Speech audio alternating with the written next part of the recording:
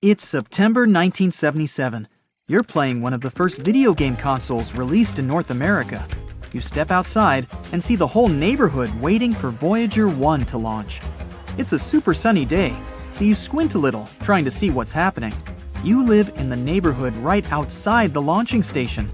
You get yourself some food and watch the Voyager take off into space.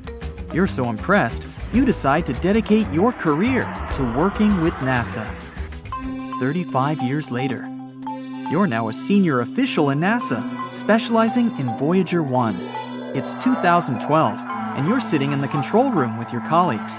Everyone is staring at their computer screens as they work on the Voyager. You're sitting on the top, overlooking everything and making sure all systems are in check.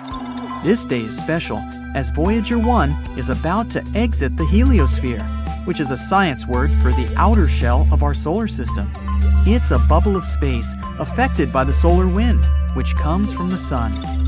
By 2021, it got 14 billion miles away from Earth, which is equivalent to 153 astronomical units from the sun.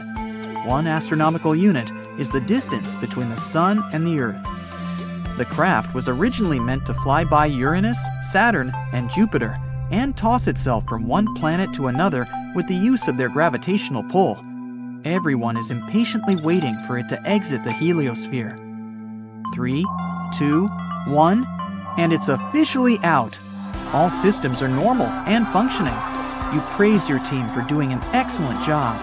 With Voyager 1 reaching this far, there's still tons to explore in outer space.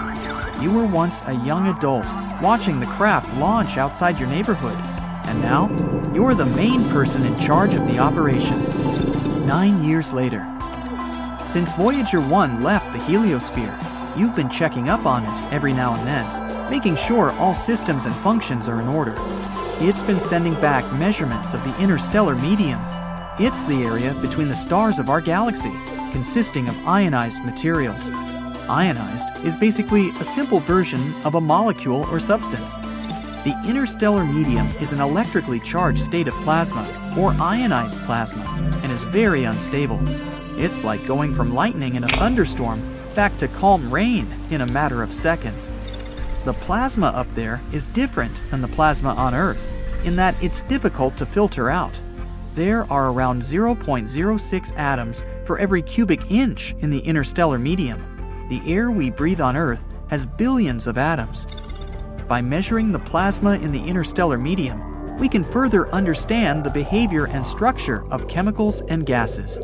It's possible that the oxygen we know and love on Earth is different than the ones out there. One of your main tasks is to learn more about how the solar wind from the sun and interstellar medium interact with each other to create the heliosphere. So, after doing some routine checkups and other maintenance work on Voyager 1 from the control room, you notice something strange coming from the screen. You sit in front of the computer, crunching the numbers of the plasma vibrations and convert them into an audio file of about 3 kilohertz. You click on it and listen to an eerie, subtle hum. You and your team are surprised that these vibrations occurred in such a small frequency. Given that space is massive, something like this might mean life on other planets. Everyone else at the station rushes to the control room to listen to that sound from outer space. It's monotonous and faint, but it's definitely coming from outside the heliosphere. You run the numbers over and over to make sure it's not a fluke, but it's on point. You make sure your team doesn't spill the beans to anyone outside until everything is known and clear. You get into beast mode with work and try to catch the sound again, and it remains. You can't sleep trying to think of something that could be producing this hum. A few days pass by, and the sound is pretty consistent. If there was some life out there trying to communicate with you, then surely it would have said something that can be deciphered. You analyze the audio files once again, trying to see if it's some phonetic language you don't know. You call in a linguist to see if she can make something out of it. You and the squad gather around, waiting impatiently for some answers. After a while, she believes that it might be someone out there communicating with us, but the only way to find out is by sending something back to them. You arrange a meeting with your team and try to figure out what message you can send. After much thinking and lots of coffee, you decide to send them one phrase in English. Who are you? You send out the signal through Voyager 1 and wait for any changes in the hum, but you don't get anything straight away. It may take some time for a response. You wait all night and still there's nothing. It's starting to look like there isn't anything out there. For the next couple of days, you keep sending out phrases for anything to pick up. Since space is a vacuum, sound waves can't travel, so sending out voice messages on a large speaker won't work. You locate the source of the humming and aim for it when sending the audio file. Every day, you send something different, but still, you don't hear anything from them for a week. It seems that intelligent life in the distant world isn't real. The areas between the star systems in a galaxy aren't necessarily a complete vacuum. That's where the interstellar medium is. It contains gases, dust, and cosmic rays, which are energy particles. After many months of this constant humming being produced, you still try to figure out what's going on. You sit there, remembering the time when the Voyager was first launched. You remember running outside after playing some video games. You couldn't see properly because of the sun, and you freeze in your spot and have a eureka moment. You go through some notes taken in the past. The answer was in front of you all this time. Every now and then, the sun sends a burst of energy that causes the plasma of interstellar space to vibrate. Scientists can measure the frequency of waves when the plasma vibrates to show how close they are to each other. And on the day when the hum was delivered, there were some irregular frequencies coming from the sun. So that hum might have been the plasma vibrating in a weird way because of the sun flares. But these low-level vibrations last longer than quick jumps and spikes. They're fainter. You run the tests again and find out that it's not some intelligent life forms out there trying to talk to you. It's the little vibrations caused by sun flares. You notify your team about this breakthrough, and everyone's celebrating. But after all these tests and research, you still don't know why plasma in the interstellar medium vibrates in such a way. Those answers will have to wait. 2027. It's been 50 years since the launch of Voyager 1. You're way into your senior years and just retired from NASA. You have many scholarships in your name and programs for young people who want to learn about space and science. You go back to the control room once more, where you thought you had discovered intelligent life on a distant world. Then you remember all the good times you had. You say goodbye to everything, knowing that this is Voyager's final moments. It was built to last up to 50 years. After that, it'll just be a floating object in the vastness of space. It's already surprising to know that this is Earth's most distant object from us, but it's time to let others take your place. You shut off the lights and close the door. The Voyager makes one last beep before eternal silence. When you look at photos taken from spaceships or the International Space Station that show sunlit objects like Earth or the Moon, something seems wrong. Space looks too empty. No magical scenery of a nighttime sky full of stars. It would be incredibly boring to go stargazing in space, since the sky is always dark. During the daytime, the sky on our home planet is blue because of the diffusion of light. It happens when sunlight goes through the atmosphere. But if you were on the Moon or somewhere else in space, there would be no atmosphere to spread this light around. That's why the sky there would always appear black. But it doesn't mean less bright out there. If you were looking out the window of the space station, you'd see just as much direct sunlight as you would gazing out of your apartment window during a cloudless day, maybe even more. When taking a picture on a sunny day, you'll probably use a short exposure, together with the narrow aperture setting on your camera. This way, just a short burst of light will get in. That's similar to how our pupils contract in sunlight so that they don't have to deal with too much light. And since it's just as bright up there in space, the process is the same when you take pictures of sunlit objects there. Using short exposure, you can get good, bright pictures of Earth or the surface of the Moon. But it also means there will be no stars in the picture. Even up there, stars are relatively dim, they don't emit enough light to show up in photos taken with such settings. Our home planet has a blue sky that slowly transforms into a beautiful orange-red palette at dusk and dawn. But if you ever get a chance to watch a sunset on Mars, you should expect the opposite, an orange-brown daytime sky that gets a bluish tint at sunset. First of all, Mars is farther away from the Sun than our planet. So, when you're looking at the Sun from the Martian surface, of course, it looks fainter and smaller. And not just that, the Sun observed from Mars is just a bluish-white dot surrounded by a blue halo. The thin atmosphere of the red planet contains large dust particles. They create an effect called scattering. It occurs when the diameter of particles in the atmosphere is almost the same as the wavelength of the scattered light. This effect filters out the red light from the Sun's rays, so only the blue light would reach your eyes on Mars. How come Earth doesn't have rings? All gas giants in our solar system, Jupiter, Saturn, Uranus, and Neptune, have such rings, whereas the rocky planets Mercury, Venus, Earth, and Mars don't. There are two theories about how rings can appear around a planet. They might be just some material left from the times when the planet was forming, or they may be the remains of a moon that got destroyed by a collision with some space body, or torn apart by the strong gravitational pull of its parent planet. The gas giants formed in the outer regions of our solar system, while all the rocky planets are in the inner part. So maybe the inner planets were more protected from potential collisions that could have formed their rings. There are also more moons in the outer regions of our solar system, which could be another reason why the planets there have rings. Also, bigger planets have stronger gravity. It means that they can keep their rings stable after they form. Some experts believe Earth used to have a ring system a long time ago. A Mars-sized object might have collided with our home planet, which probably created a dense ring of debris around it. Some scientists think that this debris formed not a ring, but what we know today as the Moon. There's probably a giant planet lurking at the edge of the solar system, far beyond Neptune. Scientists call this mysterious hypothetical world Planet 9. If it does exist, it's probably similar to Uranus or Neptune and 10 times more massive than our home planet.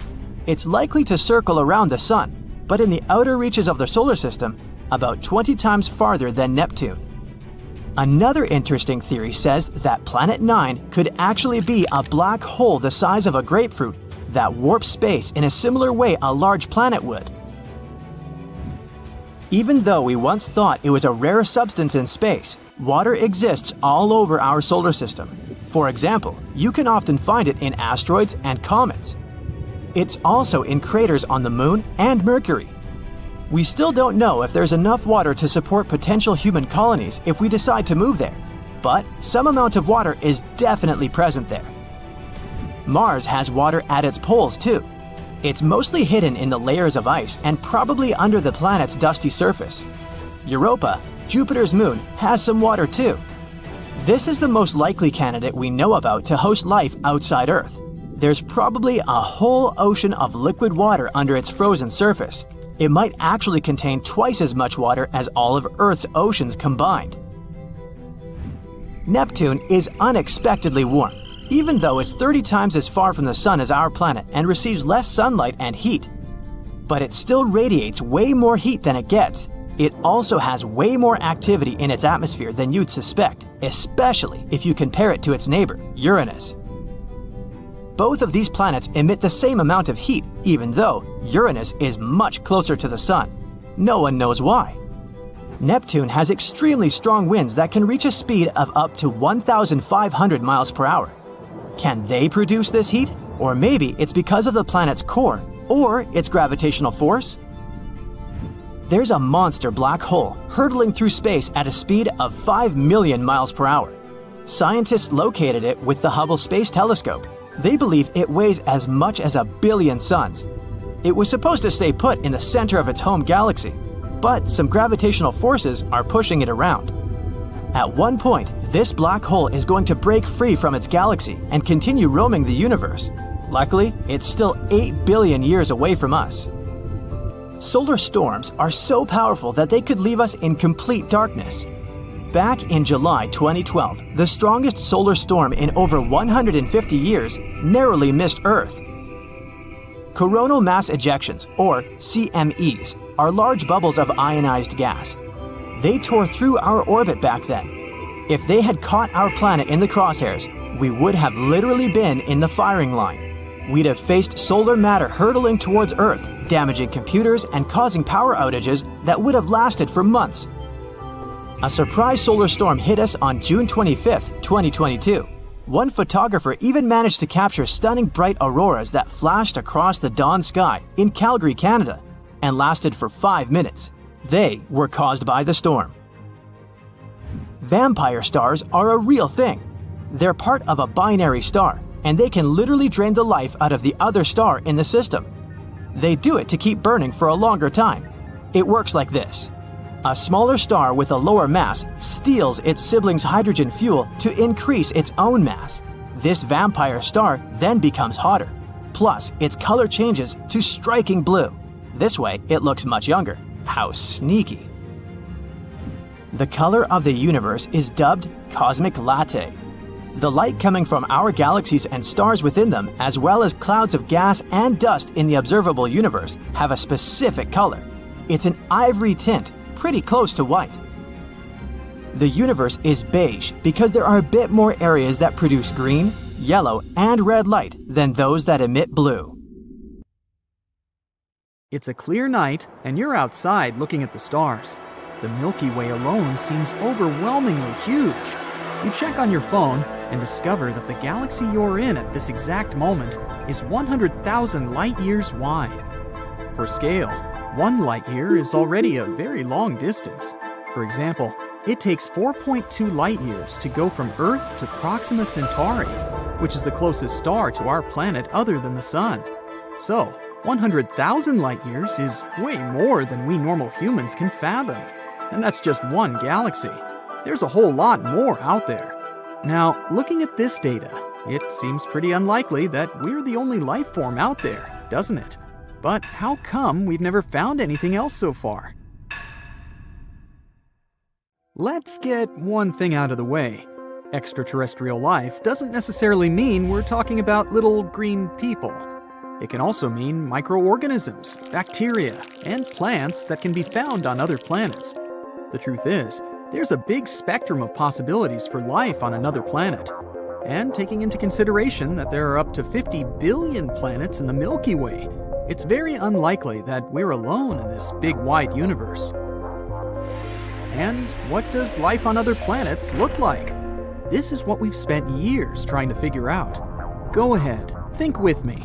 A planet may be lifeless today, but it could have traces of organic matter or fossils, meaning that some life form was able to thrive there once. And it could also be that there are planets out there containing life with complex biochemistry, meaning they could have fauna just like we have on Earth, although probably not the same. NASA created a special science that is dedicated to studying life forms outside of Earth. It's called astrobiology. Ever since the space agency was created back in 1958, it didn't take long for it to start looking for extraterrestrial life. They quickly built an action plan. First, they needed to understand how life on Earth was formed, and secondly, how it could have formed on other planets. The first time NASA tried to look for life in outer space was in 1976. The Viking lander blasted into space, headed towards Mars. There were high expectations that humanity would find the first proof of extraterrestrial life. Unfortunately, the lander came back with images of a planet that looked barren and bleak, and scientists were extremely disappointed. Scientific conclusions on whether life could be detected over there were confusing. But hey, you need to know what you're looking for to find it, right? The failure of the Viking mission served to heat up debates amongst NASA scientists to define what life actually meant. And it also served to call their attention to a small but very important detail. Spacecrafts departing from Earth usually transport Earthling microorganisms and bacteria unintentionally, as they remain attached to the vehicle. It turned out that these bacteria could contaminate scientists' samples, so they needed to consider this. All of this made Mars expeditions take a back burner on NASA's short-term plans. There appeared a new priority-first question. What are the types and stages of life that space programs can hope to identify? Scientists might have encountered life on other planets, but they weren't able to identify it as life. That is why NASA began to study our own planet better. They studied everything, from ancient life forms that lived billions of years ago to living creatures that roam the planet today. They understood that the search needed to happen inwards as well as outwards. Let's take a look at the development of Earth's life from its inception. Imagine that this development can be represented as a ladder, or stairs, and each developmental stage is a flight of the bigger staircase. First, we would see basic chemistry, a soup of loose chemical elements like the ones we see in the periodic table.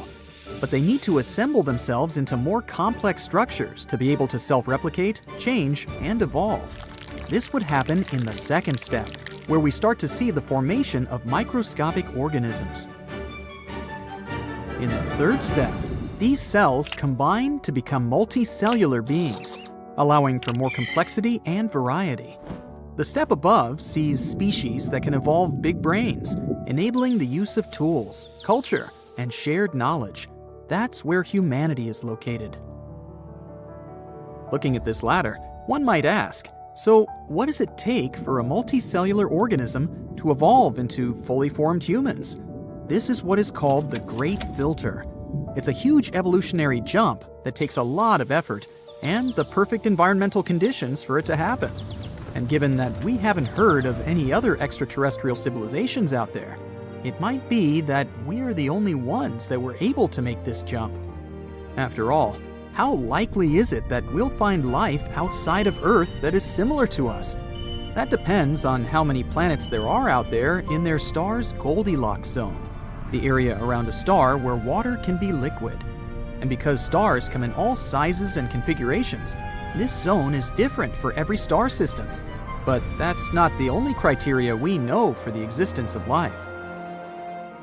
We usually look for three things to detect life: liquid water, methane, and oxygen.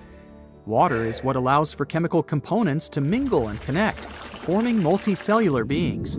Methane is produced by the decomposition process made by bacteria, and oxygen is the byproduct of plant respiration. These are some of the telltale signs that the James Webb Telescope was programmed to search for. The James Webb Telescope has ambitious purposes that might revolutionize space science. Its top priorities are to detect forms of life by studying small galaxies orbiting the Milky Way. It will also look for the oldest stars in the universe, trying to gather data on the origin of the universe itself. That's huge! NASA is betting on two variables with this new telescope: a thorough scan on the so-called exoplanets, aka planets from outside our solar system, and the search for extremophiles, a type of life that loves extreme environments. Extremophiles were first discovered on planet Earth back in the 1960s at the bottom of the sea near the Galapagos Islands. Scientists found microorganisms living next to hydrothermal vents that dot the sea floor over that part of the world. Thriving in places like these with extreme temperatures over 700 degrees Fahrenheit takes a lot of resistance. I mean, can you imagine the heat? This discovery was a turning point for the field of astrobiology, as scientists understood that life could survive in extremely harsh conditions, similar to the atmosphere available in several exoplanets. But hey, life might turn up in our own neighborhood if we're lucky enough. Guided by the mantra, "Follow the water," NASA is launching two important missions inside our solar system that can contribute largely to the search for extraterrestrial life. You remember Jupiter, right? It's the gas giant that has a moon known as Europa. A few years ago, scientists discovered that Europa had an ocean hidden behind layers of icy crust. And there's even more. According to research, the water over in Europa is salty, much like the water we have on our planet. Europa is a big contender for the detection of life. But the Europa Clipper mission is not aimed at trying to identify this. Rather, It will orbit the moon and gather as much information about its atmospheric conditions as it can. The other moon-bound mission is the Dragonfly, an octocopter that will explore Saturn's moon, Titan. The launch is programmed for 2027 and will only arrive in Titan's orbit around 2034. It will sample and examine a series of promising sites around Saturn's icy moon. And who knows, find some new information on ET life? Let's see what happens. But I'd say we've never been closer to a huge discovery than we are now.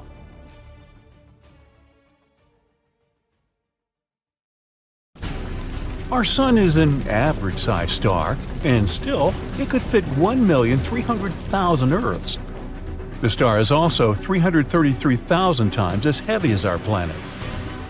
NASA has translated radio waves created by planets' atmospheres into audible sounds. That's how astronomers found out that Neptune sounds like ocean waves, Jupiter like being underwater, and Saturn's voice resembles background music to a horror movie. Here on Earth, it's bebop jazz. No, I made that up. The sun's surface is scorching hot, but a bolt of lightning is 5 times hotter. Earth gets struck by 100 lightning bolts every second, which results in 8 million lightning strikes a day and around 3 billion a year. Ooh, shocking. If you manage to go to the moon one day and see fresh footprints, that doesn't mean there's someone else there with you. Footprints or similar marks can last for 1 million years over there. Because the moon doesn't have an atmosphere, there are no winds, not even a breeze, that can slowly erase those footprints. Astronomers have found the largest hole we've ever seen in the universe. It's the giant void that spreads 1 billion light-years across. They found it accidentally. One of the research team members was a little bored and wanted to check how things are going in the direction of the cold spot. That's an anomaly in the Cosmic Microwave Background Map, or CMB for short. It's a faint glow of light that falls on our planet from different directions and fills the universe. It's been streaming through space for almost 14 billion years as the afterglow that occurred after the Big Bang. So you fall right into the heart of the black hole and prepare for a sad end. Well, you don't have to. Falling into a black hole won't necessarily destroy you or your spaceship. You have to choose a bigger black hole to survive. If you fall into a small black hole, its event horizon is too narrow, and the gravity increases every inch down. So if you extend your arm forward, the gravity on your fingers is much stronger than on your elbow. This will make your hand lengthen, and you'll feel some discomfort. Rather significant, to be honest. Things change if you fall into a supermassive black hole, like the ones in the center of galaxies. They can be millions of times heavier than the Sun. Their event horizon is wide, and the gravity doesn't change as quickly. So, the force you'll feel at your heels and at the top of your head will be about the same. And you can go all the way to the heart of the black hole. This myth is busted. If you watch a very touching movie in space and start crying, your tears won't run down. They will gather around the eyeballs. Your eyes will get too dry, so you'll feel like they're burning. Any exposed liquid on your body will vaporize, including the surfaces of your tongue. Speaking of burning, that's one thing fire can't do in space. Fire can spread when there's a flow of oxygen, and since there's not any in space, well. Once they explode, stars aren't supposed to come back to life. But some of the stars somehow have survived the great supernova explosion. Such zombie stars are pretty rare. Scientists found a really big one called LP 40-365. It's a partially burnt white dwarf. A white dwarf is a star that burned up all of the hydrogen, and that hydrogen was previously its nuclear fuel. In this case, the final explosion was maybe weaker than it usually is, not powerful enough to destroy the entire star. It's like a star wanted to explode but didn't make it, which is why part of the matter still survived. If you ever go into space, don't take off your spacesuit unless you're on a spaceship. Air in your lungs would expand, as well as the oxygen in the rest of your body. You'd be like a balloon, twice your regular size. Good news, the skin is elastic enough to hold you together, which means you wouldn't explode. Small comfort. When something goes into a black hole, it changes shape and gets stretched out just like spaghetti. This happens because gravitational force is trying to stretch an object in one direction, but at the same time squeeze it into another, like a pasta paradox. Speaking of, a black hole that's as big as a single atom has the mass of a really big mountain. There's one at the center of the Milky Way called Sagittarius A. It has a mass like for a billion suns, but luckily it's far away from us. If you made a big boom on an asteroid, you'd never be able to hear its loud sound. Yes, we often hear the sound of spaceships and battles in space in the movies, but that's just a myth. Sound is a wave that spreads because of the vibrations of molecules. A person claps a few feet away from you, the sound wave begins to push the first air molecule next to the clap, then the second, third, and so on, until the wave reaches your ear. So, to spread sound, we need molecules like air or water. In our atmosphere, sound waves spread out just fine, but space is a vacuum, so it's nothing here. You can clap your hands loudly there, but there just won't be any molecules that can vibrate and carry that sound. So, to carry on a conversation, you'd either need a radio or really good lip-reading skills. Meteoroids orbit the Sun, while the majority of human-made debris orbits our planet. For example, we launched almost 9,000 spacecraft around the world from satellites to rocket ships. Even the tiniest pieces can damage a spacecraft at such high speeds. Galaxies, planets, comets, asteroids, stars, space bodies are things we can actually see in space. But they make up less than 5% of the total universe. Dark matter, one of the biggest mysteries in space, is the name we use for all the mass in the universe that's still invisible to us.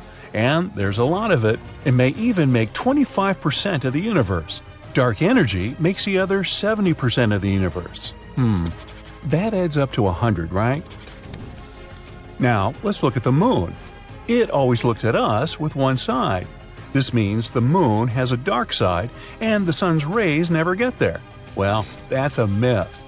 The whole point is that the moon is gravitationally locked to the Earth. There are days and nights there too. It's just that this rotation is perfectly aligned with the rotation of the Earth. So whenever you look at the moon, you only see one side. Although there are days when the sun shines there too, so it's not the dark side, it's the far side.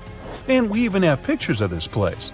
And there's one of the biggest craters in our entire solar system, the South Pole Aitken Basin. It's as wide as 2 states of Texas. Yeehaw! One myth that turned out to be untrue is that people have never actually been on the moon. This is the original spacesuit of the first astronauts who were there. Look at the sole of the shoe. Some people claim there's no way they could have left footprints like this there. Actually, they could. On the moon, the astronauts wore extra boots over their suits, and their soles matched the footprints on the moon perfectly. Now, the astronauts didn't need them when they left the moon and tossed them when the moonwalk was over. They left a lot of stuff there, too. They even tossed the armrests of the seats in the lunar module to reduce the weight.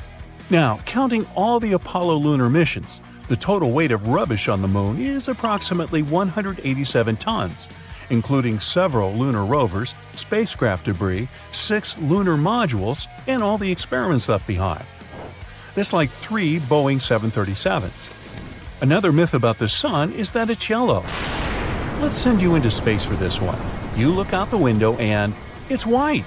The sun only appears yellow to us through the filter of our atmosphere. The composition of the air and its thickness just distorts the light of the star. But stars do come in different colors. Cooler stars have bright orange and red colors. These are usually very old stars, older than our sun. But young and very hot stars are bright blue. The sun is about in the middle of this spectrum. Oh, one more myth about asteroids. We need to fly a little farther than Mars's orbit. Whoa, we're in an asteroid belt, and we constantly have to dodge giant rocks and blocks of ice. We got in some dense asteroid clouds. Not true. The fact is that space is huge and the distances are incredible. All the rocks and debris in the asteroid belt are only 4% of the weight of the Moon, so there really aren't that many of them there. To understand the dimension of the emptiness in space, look at the collision of two galaxies. There are billions of stars in each of them.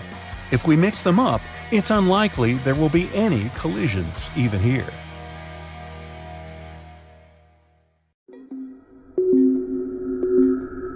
So, once they explode, stars aren't supposed to come back to life.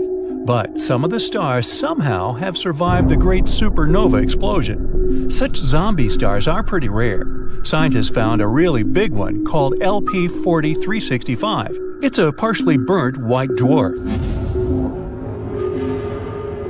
Now, a white dwarf is a star that has burned up all of the hydrogen, and that hydrogen was previously its nuclear fuel. In this case, the final explosion was maybe weaker than it usually is, not powerful enough to destroy the entire star. It's like a star wanted to explode but didn't make it, which is why part of the matter still survived. One of those zombie stars used to be a white dwarf, or just left over from an explosion. It gobbled up too much from another star and, surprisingly, managed to explode once again.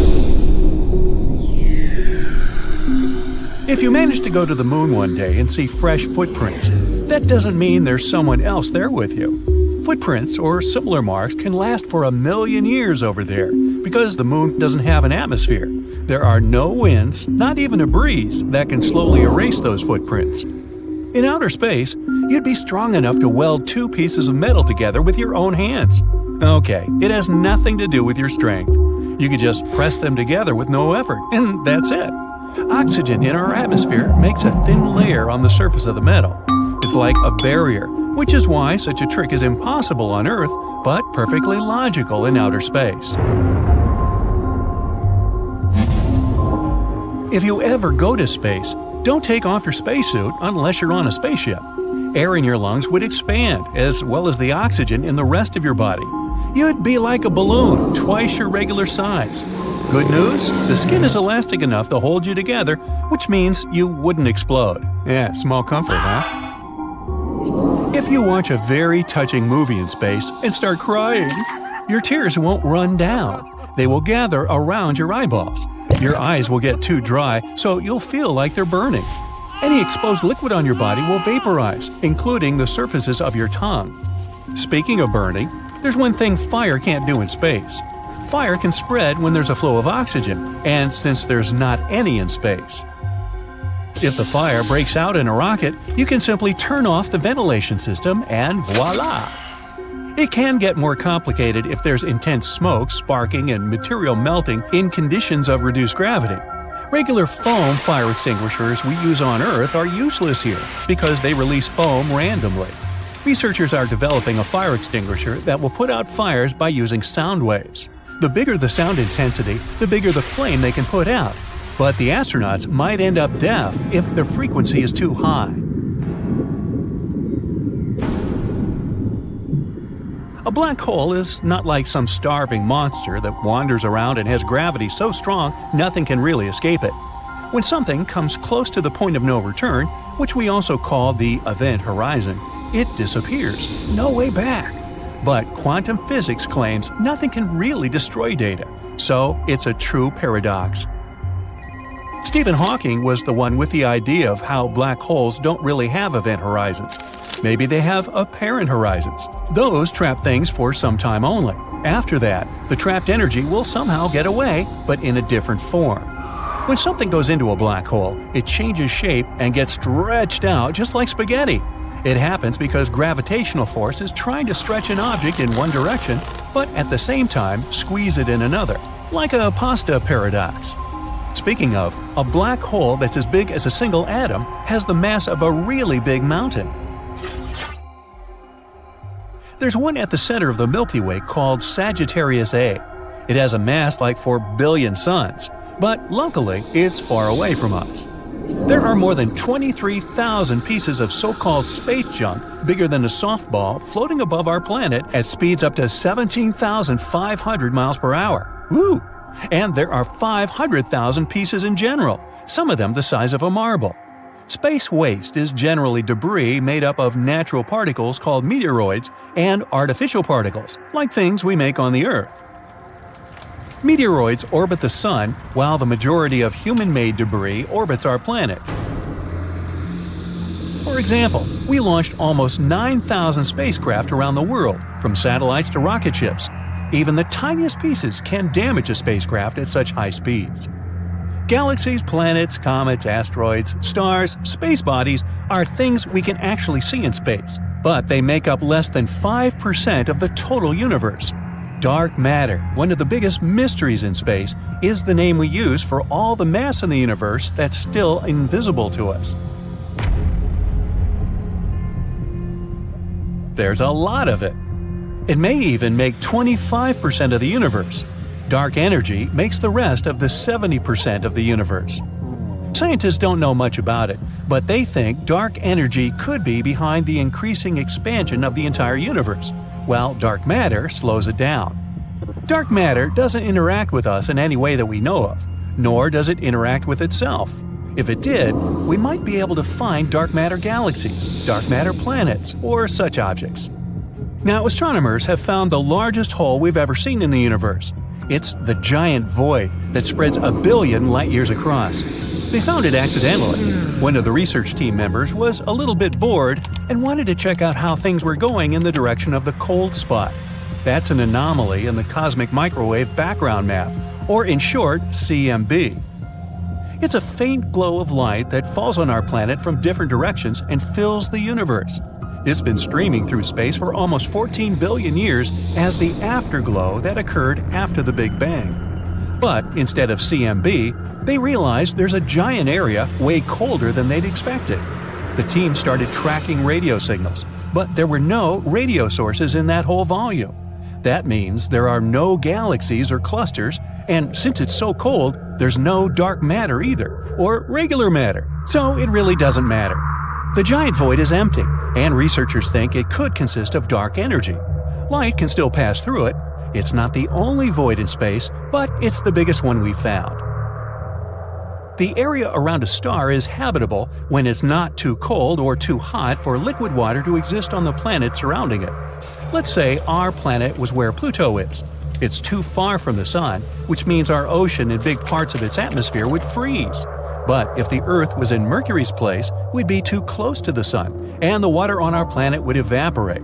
Such habitable area is called the Goldilocks zone. So you can see where planets are located and assume if they have a chance for life on their surface.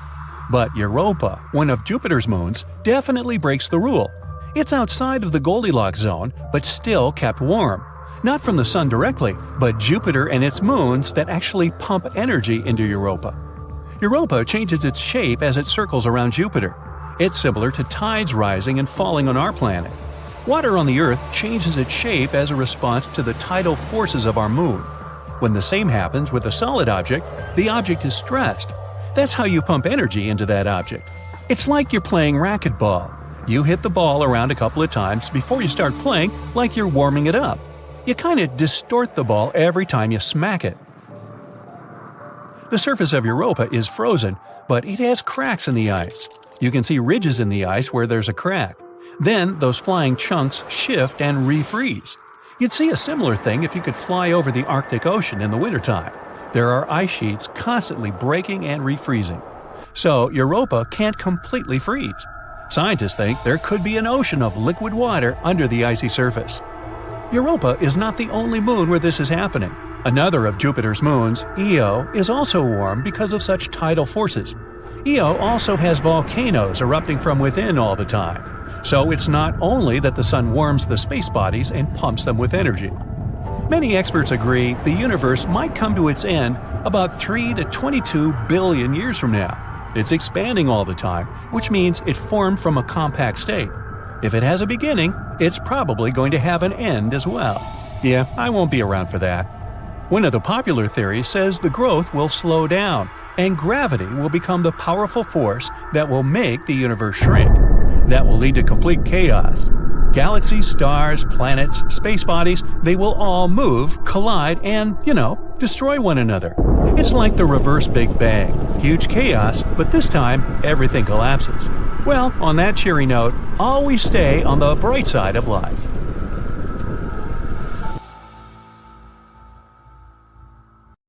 You're sitting at a coffee shop on Mars, keeping your head down, trying not to draw any attention to yourself. It's crowded, and many people are singing, dancing, and talking loudly about life on Mars. Your drink arrives, and you sip on it. So far, no one recognizes you. You're wearing a cloak with a large hoodie to cover your face and disguise yourself from everyone. Someone accidentally bumps into you and sees your face. The music stops, and now everyone is staring at you. You have nowhere to hide or run. You ignore the leering eyes and keep sipping on your beverage. An old bearded man sits in front of you, amazed to be in your presence. "So, it's true. No one believed you'd make it," he says. You don't reply and continue with your drink. Everyone else gathers around you. Another man speaks. "Well, are you not going to tell us how you escaped from the clutches of the space kraken?" Everyone gasps in shock.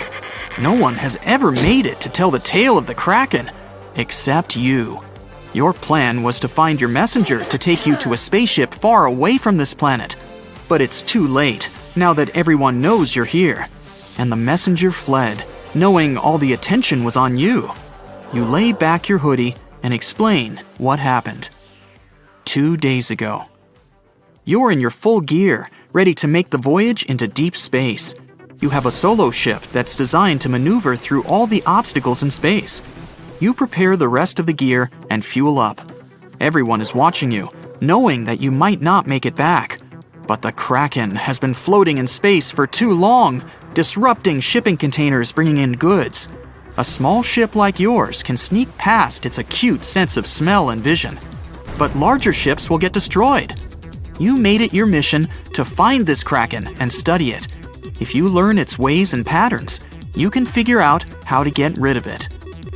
Everyone says their goodbyes, and you lift off.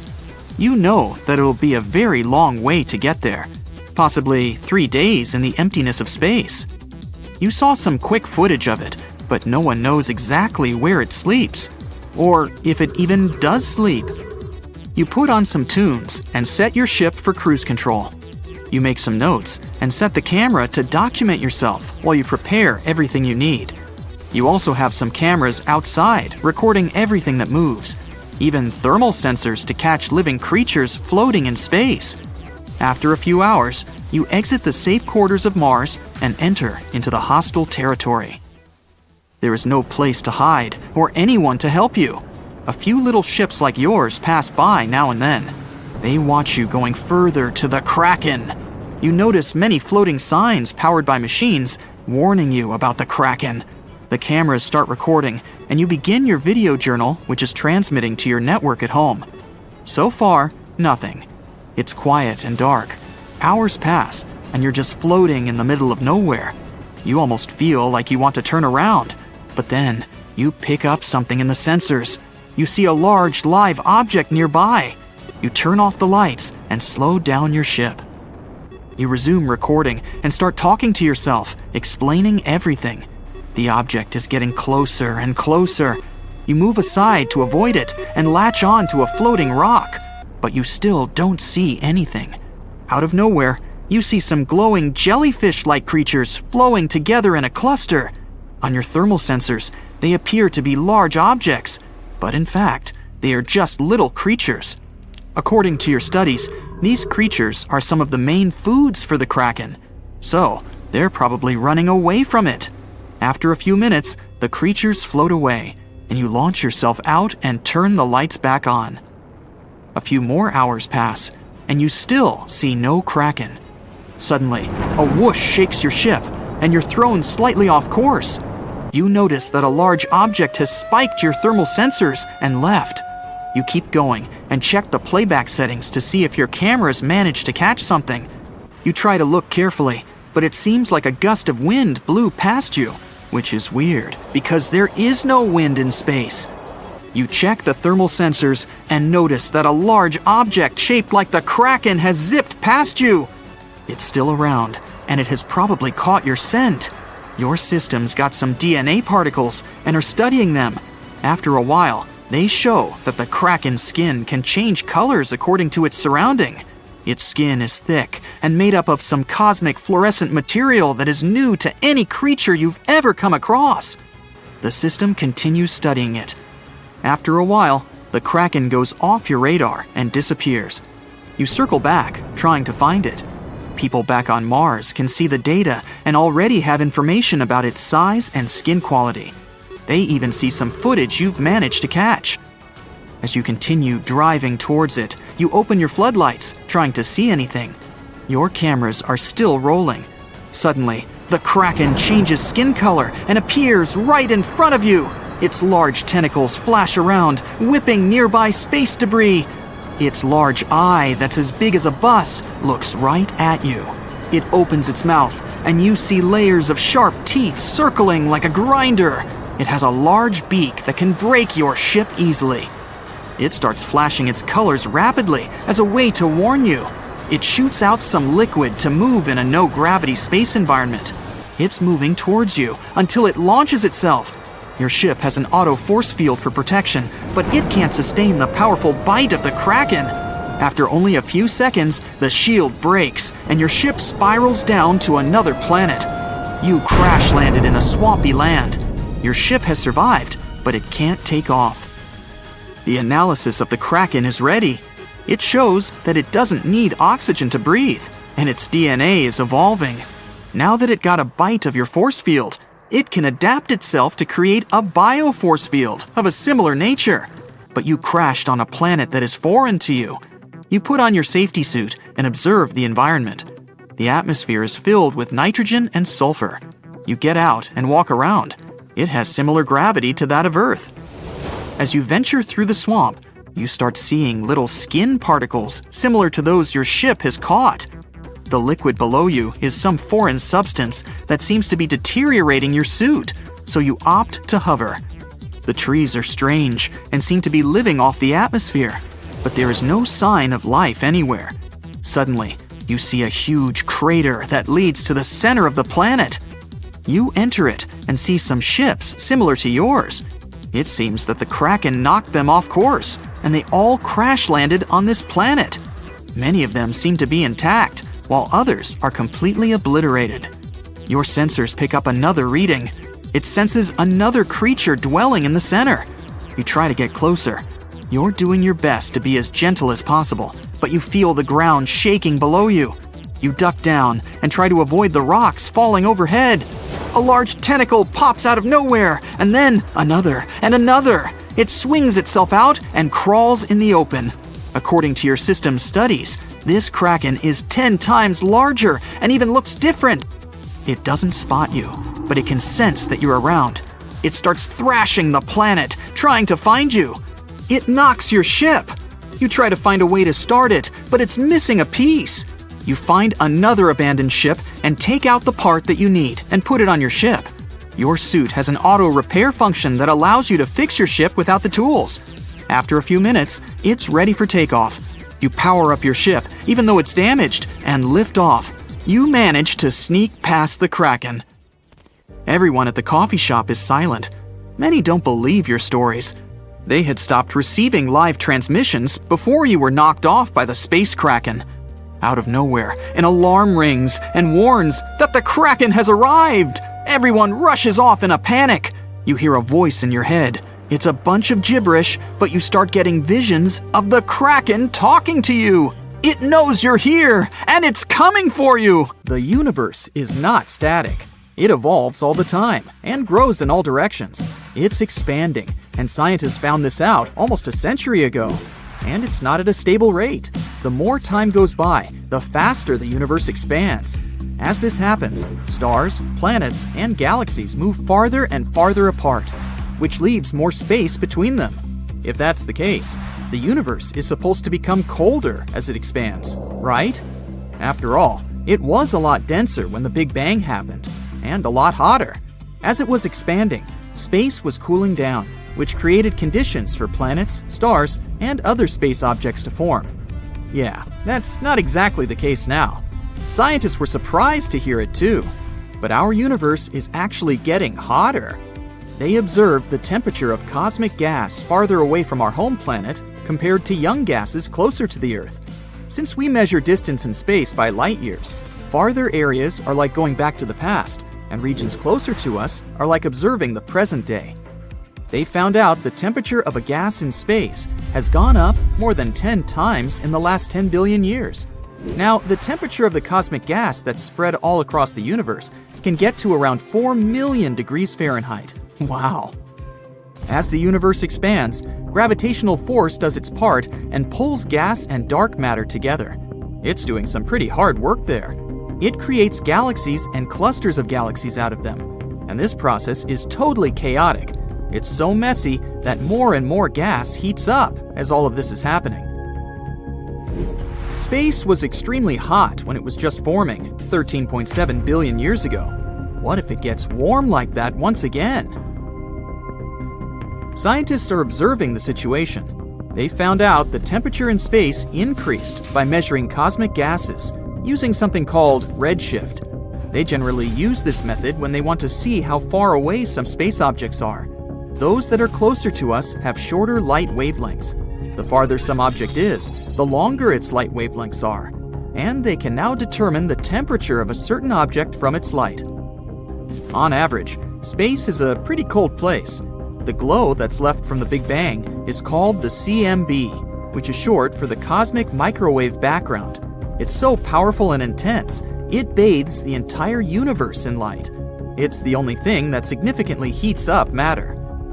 But there are many smaller mechanisms that help to heat up matter in the universe, and they could go crazy if space warms up. Like stars. They emit radiation that affects nearby dust and gas. They radiate throughout the far infrared too. When a star is at its early stage, the radiation coming from it forms protoplanetary structures that look like disks. They primarily form in a single plane, and a bright central star produces spectacularly illuminated gas, and there are blue reflections of this gas. It was like that with our planetary system too. Strong energy and gravitational forces cause collisions, dust, and gas in an uncontrolled vortex that's forming planets. That's why most planets in our solar system orbit in the same direction. That's the direction this giant whirlpool was spinning a long time ago too. Active stars, colliding galaxies, stellar cataclysms, black holes, neutron stars. The universe has so many sources of energy. And when you surround normal matter in space with such an energetic environment, it heats up drastically. When you heat something up, it radiates that energy away in a certain way. In most cases, galaxies have just a couple of areas where stars are forming, at regions where gas is collapsing. A bubble that surrounds that area contains ionized hydrogen. 3/4 of our sun is hydrogen. Thanks to that hydrogen, the sun keeps us warm. In its core, hydrogen transforms into helium and causes atomic fusion. Yep, that's how our sun releases its energy. Radiation heats all that gas to thousands and thousands of degrees. At the same time, it ionizes a large number of atoms and molecules, which basically means it turns them into ions. Atoms are neutral particles, and ions are either negatively or positively charged particles. If the universe heats up, our sun might too. If its temperature hits 30,000 degrees Kelvin, it could become hot enough to ionize all those materials it had previously ejected, and it could create a real planetary nebula. This would be a nebula in the shape of a ring that forms because of an expanding gas that surrounds an aging star. As the temperature goes up all the time, hydrogen ionizes. At a few thousand degrees, this could turn the nebulae in our solar system pink with emission lines. Our sun could come to its end if it reaches the temperature of 50,000 degrees Kelvin. If you could float in space and come closer, you'd see it glow in eerie green tones because of doubly ionized oxygen. Higher energy phenomena make more galaxies collide. This heats gas even more and eventually results in X-ray emissions. What about black holes and radiating neutron stars? When they go crazy, they can shape whole galaxies, and who knows what more. Maybe we'd have more masers too. Those are natural lasers our universe produces. They arise when big populations of molecules receive large amounts of energy. By now, scientists have found the strongest, yet the most distant, maser. So powerful, it's more luminous than the light 6,000 suns would produce, and in just one emission line. Maybe then we'd discover even stronger masers. That's in the case that we're even going to be here at all. Because as the universe is getting hotter, cosmic radiation is getting stronger. Not so good for life on Earth. Increased cosmic radiation could harm us.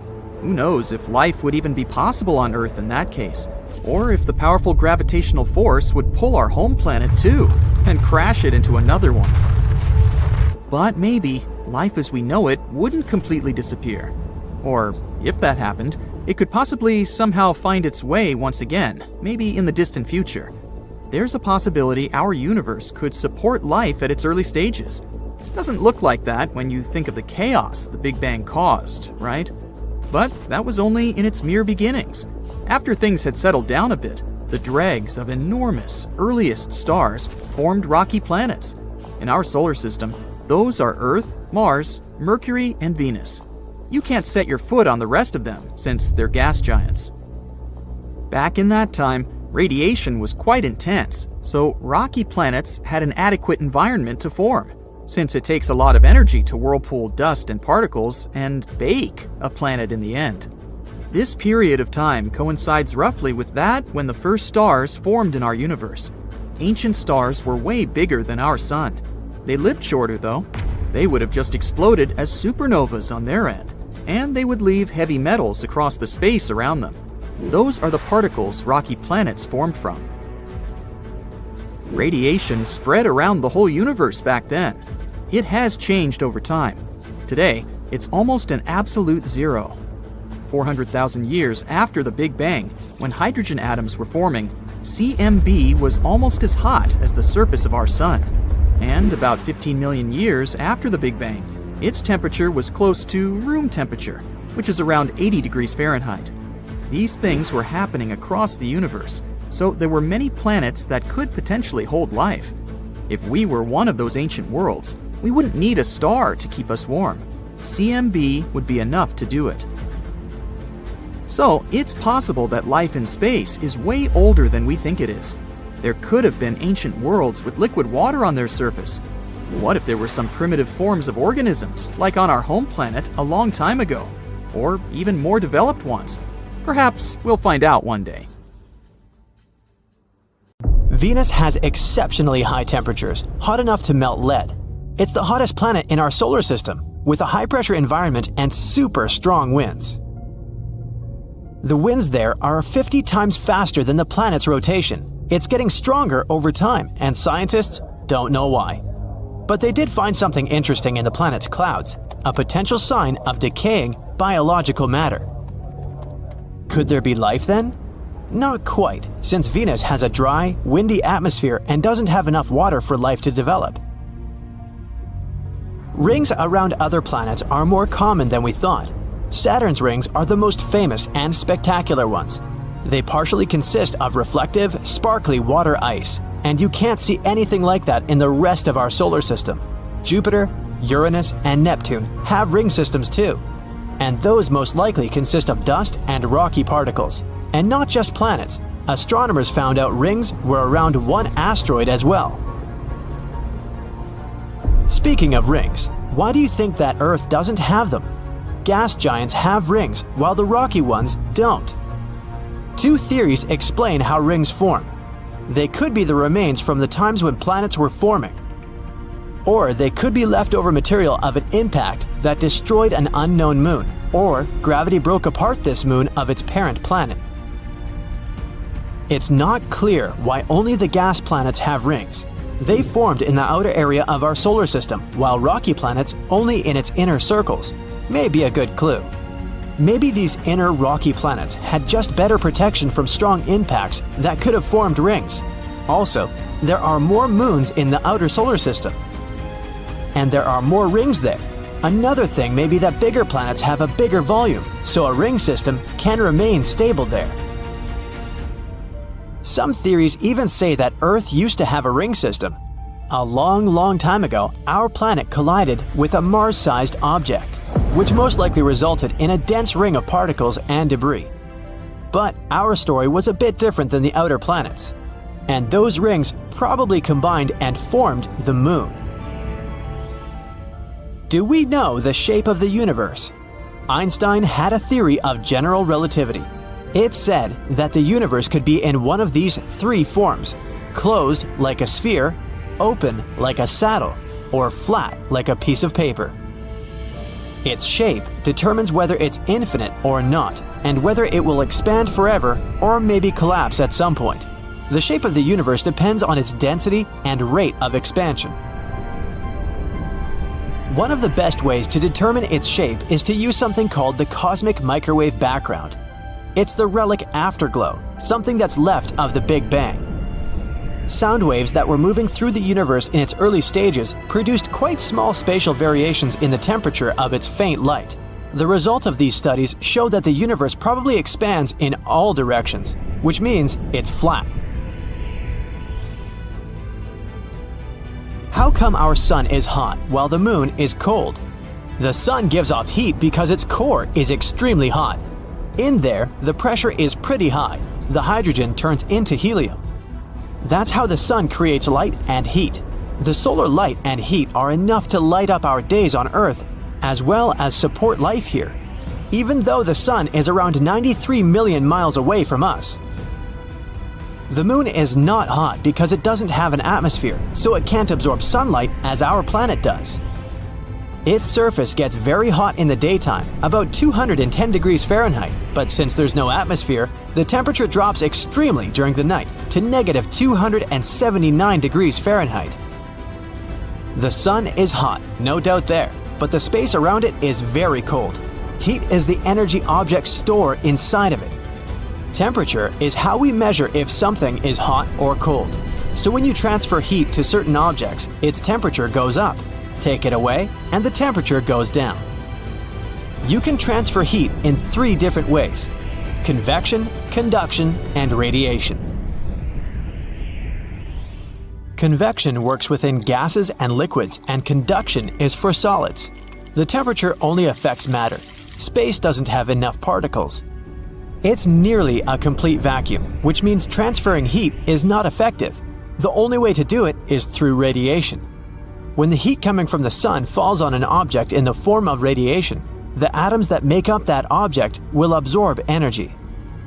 This energy moves the atoms and makes them produce heat throughout this process.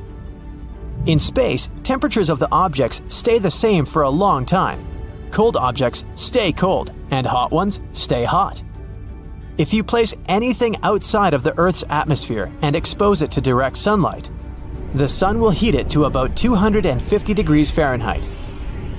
Objects in outer space that surround our planet and don't receive sunlight directly are at 50 degrees Fahrenheit.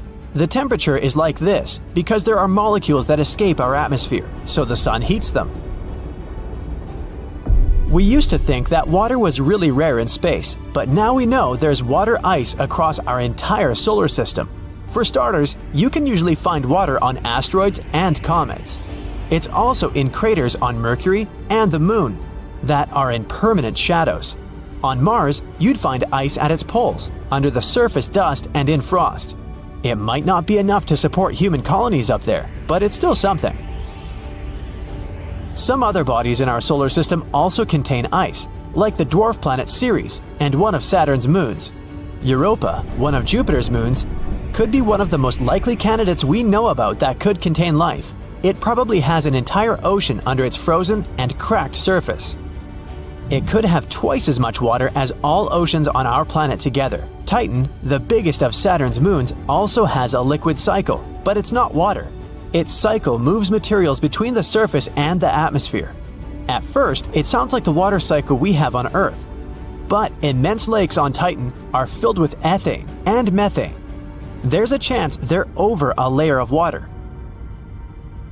Neptune is about 30 times as far from the sun as we are. Of course, it gets significantly less light and heat than Earth, but it also radiates way more heat than it's generating. There are more things happening in its atmosphere. especially if you compare it to its neighbor, Uranus. Uranus is closer to the Sun, but it still radiates the same amount of heat as Neptune. The winds on Neptune are insanely strong, 1,500 miles per hour. No one still knows why. It could be a gravitational contraction, energy coming from its core, or the Sun. I hope we'll eventually find out. Can you imagine hot ice? It exists just 33 light-years away from us, on one exoplanet. This planet consists of different water elements and they form burning ice. The ice there is solid because of pressure, but the surface temperatures are extreme and go up to 570 degrees Fahrenheit. That's how the water stays super hot and comes off as steam. Picture putting ice in your coffee when you want to heat it up. When you stargaze, it's almost like you're looking into the past. Stars are really far away, and it takes longer for their light to reach our planet. So it's possible some of them have already run out of fuel and aren't alive anymore. The Pillars of Creation are a good example. This is part of a region 7,000 light-years away from us called the Eagle Nebula. These are clouds of gas and dust in the shape of pillars. Scientists first discovered it in 1995, but in reality, a supernova explosion destroyed these pillars that were at least 6,000 years ago. So, the 1995 image shows these pillars from 7,000 years ago. Mars has the biggest volcano in the solar system that we know of so far. It's bigger than the whole state of Hawaii, and 100 times larger than the biggest volcano on Earth. The red planet seems so quiet, but once upon a time, large volcanoes dominated its surface. Volcanoes on the red planet can probably grow so big because gravity there is a lot weaker than down on Earth. Also, the crust on our planet is moving all the time, and the Martian crust probably stays still. We've been dreaming about life on Mars for a long time. Not only about growing potatoes there in the future, but also about all the potatoes that could have been there in the past. Has there ever been life on Mars? Recently, scientists have found something that could be evidence of that. Let's find out what happened. Mars is the fourth planet from the Sun. A human hasn't set foot on Mars yet, but robots have set their wheels. The first spacecraft that visited the red planet were NASA Viking landers. They flew there back in 1976 and sent us a lot of interesting data. Back then, we didn't know anything about Mars. To us, it looked like a cold, lifeless desert. But since we're so similar, scientists began to wonder, has it always been like this? Or is it possible that once Mars used to be thriving and full of life? And in 2022, NASA's Mars rover Perseverance found something that could shed a light on this mystery. But first of all, what is Perseverance? Scientists have suggested that if there was life on Mars once, it's unlikely that it could simply disappear without a trace. It must have left some traces, perhaps underground, where they would be protected from radioactive solar tantrums and other nastiness. So we need to check the rocks. It's important to note that we aren't looking for life on Mars right now. There most likely isn't any. Instead, we want to look into the distant past of our twin planet. We're talking billions of years ago, when Mars could have been warm, green, and far from lifeless. In other words, we have to find dead microbes and various chemical compounds similar to ones on the Earth. This is the mission of our main character, Perseverance. It arrived on Mars in February of 2021. The spacecraft landed on the bottom of the 30-mile-wide Jezero crater, and after landing, it scooted over to the west, to the place that prompted scientists to choose Jezero for research. This place is a dried-up river delta, and this former river is already more than 3.5 billion years old. The Jezero crater itself was once a large lake. Yup, apparently there was life on Mars, and scientists have suggested that these places would be perfect as bodyguards of microbes. That's exactly what bacteria do on Earth. They hide, being still in the depths of lakes and ponds, so we could probably find traces there. The researchers believe that this particular lake has the highest scientific value in the entire mission. The highest chance to find rocks on which such bacteria could survive is here in Jezero. So Perseverance went to the Delta. The row wasn't easy though. The rover missed a little and landed further than planned. As one famous movie said, "This little maneuver's going to cost us 51 years." Fortunately, Perseverance took only 1 year, and on the way, it was able to explore Jezero a little. The rover uses a complex built-in tool to explore the world. The tool is called Scanning Habitable Environments with Raman and Luminescence for Organics and Chemicals, or just SHERLOC. Boy, NASA sure loves its acronyms. As the device approached the Delta, the signal of organic molecules became stronger. Soon, these signals were everywhere, and besides, they were the brightest that the scientists have ever seen. What does it mean? Elementary, my dear Watson. You know, Sherlock. It's time to dig. Since July 2021, Perseverance has drilled and collected 4 thin cores of sedimentary rock. The total number of collected rocks at the moment is 12. This is the first time in history that we're collecting something like this on another planet. These 4 cores were found on 2 rocks called Skinner Ridge and Wildcat Ridge. The first pair of cores, the ones from the Skinner Ridge, don't seem very interesting at first glance. They're quite close to what we can find in many places on Earth. However, if we look at them closer, we'll see that they're dotted with round grains of some dark material. These dark grains could have once been deposited on them by an ancient river, the same one that flowed into Jezero. It's possible that the river brought them from places hundreds of miles away from Jezero. And that's pretty cool. If we study these cores, we'll be able to learn even more about the far corners of Mars. Well, there are no corners on it, but you get the idea. Then, in April 2022, Perseverance did arrive at the Delta, and then scientists finally found what they were looking for. The discovery, to put it mildly, excited them. They found 2 more cores, which held organic substances. This pair was taken from the Wildcat Ridge. It's found very close to the Skinner Ridge, but the 2 rocks are quite different from each other. These samples are lighter in color and more uniform. Most likely, they're mudstone, an unusual rock similar to clay, but harder and unable to absorb water. They're also finer grain than the cores of the Skinner Ridge. Why does it matter? Because the finer the grains in the stone, the more likely it is that there may be some traces of a past life in it. On Earth, fine-grained stones most often lie on the bottoms of ponds and in similar places. There, they can preserve the remains of dead organisms and similar stuff for years. And this is exactly what we found on them. Additionally, according to scientists, there was more organic matter in these 2 cores than in any other place studied by Perseverance so far. It probably accumulated there while the lake was gradually evaporating billions of years ago. So, there really was life on Mars? Well, let's slow down a little. Organic substances are molecules holding carbon. And yes, on Earth, they're most often associated with life, but not always. Sometimes they can form as a result of other things.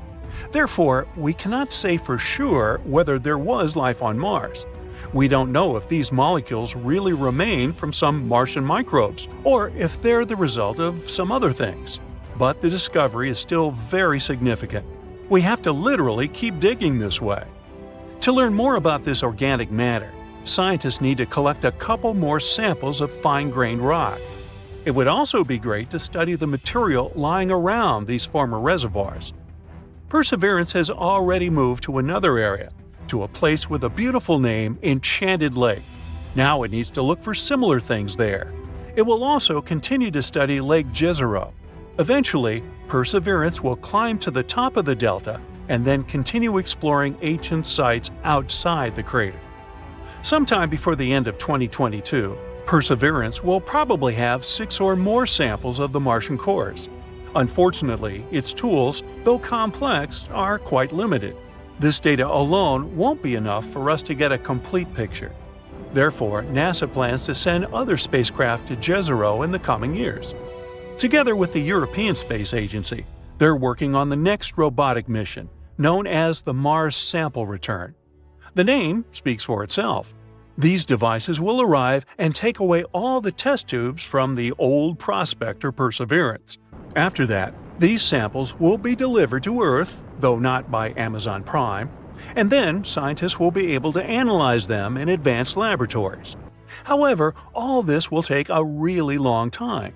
The launch of this mission is scheduled for 2027-2028, and the spacecrafts won't be able to return until 2033. But if everything goes well, it will be the first samples in history delivered to Earth from Mars. In other words, there's still enough space for research, literally. And yes, we don't yet know the true meaning of these finds. But that's why the entire mission was created, right? And who knows? Maybe in a few years we'll finally find out the truth about what happened on Mars billions of years ago. Ooh, check out The Martian! Made you look.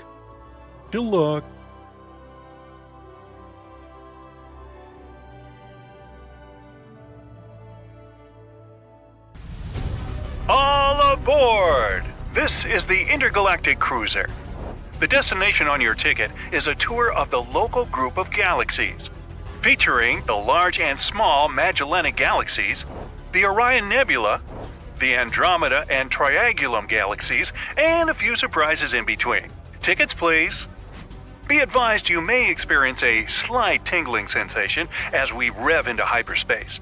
The ship and everything in it is going through a dimensional phase change. It's nothing to worry about. The tingling passes quickly. Now, passengers, as we head toward galactic latitude 180 degrees north, as Terrarians are accustomed to calling it, our first main item of interest will be an intense star-forming region known as M42, the Orion Nebula. But first, a special treat by the captain that's not on the advertised itinerary. The Horsehead Nebula. It's off to the port side. That's left for you Aggies. Its designation is M43. The newborn star at the top of the Horse's Head has a strong solar wind that is deforming the shape of the nebular cloud. Get a good look at it now, because in a few thousand years, those gases will be completely blown away by the star-like nebula that made our sun. Yep, long gone, except for the nebular gases captured by Jupiter, Saturn, Uranus, and Neptune. Okay now, one of our junior explorers asks a question. What is the M in M42 and M43? Well, young lady, the M stands for Messier. Pronounced Messier, not Messier, as in, is your room messier than mine? Charles Messier to be precise, was a French astronomer in the 18th century. He published a catalog of 110 fuzzy objects as seen through an early telescope. The Horsehead Nebula is number 43 on his list. We'll see more M's as we continue our tour. Heads up, we're coming to the Orion Nebula. The gases in the nebula may seem less colorful than you expect. That's because we're accustomed to seeing long-exposure telescopic photos and enhanced photos designed to highlight the different gases in the nebula. May I suggest using the pair of tinted glasses that come with your onboarding packet if you want to heighten your experience. In we go!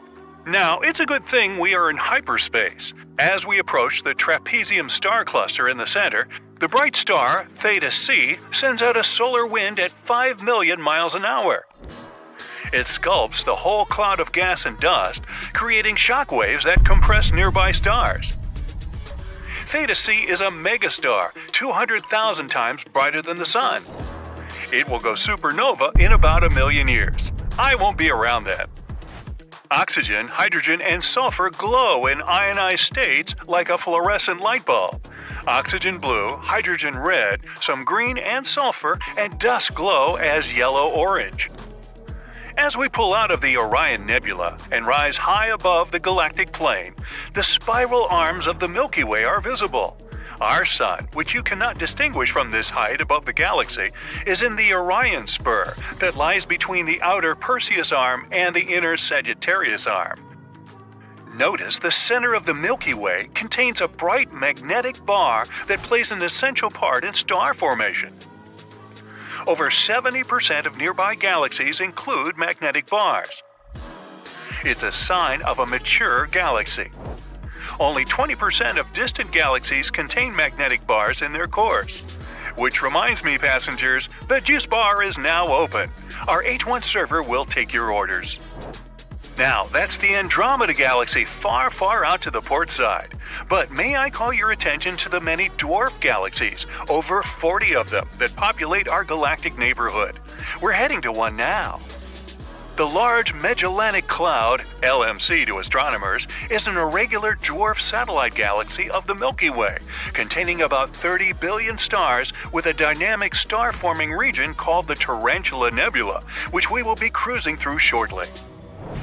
Of course, if there is a large Magellanic Cloud, there must be a small Magellanic Cloud, SMC. And there it is, below and to the left of the LMC. The Milky Way will eventually ingest both dwarf galaxies. Some prefer the word accreted, but the result is the same. If you use your tinted glasses again, you can see that the LMC has stripped away a tremendous amount of gas from the SMC, as they have interacted gravitationally over millions of years. Hey, I know all about gas. Now we're heading out of the Milky Way to a distance of about 50 kiloparsecs. That's 50,000 parsecs, or about 163,000 light years. So, what's a parsec? No, it's not slang for pair of socks. A parsec is about 3.26 light years. A light year is about 5.88 trillion miles. The word parsec is a combination of two words, parallax and second. Parallax is the shift an object seems to make when viewed from two different perspectives. Looking at an object with your left eye and then your right eye, you'll see the object appear to shift. That's parallax. When an astronomical object is photographed with the Earth on one side of the Sun, and then again 6 months later on the other side of the Sun, the shift is measurable in degrees of arc, or minutes of arc, or seconds of arc, down to milliseconds of arc. That's a parsec, a parallax of 1 arc second, which turns out to be 3.26 light years. Hey, what about a Joan of Arc? That's how you measure distances in France. Ha ha! Meanwhile, since you can't measure a light year with a ruler or a tape measure, parsecs are the scientific way of telling the distance to a star or intergalactic object. The greater the parallax, the closer the object is. The smaller the parallax, the farther away it is. Now, straight ahead in the heart of the Tarantula Nebula is the R136 star cluster. Within a distance of 1 light year, there are over 40 stars each with a mass over 50 times that of the Sun. Wow! Comparatively, there isn't a single other star within 4 light years of our home star, Sol, and that's a good thing. You can see supernova 1987A at about 2 o'clock high. A blue giant star, 100,000 times brighter than the Sun, experienced a core implosion, resulting in a Type II supernova 100 million times brighter than the Sun. It has left behind a neutron star, clouded in dust and gas, and a wildly spectacular display of fireworks. Now, 1987A in the Large Magellanic Cloud is the closest supernova to Earth since 1604, which happened in the Milky Way about 20,000 light years from Earth. It was visible in the daytime for about 2 weeks, or so.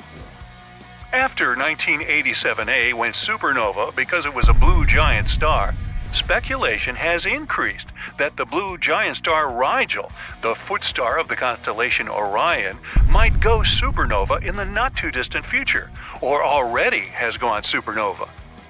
Rigel is approximately 860 light-years from Earth, so anything that happens to Rigel would take about 860 years before it would be noticed on Earth. Supernova 1987A ejected the heavy elements like cobalt, nickel, and iron and lighter silicates into the Tarantula Nebula, where they will form the basic building blocks of stars and planets. Our server is now offering space-themed snacks. May I recommend the Jupiter Cotton Candy Puffs for the children on board? Remember, I know all about gas. Our next stop is the Andromeda Galaxy and environs. Notice its halo as we leave the Milky Way and its 300 billion stars behind. As many as 150 globular clusters reside in the galactic halo. They orbit down and through the galactic disk and contain some of the oldest stars in the universe. How they got here in our home galaxy is a matter of intense study. You will notice NGC 6822, an irregular dwarf galaxy off to the starboard. NGC stands for New General Catalog of Astronomical Objects. Now you'd think there'd have been an old general catalog, but there wasn't. It was just a new catalog. There is, however, a revised new general catalog which astronomers refer to regularly. Clears that up, huh? As we pass NGC 6822, you'll notice a magnetic bar beginning to form and bright patches of new star formation. This galaxy was discovered in 1884 by E. Barnard and is also called Barnard's Galaxy. Mr. Barnard was quite an astronomical observer. He has a crater on the moon named for him, one on Mars, an area on Jupiter's moon Ganymede, a minor planet, number 819 Bernardiana, and the star with the fastest movement across the sky, Bernard's Star. Now, not too many people have their name emblazoned across space, as has Edward Emerson Bernard. Approaching the giant Andromeda Galaxy with its trillion stars, we will skirt above its western edge and visit one of the enormous galaxy's dwarf companion galaxies, M110 or NGC 205. Yes, it also has two designations. Hey, take your pick. The first of its kind, a dwarf spheroidal galaxy of about 3.5 billion solar masses, M110 or NGC 205 if you wish, has 8 globular clusters near its core. It too will be swallowed, or accreted if you prefer, by the Andromeda Galaxy. It may have already been stripped of much of its stars and gas, a point highlighted by M110's general lack of star formation. Everybody having fun yet? And now, our final stop, M33, the Triangulum Galaxy, the third and last spiral galaxy of our local group. Located in the small constellation of Triangulum, Latin for triangle, good guess, M33 is about half the size of the Milky Way. The Triangulum Galaxy is 2.7 million light-years from Earth, but it is much closer to the Andromeda Galaxy and moving towards it. If two spiral galaxies collide, it may alter the course of the Andromeda Galaxy and prevent the predicted collision with the Milky Way. Well, let's hope so. Now, this important message. We will serve dinner on our return trip to Earth. There's a choice of chicken or fish. We hope you have enjoyed the tour. Hey, if you fill out our survey and give us 5 stars, you can also have dessert. A giant volcano has been found near Mars's equator. It was literally hiding in plain sight. It's deeply eroded but active from ancient to recent times. There might even be remnants of glacier ice near its base. That's why this discovery might indicate a promising new location to search for life, as well as a potential destination for future human and robotic exploration. The discovery of a giant volcano and a possible sheet of hidden glacier ice was announced at the 55th Lunar and Planetary Science Conference in Texas. The volcano is located in the eastern part of Mars' Tharsis volcanic province, between Labyrinth of the Night and Valleys of Mariner. The formation was actually repeatedly spotted by spacecraft orbiting Mars, but it's so deeply eroded that it was hard to recognize it for what it really was. The structure is still awaiting its official name. At the moment, it's referred to as the Noctis volcano. It reaches a height of 29,600 feet and spans an impressive 280 miles across. Such a giant size indicates that the volcano has been active for a very long time. In its southeastern part, there's a thin recent volcanic deposit, and beneath, glacier ice might still be present. Scientists were examining the geology of the area where they had spotted the remains of a glacier the year before when they realized they were inside a volcano. Several clues gave away the volcanic origin of the eroded structure. For example, the area of the central summit has a few elevated mesas forming an arc. It reaches the highest point and then slopes downhill from the summit. The outer slopes extend out to 140 miles in different directions. The remains of a collapsed volcanic crater that used to host a lava lake are located near the center of the structure. Lava flows and deposits made of volcanic ash, cinders, pumice, and rock fragments ejected during eruptions, as well as hydrated mineral deposits, appear in several spots within the structure. In addition to the volcano, a large area of volcanic deposits within the volcano's perimeter has been found, too. It covers an area of 1,930 square miles and contains loads of low, rounded, elongated, blister-like mounds. Such terrain is believed to be a field of rootless cones, mounds produced by explosive steam venting or steam swelling. It happens when a thick cover of hot volcanic materials happens to rest on a water or ice-rich surface. The Noctis volcano seems to have a long and complicated history of modifications. They might have occurred because of the combination of fracturing and thermal and glacial erosion. Researchers believe the volcano could be a vast shield made of layers of pyroclastic materials, lava, and ice. The latter might have appeared due to snow and glaciers accumulating on the volcano's flanks through time. Eventually, fractures and faults developed in the region, probably due to the uplift of the Tharsis region on which the volcano sits. Lava started to rise through various parts of the volcano. It led to thermal erosion and the removal of huge amounts of hidden ice. Entire sections of the volcano collapsed. Glaciers continued the erosion process, giving the numerous canyons crisscrossing the structure their peculiar shape. If this version is correct, then possible hidden sheets of glacier ice around the volcano might be the remains of the latest glaciation that impacted the Noctis volcano. And still, a lot about the newly discovered formation remains a mystery. It's obvious that it has been active for a long time and started to grow early in Mars's history, but it's unclear when exactly. Even though it erupted even in modern times, it's unknown if it's still volcanically active. Will it erupt again when people begin to colonize the Red Planet? And finally, if it has been active for a very long time, is it possible for the combination of constant warmth and water from ice to allow the site to harbor life?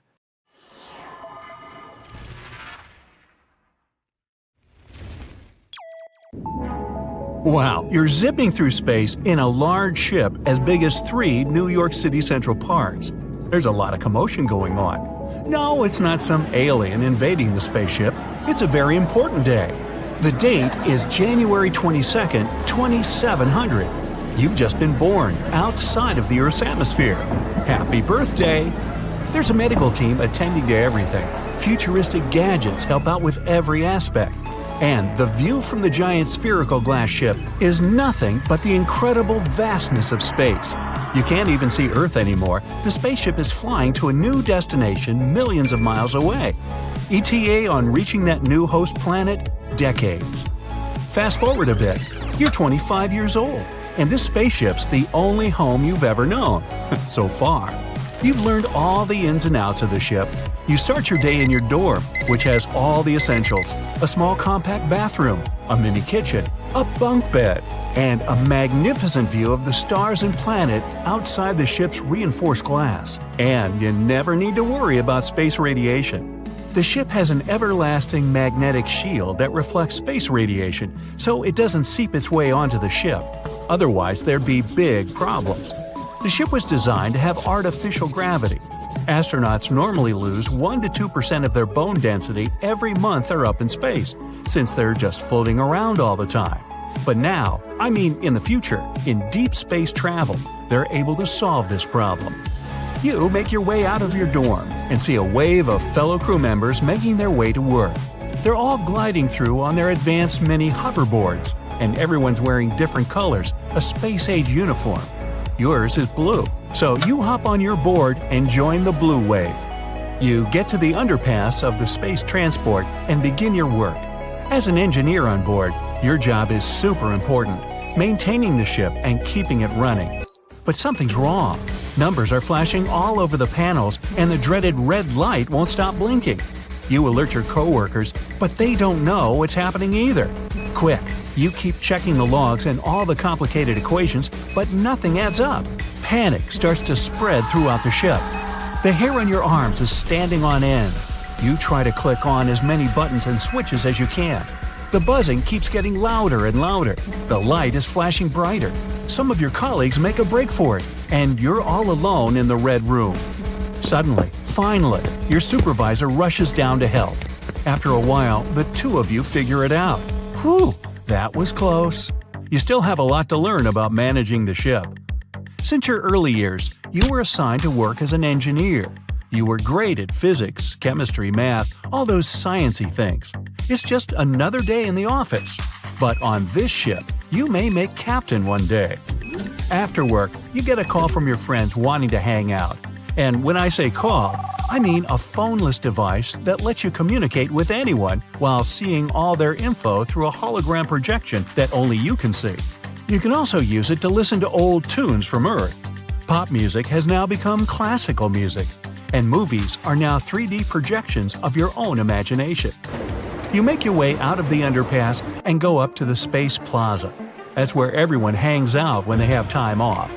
Some cafes, restaurants, a barber shop, even an ice cream parlor. You've never hung out anywhere else.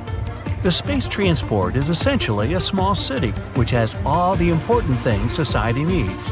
That includes a biosphere full of animals and plants from different climates on Earth.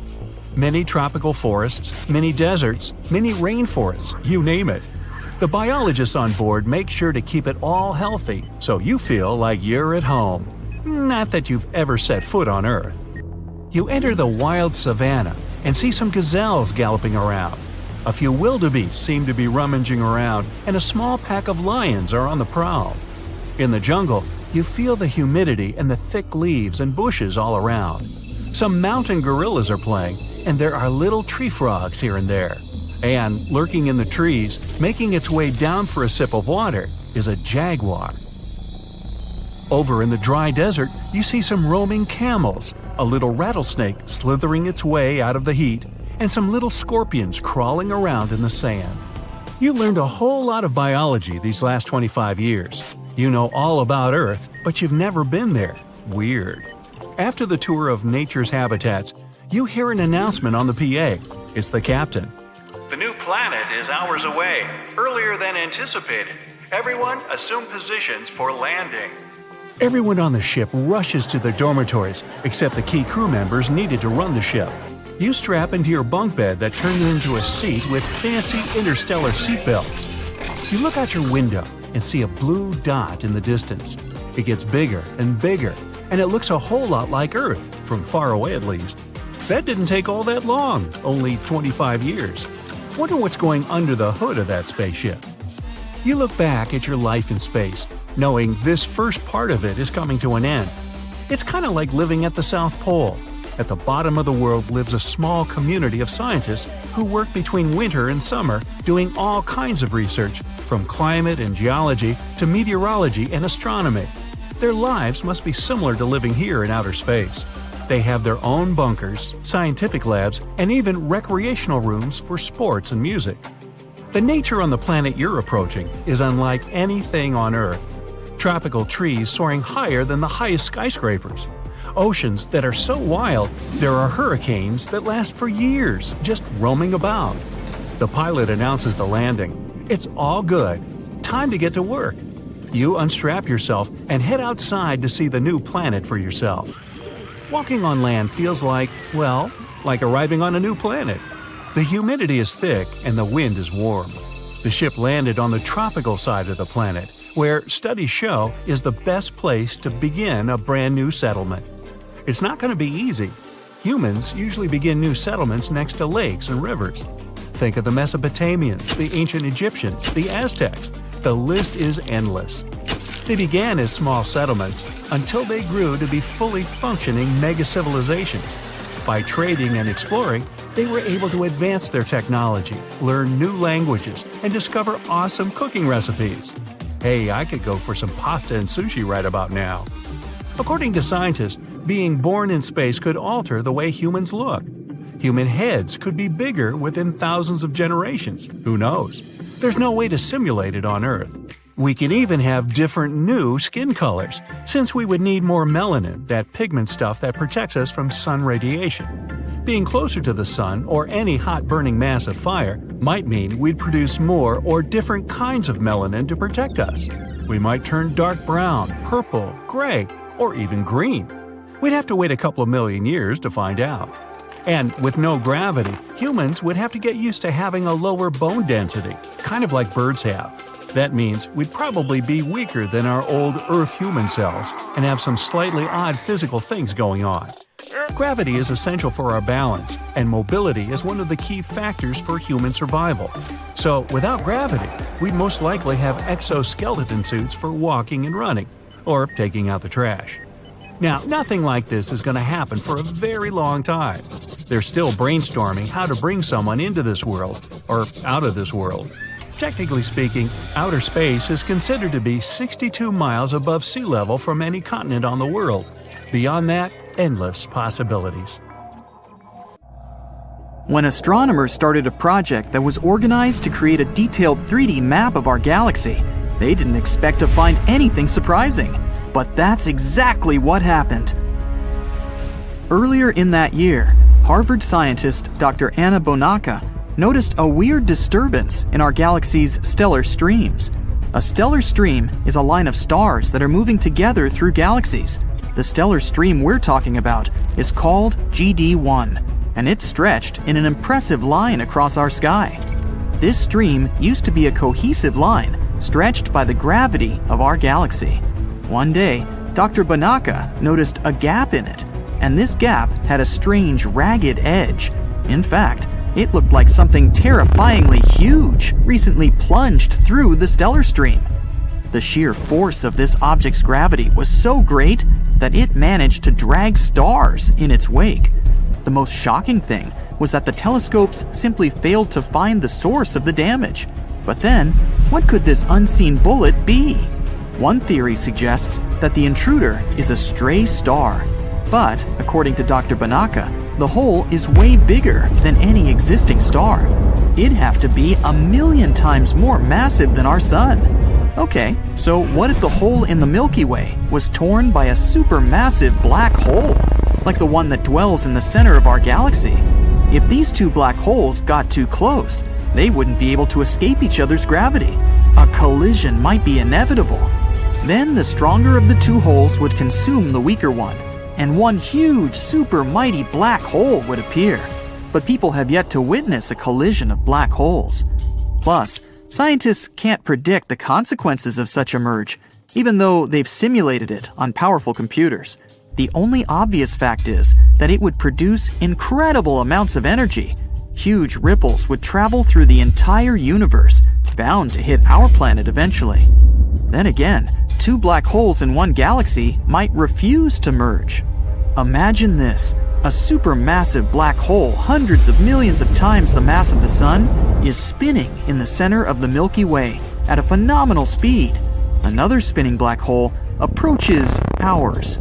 What do you think will happen? Right, one of the holes, most likely the intruder, will get kicked out and sent hurtling away like a frisbee flying through space. And who can guarantee that it wouldn't head toward the Earth? Luckily for us, there aren't any supermassive black holes in the vicinity, so this theory fails to explain the mysterious bullet hole phenomenon. Dr. Bonacca still doesn't rule out the possibility that the intruder is some kind of luminous, star-like object. After tearing a hole in the Milky Way, it could be hiding somewhere in the galaxy. But again, it seems highly unlikely because of the object's huge size. I mean, we're talking 30 to 65 light-years across. In any case, it's hard to predict where it would have ended up if it were a luminous object. The intruder could have been moving at an incredibly high speed and wouldn't have to be very massive to tear a hole in the stellar stream. Or it could have been moving more slowly, but be very heavy. But the astronomers don't know which option it was. That's why it's next to impossible to predict where it ended up. Imagine you're stepping on board a once-in-a-lifetime Arctic expedition that departs to the east coast of Cape Bathurst in Canada's Northwest Territories. It's said that the location you're headed is unmatched on planet Earth. The final destination is an unbelievable location known as Smoking Hills. These red striped rocks have been burning there continuously for centuries. It has minerals there that are only found outside our planet, on Mars. Some scientists even believe that the site can be an important case study for discovering life on the red planet. On board the small cruiser ship, you head out to the deck and spot an unusual scene on the horizon. You see clouds of smoke forming close to a seaside hill. It's as if a party of hundreds of people did campfires all at the same time. But this smoke is not man-made, your guide tells you. Naturally, most people guess it's a volcano. Some people on the deck even guessed that an eruption might happen anytime soon by the looks of it. Your guide laughs, explaining that this is far from the case. Volcanoes are usually found on the edge of tectonic plates. It's a rupture on the crust of the Earth that allows hot lava and gases to escape to the surface. In the Smoking Hills, the story is different. The constant smoke is caused by a natural phenomenon. But you'll learn all about it over the next few days. As strange as it may sound, these rocks didn't begin burning yesterday. According to experts, the ground on Smoking Hills has been releasing clouds of smoke for at least a couple hundred years, non-stop. You heard it right. But experts are still unsure how long they've been burning. It could be thousands of years. Now, before you leave the ship, some instructions are in order. The expedition leader explains you're going to enter a high-risk place. So, we replace your regular hiking boots and clothes with a special suit and gas mask before stepping on site. The clouds of smoke you are now watching from a safe distance are composed of sulfuric acid. This chemical is highly toxic. You need to be careful while breathing its air. So remember to keep those masks on. Oh, and as tempting as it may look, don't touch anything with your bare hands. Legend says that the first crew to explore the Smoking Hills found it by mistake. And imagine, these people had none of the gear you're going to use. First written records on the Smoking Hills date back to the 1800s. Irish explorer Captain Robert McClure led an expedition to find the lost explorer Sir John Franklin and had disappeared for over 5 years. The crew took a wrong left along the way and stumbled upon these burning rocks. They also thought it was an active volcano, much like you did, but they discovered how wrong they were when they stepped on site. McClure got curious and took a sample rock back to the boat, and the story says it burnt a hole through his mahogany desk. Remember this when you feel like taking a souvenir home with you. It might not burn a hole on your desk, but it sure will fly through your pocket or any container you try to use to take it. Now, it's day 2, and you're ready to explore the location. The expedition's crew is divided into smaller boats. On your way to the shore, you notice a group of animals. They are far from the smoke, and it looks like they have themselves a mealtime. The Smoking Hills are located in the Arctic tundra, and there are rich fauna and flora nearby. Slowly, you're approaching the shore. Now you see the cliffs are made of red striped rocks that look like they've been hand-painted by someone. There's another place on Earth with similar hills, and it is located in Peru, all the way to South America. The so-called Rainbow Mountain or Seven-Colored Mountain is a mesmerizing natural phenomenon. They are formed by the sediment of different materials. While the Smoking Hills are mainly red, over in Peru, these mountains have stripes of lavender, gold, red, and even turquoise. When you finally leave the boat on the foot of the Smoking Hills, you begin your hike up. Stepping is difficult with your special boots. The soles are made specially to support high-degree temperatures, but it sure is hard to keep your balance. Before you know it, you're as close to the burning rocks as you can get. Your first impression is to get out of there as fast as possible. Conditions for human life are harsh over there. It's inhospitable, and everything about the place says you shouldn't stay for long. But you are also beyond curious. You might ask yourself how these rocks keep burning for so long. The science behind it is not too complicated. The rocks you're looking at are called shales. They are a type of sedimentary rock formed by clay minerals. Your guide explains that the secret to the smoke lies on the ground. The soil is formed by sulfur and coal. When they get in contact with oxygen, they spontaneously ignite, releasing the smoke you're now seeing. The few ponds in the region have very acidic water. Scientists say that this world region is the only one to show a negative pH. It means this water is naturally corrosive, so you don't dare drink it. Make sure to bring your own water bottle when leaving the ship. You spend a few hours there, but it seems like a whole day. The suits are heavy, and breathing through a gas mask is not your idea of comfort. At the end of the day, you head back to the ship, enjoying a beautiful Arctic sunset on the way. On the morning of your third day, you're in for a nice surprise.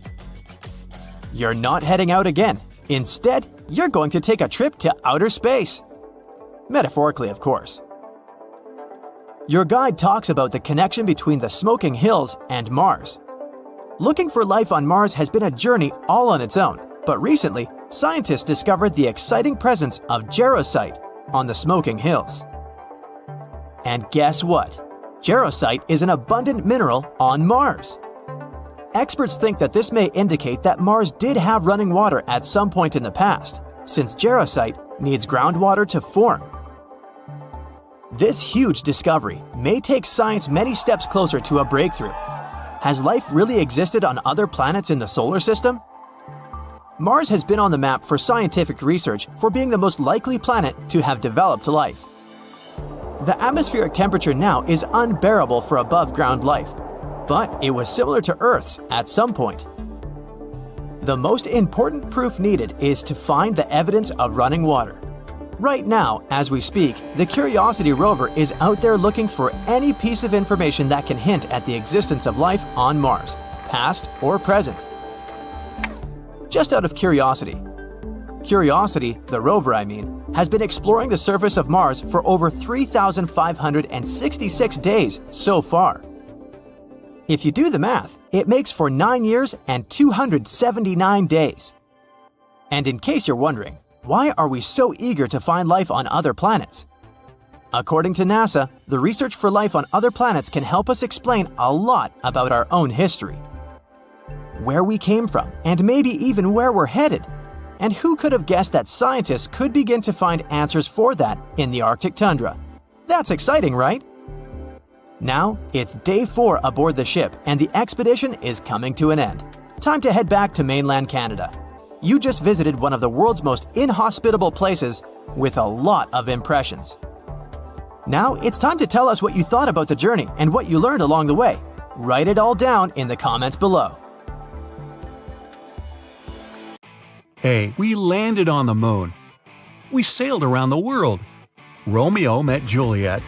Hey, it's hard to imagine that there are creatures out there who saw it all happen.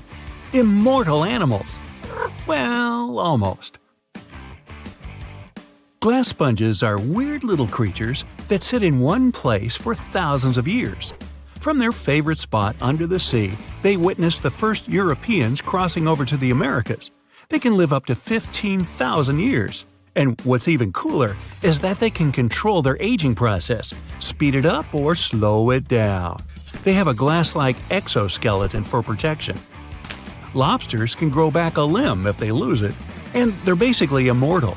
They produce an unlimited number of enzymes that keeps their DNA young forever, and they just keep on growing. That means they outgrow their own shells. They have to shed their exoskeleton every now and then and upgrade to a bigger one. The largest lobster ever caught was 44 pounds off the coast of Nova Scotia. Scientists think this large lobster was around 100 years old. It was around when Edison invented the phonograph. This next creature is a mix between a jellyfish and a tree branch. Each end of the hydra has a ringed foot, and it spends its days chilling by lakes and rivers. Its tentacles grab onto tasty snacks that swim past it. So, what's the secret to its immortality? That's something everyone wants to know. The hydra has the ability to renew its stem cells. Scientists have been trying to do that for years. They can actually slow down their aging process. Now, these little sea creatures are red sea urchins. They sit on seaweed in shallow waters and are immortal. Well, we haven't been studying them long enough to know for sure, but scientists say they only grow in size, not in age. What? Well, they sort of stay like little baby urchins, but grow in size. Adult, baby urchin, okay. These little babies can reach around 100 years old, even 200. The slowest on the list? The giant tortoise. It can reach 200 years old, and one of the oldest is Jonathan. He's technically the oldest crawling land animal. He was born in 1832 and lives it up on a remote island called St. Helena. Jonathan's been through a lot. He's seen the very first American skyscraper, the Eiffel Tower.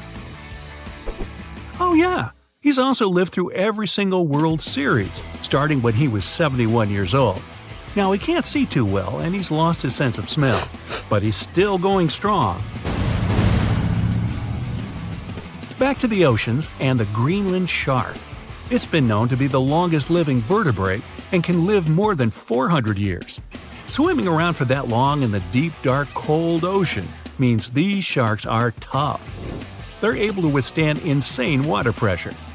Sharks are one of the only creatures today that haven't been affected too much by evolution. Many sharks have been around since the dinosaurs and haven't changed much. Scientists found out that they grow around ½ an inch per year. So, with a little bit of quick math, they can easily find out the age of these tough sharks. Imagine seeing a shark that's older than the USA. This next creature is probably the most durable, indestructible, and cutest on the list. It's called a tardigrade, but scientists nickname it water bear because I guess it looks like one. But it's not exactly bear size. It has 8 legs and hands with a strange little nose. And these bizarre microscopic creatures are indestructible.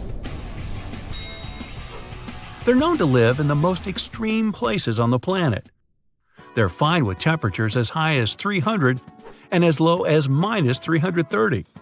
Volcanoes, frozen desert nights, they can even handle radiation and massive amounts of pressure in the deepest parts of the ocean.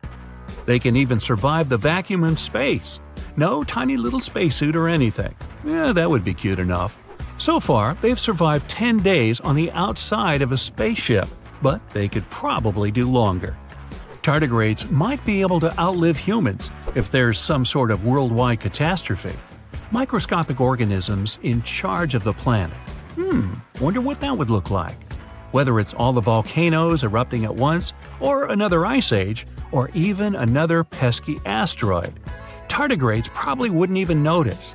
Scientists are studying them to see if they can help us with some next-level biotech. Now, just for fun, here's the mayfly. This poor little insect doesn't even make it past 24 hours on average. Females and males can make it to a whopping 2 days old. Talk about living in the moment. These little flies grow in swarms and are known to have one of the shortest lifespans of any creature. But as a species, well, they've been around for hundreds of millions of years.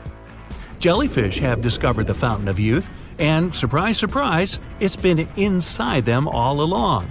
Not inspirational poster style, but literally, it's always been inside them.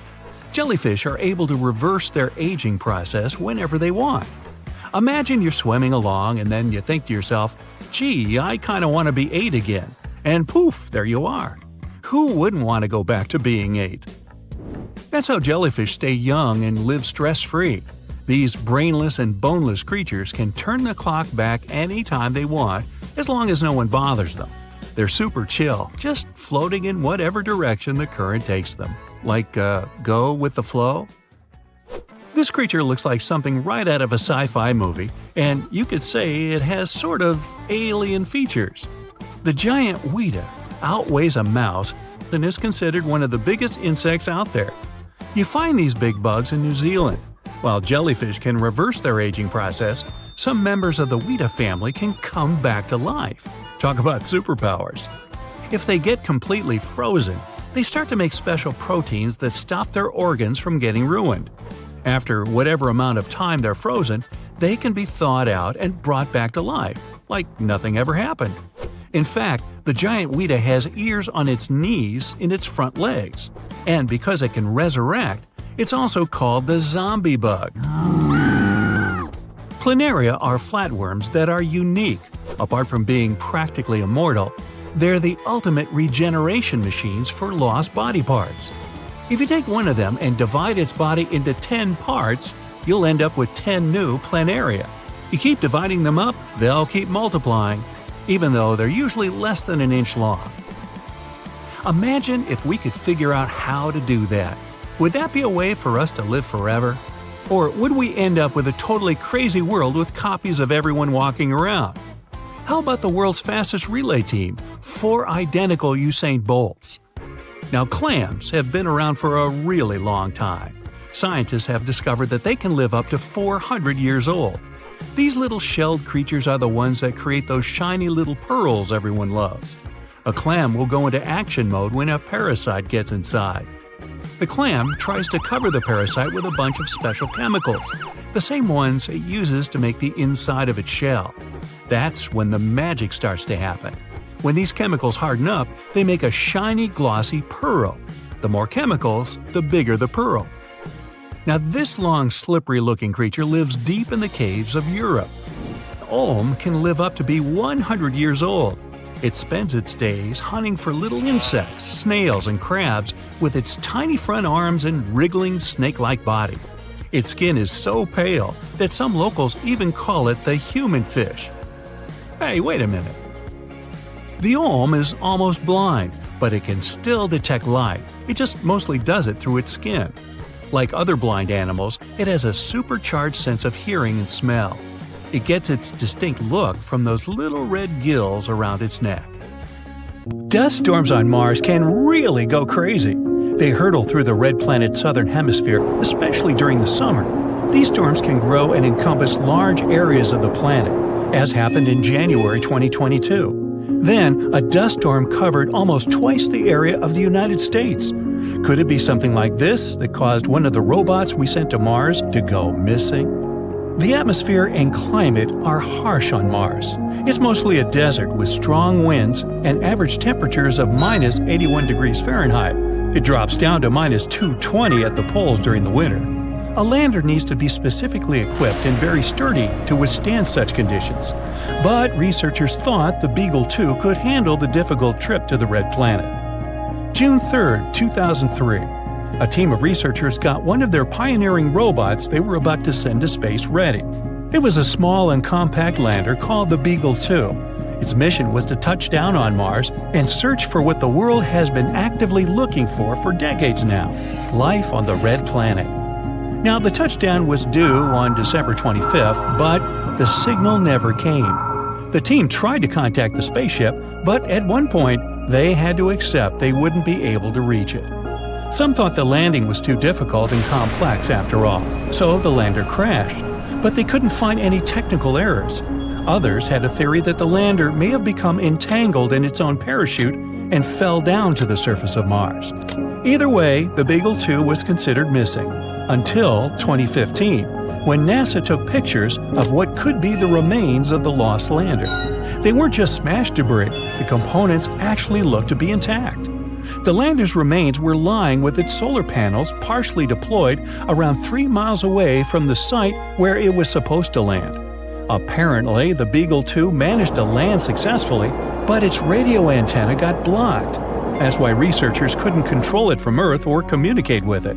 But no one knows exactly why it happened. Have you heard of a face on Mars? In the 1970s, one of NASA's spaceships took the iconic images of the Martian surface that showed a face-like formation, as you can see in the upper part of the picture. If you have a rich imagination, you can easily see a nose, 2 eyes, a mouth, and an unusual hairdo. Some even thought it was a monument built on the red planet by another civilization. How about some other unusual things people have found on Mars, like Happy Face Crater? You can easily see why it has this nickname. Or rocks in different shapes, a pancake, Brachiosaurus, or a fish. Mars also has a waffle-shaped island on its surface. It's a 1.2-mile-wide feature you can see in the area of lava flows. It might be the result of lava pushing this formation from below.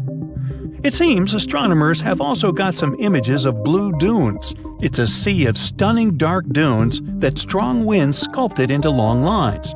They surround the planet's northern polar cap and cover a region as large as Texas. The red planet is usually known for its brown sandy dunes, so these ones certainly came as a surprise. In reality, though, they're not really blue. If you could visit Mars right now just to take a look, you'd see that these dunes appear brown and orange like the rest. And the picture is a false color image. Scientists often use false colors to highlight differences in something. For example, here it's the difference in depth. Also, the biggest valley on Mars is so large it could eat our Grand Canyon for breakfast. It's a fascinating system of canyons 2,500 miles long called Valles Marineris, and it's over 10 times as long as the Grand Canyon. Now, if you could stretch this Martian canyon, it would go from coast to coast of the entire United States. Since Mars doesn't have any active plate tectonics, no one knows for sure how this canyon formed. One theory says a chain of volcanoes located on the other side of Mars, the one that includes Olympus Mons, bent the crust from the opposite side of the planet. This powerful force caused cracks in the Martian crust, as well as activated enormous amounts of water lying under the surface. This water then emerged and carved the rock away. The force activated glaciers too, and they possibly created new pathways in this gigantic canyon system. Volcanoes on the Martian surface could have erupted about 50,000 years ago, although the most powerful eruptions happened 2 to 3 billion years ago. But the planet doesn't have active volcanoes today. Most of the heat stored in its interior during the planet's formation has been lost. So now, Mars's outer crust is way too thick for the molten rock to reach the surface. But a long time ago, eruptions formed giant volcanoes, and these volcanoes most likely had an important role in melting ice deposits, which released floods of water onto the Martian surface.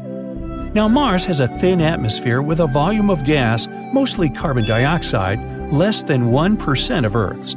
But 4 billion years ago, it was way warmer and wetter than now. Its atmosphere must have been thicker back then, too. That's why it could create a powerful greenhouse effect and trap sunlight. Mars also has a powerful magnetic field. Similar to Earth's, it formed because of the currents of molten metals in the planet's core. But unlike our home planet, Mars lost its magnetic field after its core had cooled down. And without it, the planet didn't have any protection from the solar wind, which is a stream of charged particles flowing from the sun. The solar wind pulled away most of Mars's atmosphere in just a couple of 100 million years, give or take. This is what makes those powerful Martian dust storms even more intense. Mars has a fascinating history. Judging by the planet's glaciers, Mars has probably gone through multiple ice ages, just like Earth. A team of researchers got images of about 60,000 Martian rocks. Rocks were different in size and distributed randomly, which means they probably formed during different ice ages. Glaciers hide their own stories too. Who knows what kinds of gases, rocks, or even microbes could be trapped inside? Now, if you could get into a time machine and stop at 4 billion years ago, on Mars of course, the chances are you would see spectacular scenes of flooding. Maybe there would even be some form of life on the planet's surface. A strong meteorite impact that formed the red planet's Gale crater could be something that triggered that mega flood. After that collision, the temperatures on the planet got insanely hot. This caused the melting of all that ice that was stored on the Martian surface at that time. The flooding was so massive, it changed the geological structure of the planet's surface. It carved out big ripples, as well as waves in the sedimentary rock. Now, speaking of water, vapor has been noticed escaping the atmosphere of Mars. Also, researchers have found some evidence of water flowing on the planet's surface. There are dark streaks in the soil. They seem to get bigger in the summer and shrink over the winter. There are numerous dried-out valleys and river channels on the planet. It's possible that liquid water once flowed there. Now, most of it could be locked up in ice caps or even hidden under the surface. More and more things hint that Mars used to be habitable. Mars is the only planet we know about where only robots live. 5 rovers make up the Martian population. Those are Perseverance, opportunity, spirit, sojourner, and curiosity. These robots are there to take pictures and samples of soil and air, and maybe even find life on the red planet. And someday, we may reunite with them on Mars. Who knows? Oh, and by the way, if you really could get into a time machine and stop at 4 billion years ago on Mars, then I'd like to buy you lunch and talk about it. My treat. Hi, my name is Martin. I am the author of this channel, and today I'll tell you all about the evidence of astronauts meeting with unidentified things at the time of observation. It's the year 1962, and American John Glenn is orbiting Earth in his Friendship 7 capsule on the Mercury Atlas 6 flight. He looks out of the window and sees fireflies. Well, maybe those are not fireflies, but he clearly sees some weird bright specks clustered around the ship. Unsurprisingly, he tries to find a logical explanation.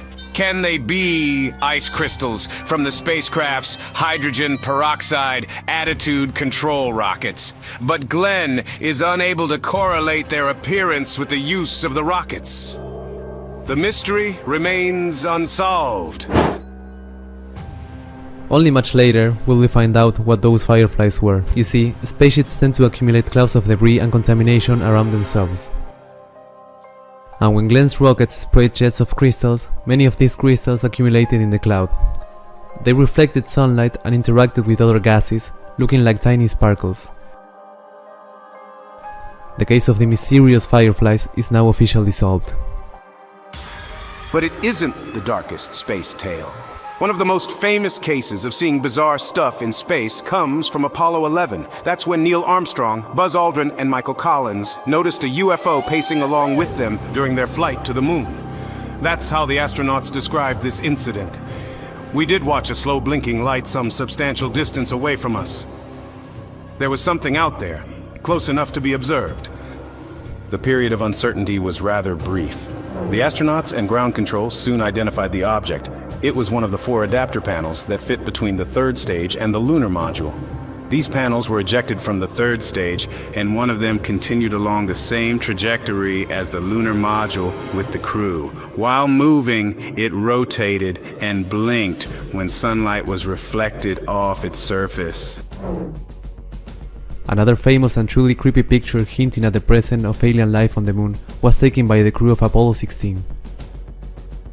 As the astronauts were leaving our natural satellite, they made a video, and 4 seconds of it showed a near-perfect Hollywood flying saucer leaving behind a plasma trail. For more than 30 years, enthusiasts used this video to prove that aliens had paid us a visit.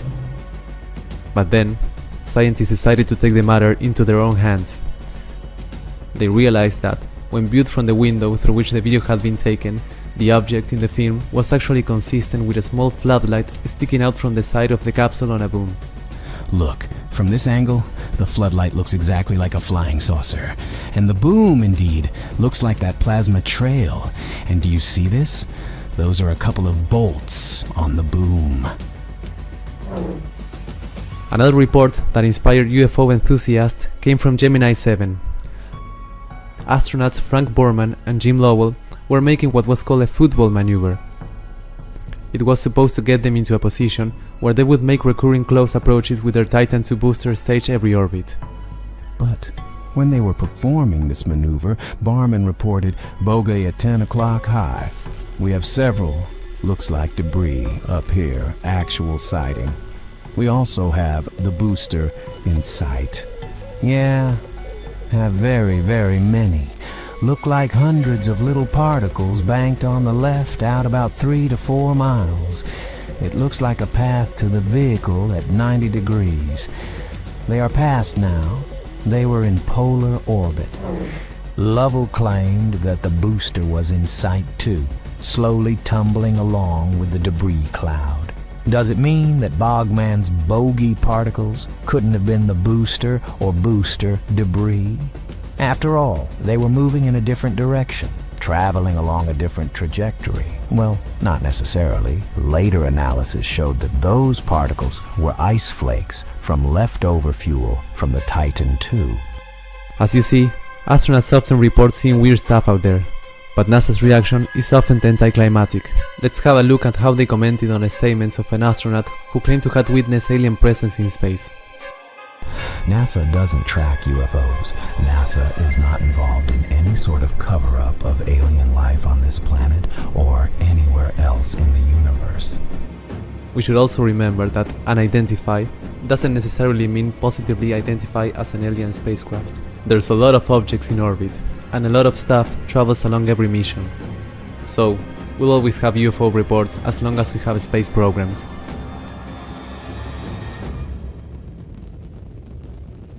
So imagine being one of the first people sent to explore Mars. As you're approaching the red planet, something strange and creepy draws your attention. There, yes, right there. Doesn't it look like a mammoth bear's head? What or who could possibly create a bear snout in the middle of a crater? Unfortunately, or should I say luckily, there's nothing mysterious about the bear's head. It's just a facial pareidolia.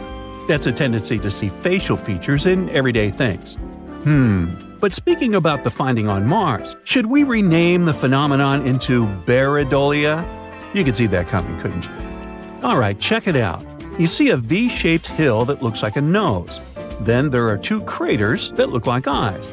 And then there's a circular fracture pattern, the head, that surrounds the nose and the eyes. Experts think that the face could be created when a deposit was settling over a buried impact crater, and the nose might be a mud or volcanic vent with solidified lava or mud flows around it. Anyway, the crater does look like a bear's face, I'll give you that. But thanks to HiRISE, the Mars Reconnaissance Orbiter's high-resolution imaging science experiment camera, another of NASA's amazing acronyms, we've seen many other crazy craters on the red planet, like smiley faces, a bird, or an elephant. First, let's have a look at the famous face of Mars. These images were first taken by the Viking orbiter in 1976.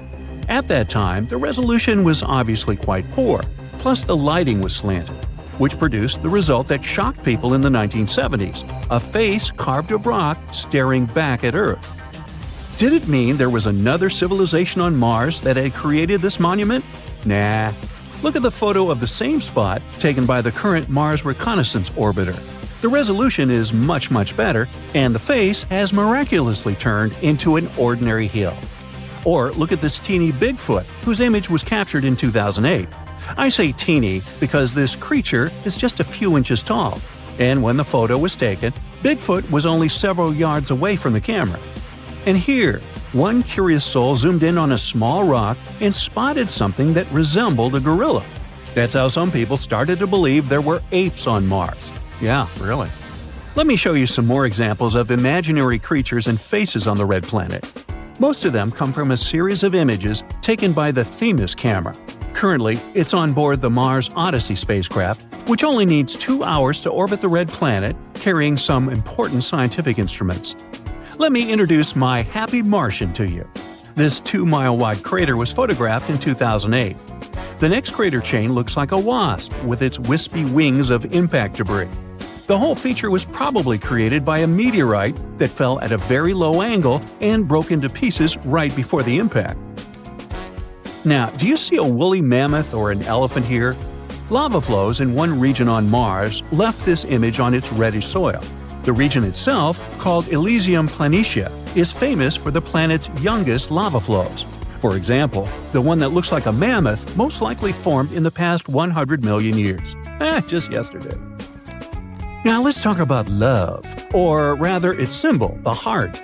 Do you like these two hearts on the surface of the red planet? This one is actually a mesa top outlined by frost, and this heart shape is an impact crater.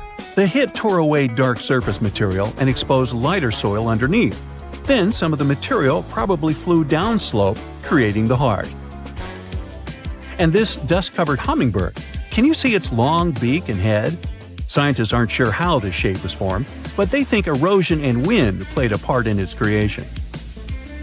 These dark sand dune deposits look like a howling wolf. And here, can you see a series of interlocking gears? This image looks like the letter T, right? The right angle fracture was created by the tectonic stretching of the Martian crust. Do you think we might find other letters of the alphabet on Mars too? Why not? And now, how about another bizarre thing astronomers noticed on the surface of Mars?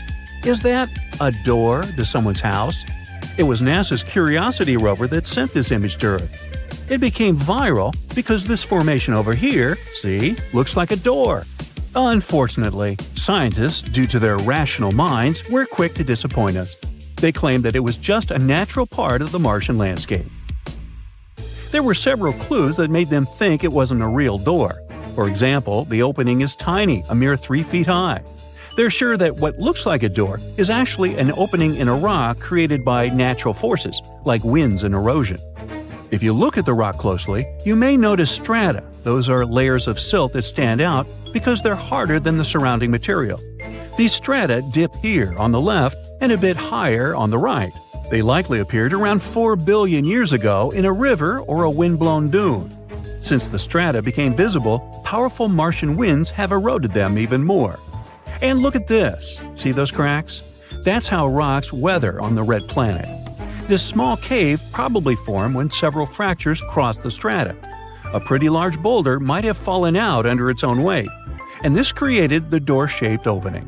This theory is quite plausible, because even though the gravity on Mars isn't as strong as on Earth, it's still strong enough to do it. Besides, see that rock to the right of the opening? It has a suspiciously smooth vertical edge. It must be the culprit. It probably fell out not so long ago. But it's not only the red planet that can boast of having unusual formations. Let's take this comet, for example. This image was taken by the European spacecraft Rosetta in 2014. Can you see a face on its right-hand side? Or the moon. Here's its famous rabbit. It sits upside down with its ears pointing downward. Some people see a man on the moon. It can either be his face or the entire body. If someone sees the whole human figure, it usually looks like it's carrying sticks. Sometimes it's a toad. To spot it, look at the top left-hand side of our moon. The toad is facing upward, see? Now look at this spinning neutron star. Such a star is a collapsed core of a supergiant star with a total mass of 10 to 25 solar masses. Except for black holes and some hypothetical objects, like quark stars or white holes, neutron stars are the densest and smallest known stellar objects. Anyway, back to this particular star. As you can see, this space object, located 17,000 light-years away from Earth, is surrounded by a cloud of energetic particles. And this image, taken by NASA's Chandra X-ray Observatory, appeared in 2009 and became viral in no time. All because many people spotted a hand-like structure among all that space stuff. NASA explained that the star was spinning incredibly fast, spewing energy into the space surrounding it. This created intriguing and complex structures, like the large cosmic hand so many people see. Now look at the Horsehead Nebula in the constellation Orion. This is a freezing cold and dark cloud of dust and gas that was first noted in 1888. This dark shadowing is created by dust, and at the base of the nebula, there are many bright spots. Those are young stars at the stage of formation. Pay attention to this extremely bright star in the top left side of the Horsehead. Its radiation is so powerful that the star is starting to erode the cloud around itself. It means that, in millions of years, the nebula might not resemble the head of a horse anymore.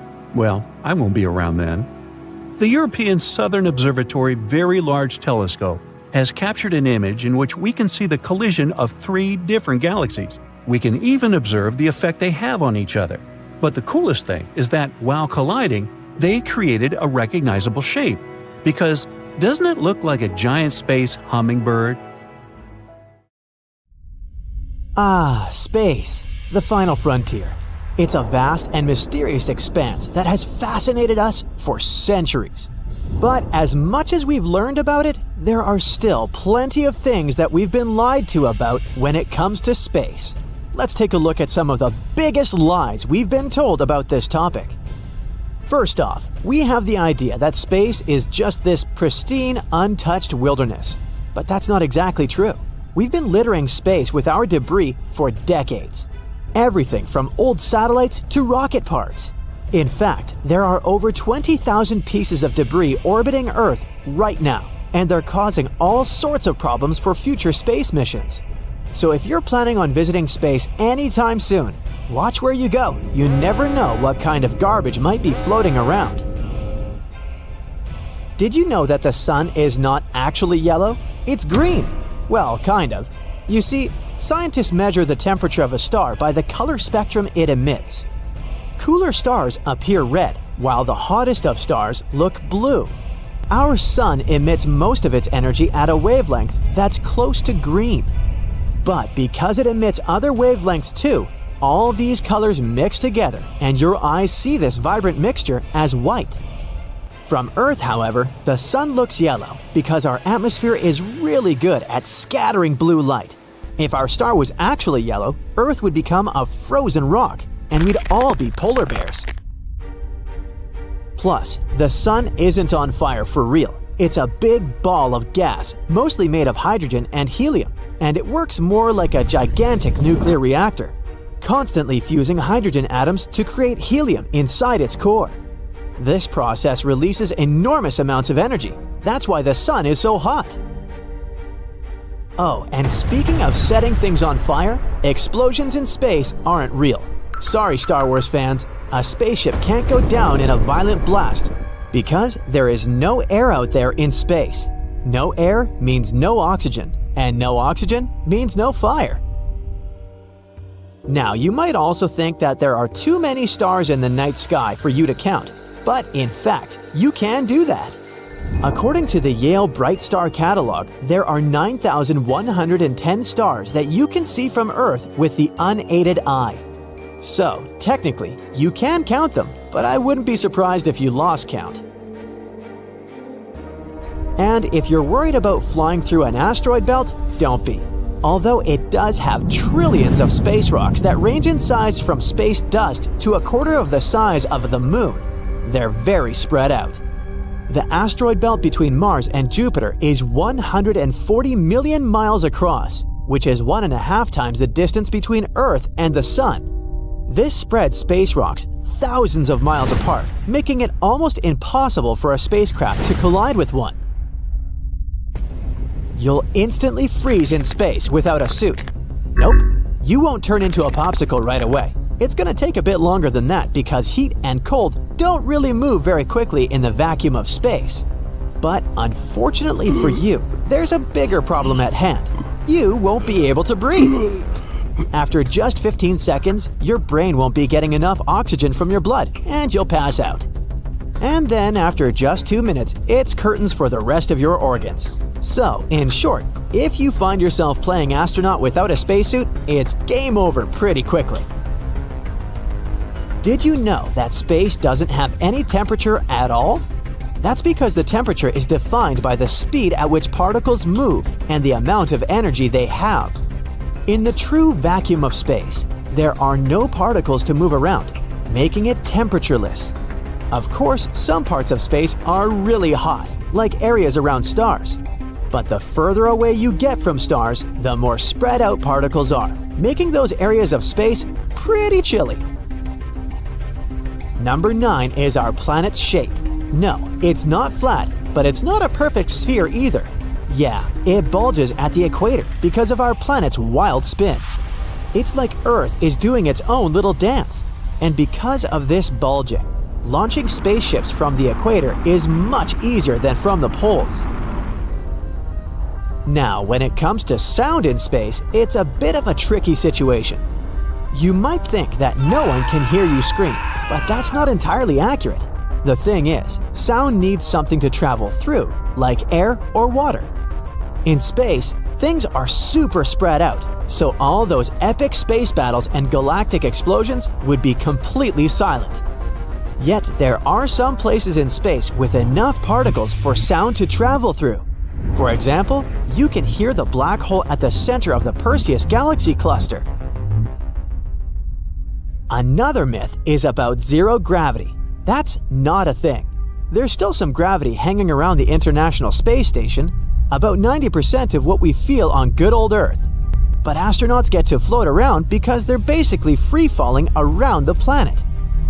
And let's be real, Hollywood's version of space travel is not factual. Sure, orbits are a thing, but different altitudes mean different speeds. So moving from one orbit to another isn't exactly a walk in the park. You can't just push yourself in the right direction and hope for the best. You gotta take those orbital velocities into account. This reminded me of the 2013 movie Gravity and how Sandra Bullock tried to survive in space. Hollywood sure added some fuel to these myths. Yet again, who can blame them?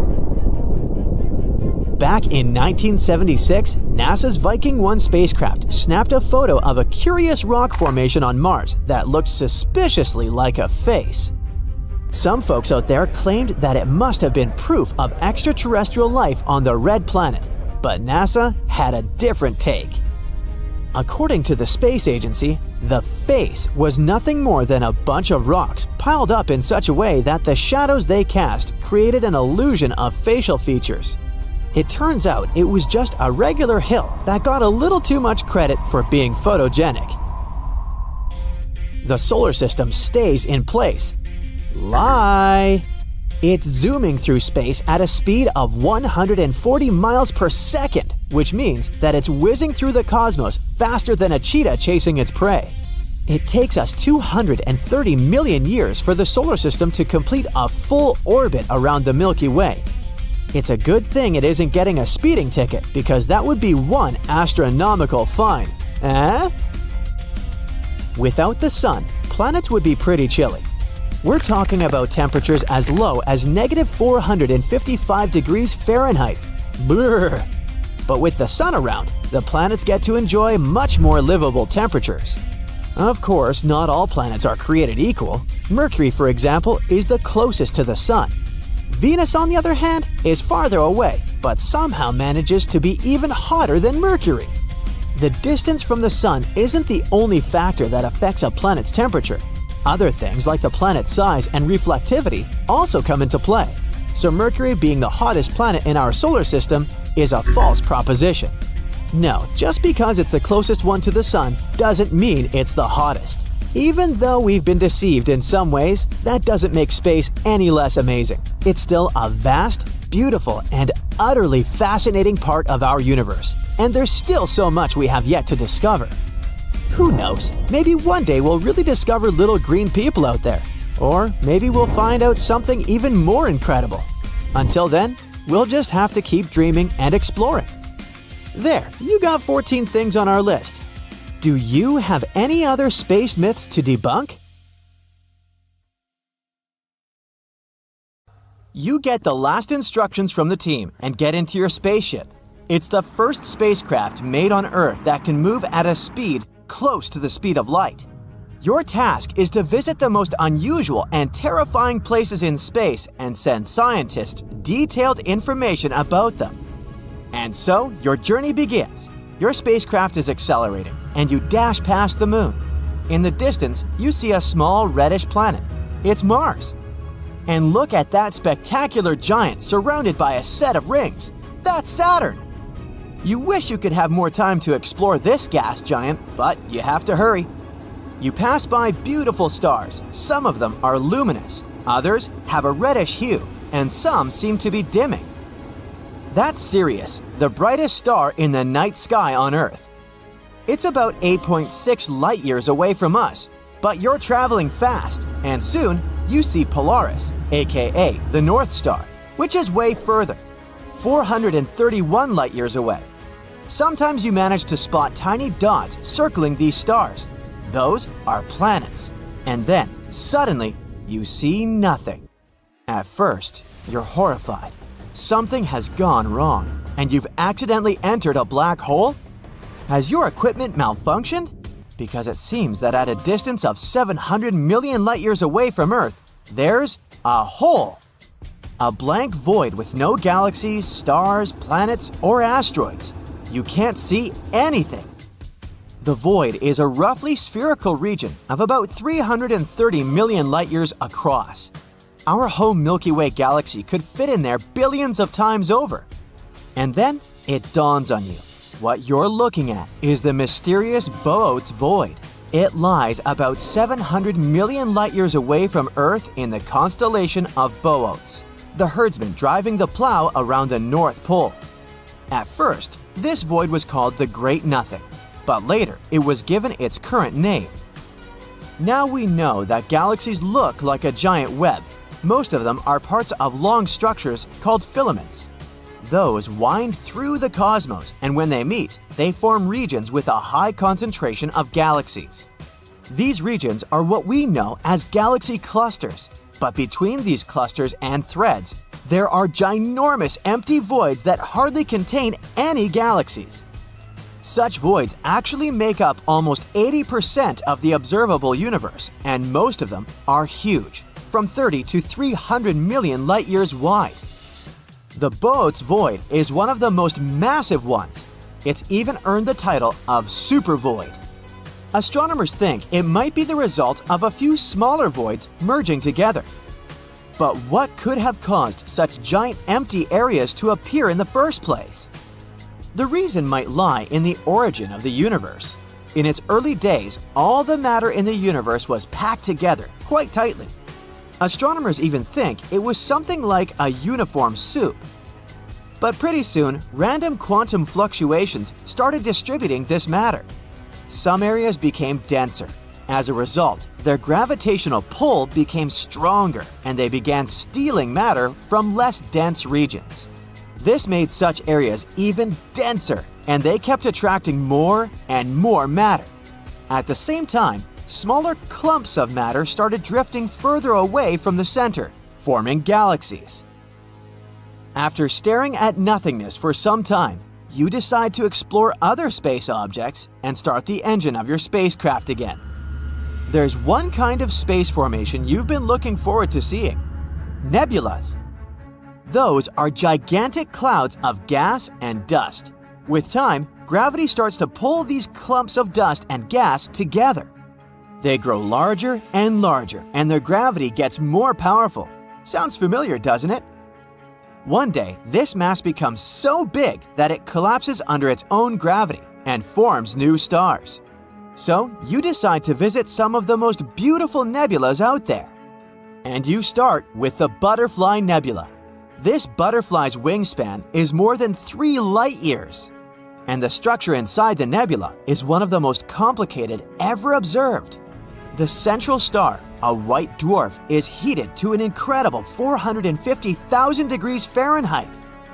It means it was formed from a gargantuan star, likely more than 5 times the size of our Sun. The white dwarf is surrounded by a thick disk of dust and gas at the equator. That's what probably makes the whole structure look like an hourglass or a butterfly.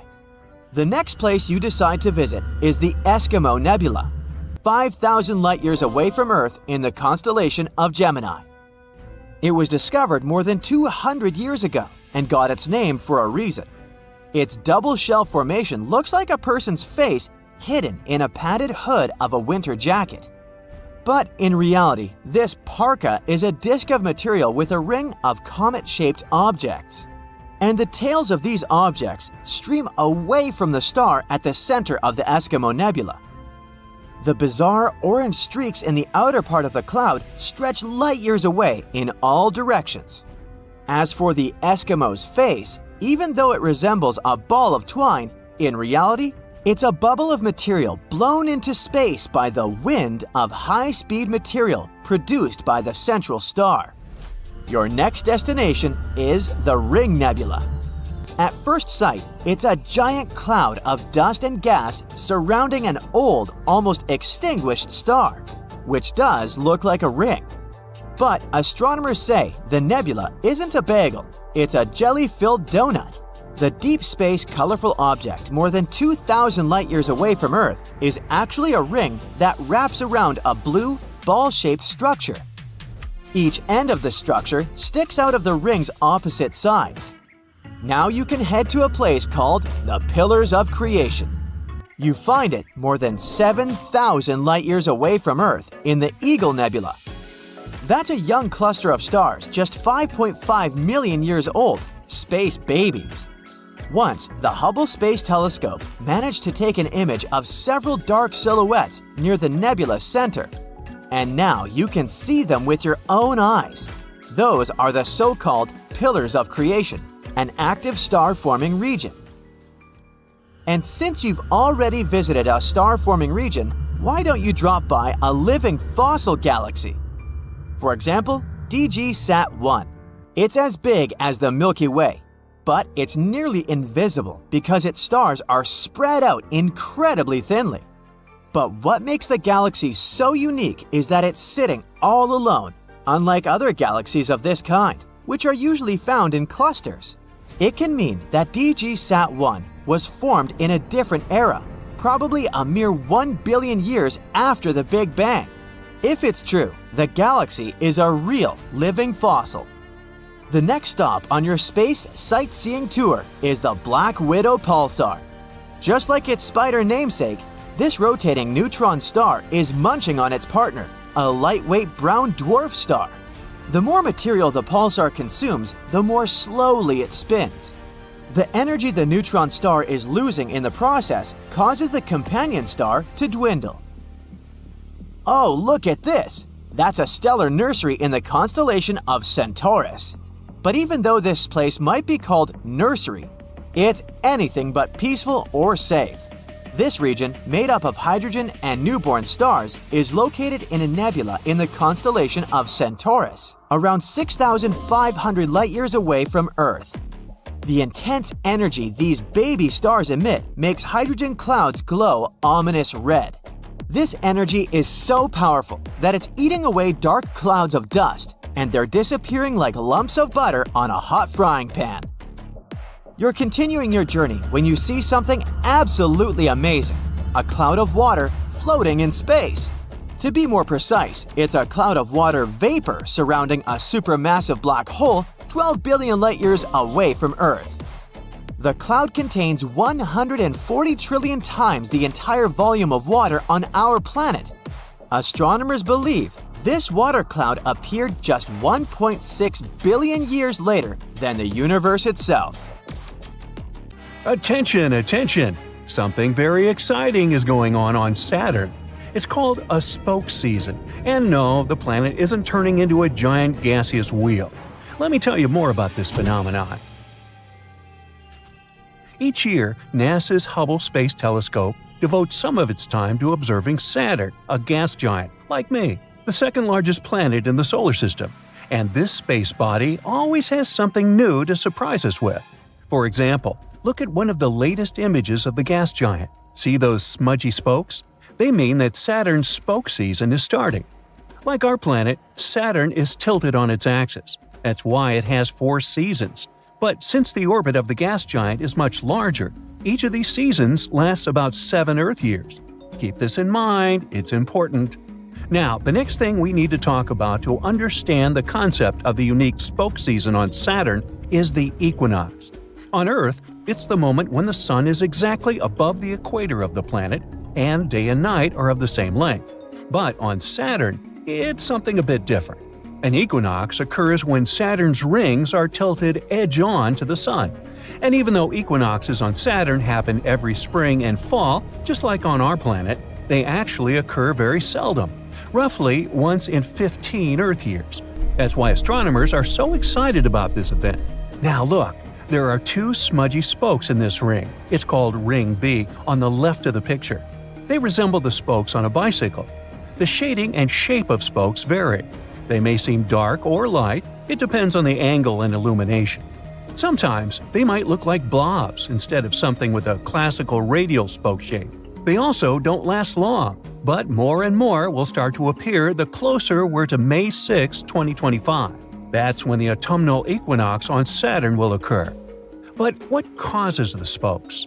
Astronomers think it might be the gas giant's magnetic field.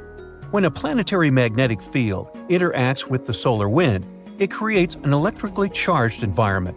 On Earth, this results in northern lights, also called aurora borealis. And if we speak about Saturn, the tiniest icy ring particles might get charged too. and it probably temporarily levitates these particles above the larger boulders the rings consist of.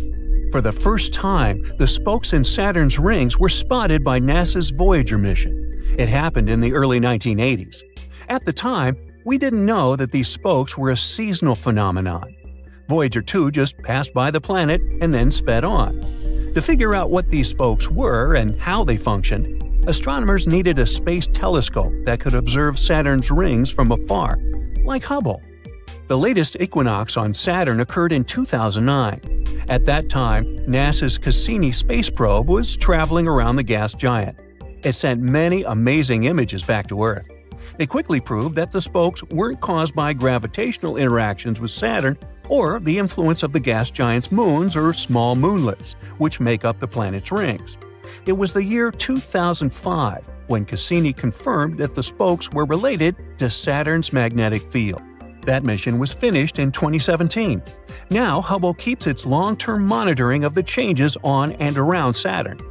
Despite all the observations, astronomers still can't predict the beginning and duration of the spoke season. Luckily, Saturn's prominent rings are a perfect laboratory for studying this phenomenon.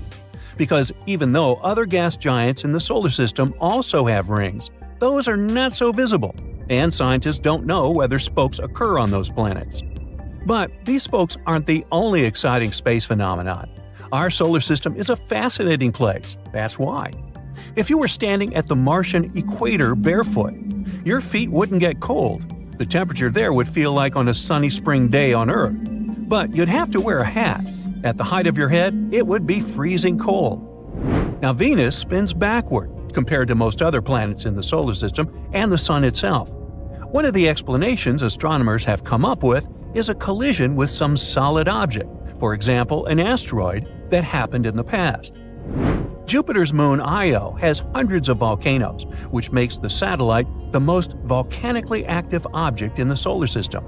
The moon also has a weird yellowish surface. It looks blotted and resembles a pepperoni pizza. Yum. Europa, one of Jupiter's 4 biggest moons, is covered in ice. This ice shell can be 10 to 15 miles thick. It also has some smooth patches, so if you're into ice skating, you would like it there. If you lump together all the known asteroids in the solar system, their total weight would still be smaller than 10% of the mass of our moon. Scientists believe that Mercury might still have a partially molten core.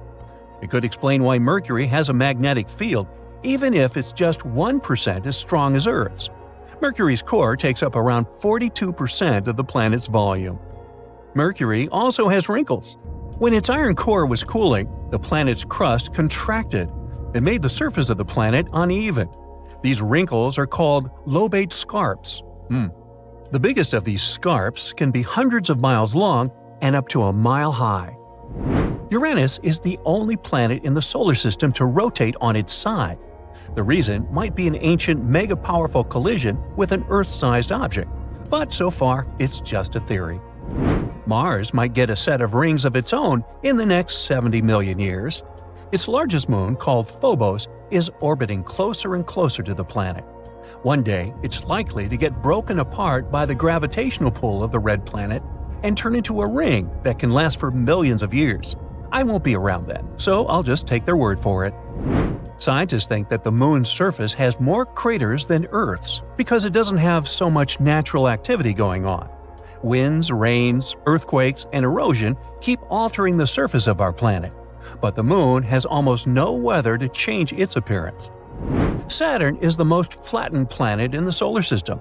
It's squished at the poles, and any point on the equator is about 4,000 miles farther from the center of the planet than the poles. The Hubble Space Telescope weighs almost as much as 2 male African elephants and is as long as a big school bus. Yeah, that's a launch I'd love to see. 2 elephants in a school bus. It's made almost 1.5 million observations since it was launched in 1990. Astronomers have used this data to write about 15,000 scientific papers. Everything on Earth and everything people can see in space with the help of telescopes is normal matter. It's made up of atoms and molecules and adds up to less than 5% of the universe. Almost 68% of the universe is dark energy, and the remaining 27% is dark matter. Does that really matter? As a matter of fact, it does. Saturn has a mysterious vortex swirling over the planet's south pole. The whole thing resembles an enormous hurricane-like storm, measuring almost 5,000 miles across. That's 2/3 the diameter of Earth. What confuses astronomers is that although the phenomenon looks like a hurricane, it doesn't behave like one. Saturn is also the only planet in the solar system that's less dense than water. In other words, if you found a bathtub huge enough to fit this gas giant, it would float there like a rubber duck. Earthquakes on the moon don't occur as often as on our planet, but when they do, it happens closer to the center of the satellite. Scientists think moonquakes might be caused by the gravity of Earth and the Sun. One of Saturn's moons, Iapetus, has bizarre two-tone coloring. The difference between the moon's two hemispheres is great. One of them is light and the other is eerily dark. Scientists haven't figured out this mystery yet. Now, the only asteroid belt in the solar system astronauts know about is between Mars and Jupiter. There are thousands of asteroids in this area. They're irregularly shaped solid objects of different sizes, but all of them are way smaller than a planet. Scientists have analyzed the chemical content of some meteorites found in the Sahara Desert, Antarctica, and other places. Some of the rocks turned out to have a Martian origin. Others arrived from the Moon or the asteroid belt between Mars and Jupiter. Ooh, space rocks. So we can also say, space rocks. Yeah, we could say that. If you've ever wondered about what a black hole consists of, you're in the right place at the right time. I bet you've heard of this first one, the event horizon, and it's exactly what makes a black hole. Well, black. We could probably think of the event horizon as the boundary of no return. Once you cross the event horizon, the velocity you need to escape the clutches of the black hole is already higher than the speed of light. So, whatever passes the event horizon, be it light or any object, is doomed to stay inside. And since light can't get out from behind the event horizon, black holes neither emit nor reflect it. Nothing about what happens to them can reach an outside observer. But wait, then how did we get these beautiful photos of black holes? The thing is, we observe not the black holes themselves, but the light emitted by the matter surrounding them and forming a structure called an accretion disk. That's the main light source of black holes. For example, look at this stellar mass black hole. It's paired with a star and is pulling gas from it. Supermassive black holes do the same, but they munch on stars that stray too close. Eventually, all this stolen gas settles into an insanely hot, bright, and rapidly spinning disk. Matter is working its way from the outer edges of the disk toward its inner sides. Once it reaches the edge, it falls into the event horizon.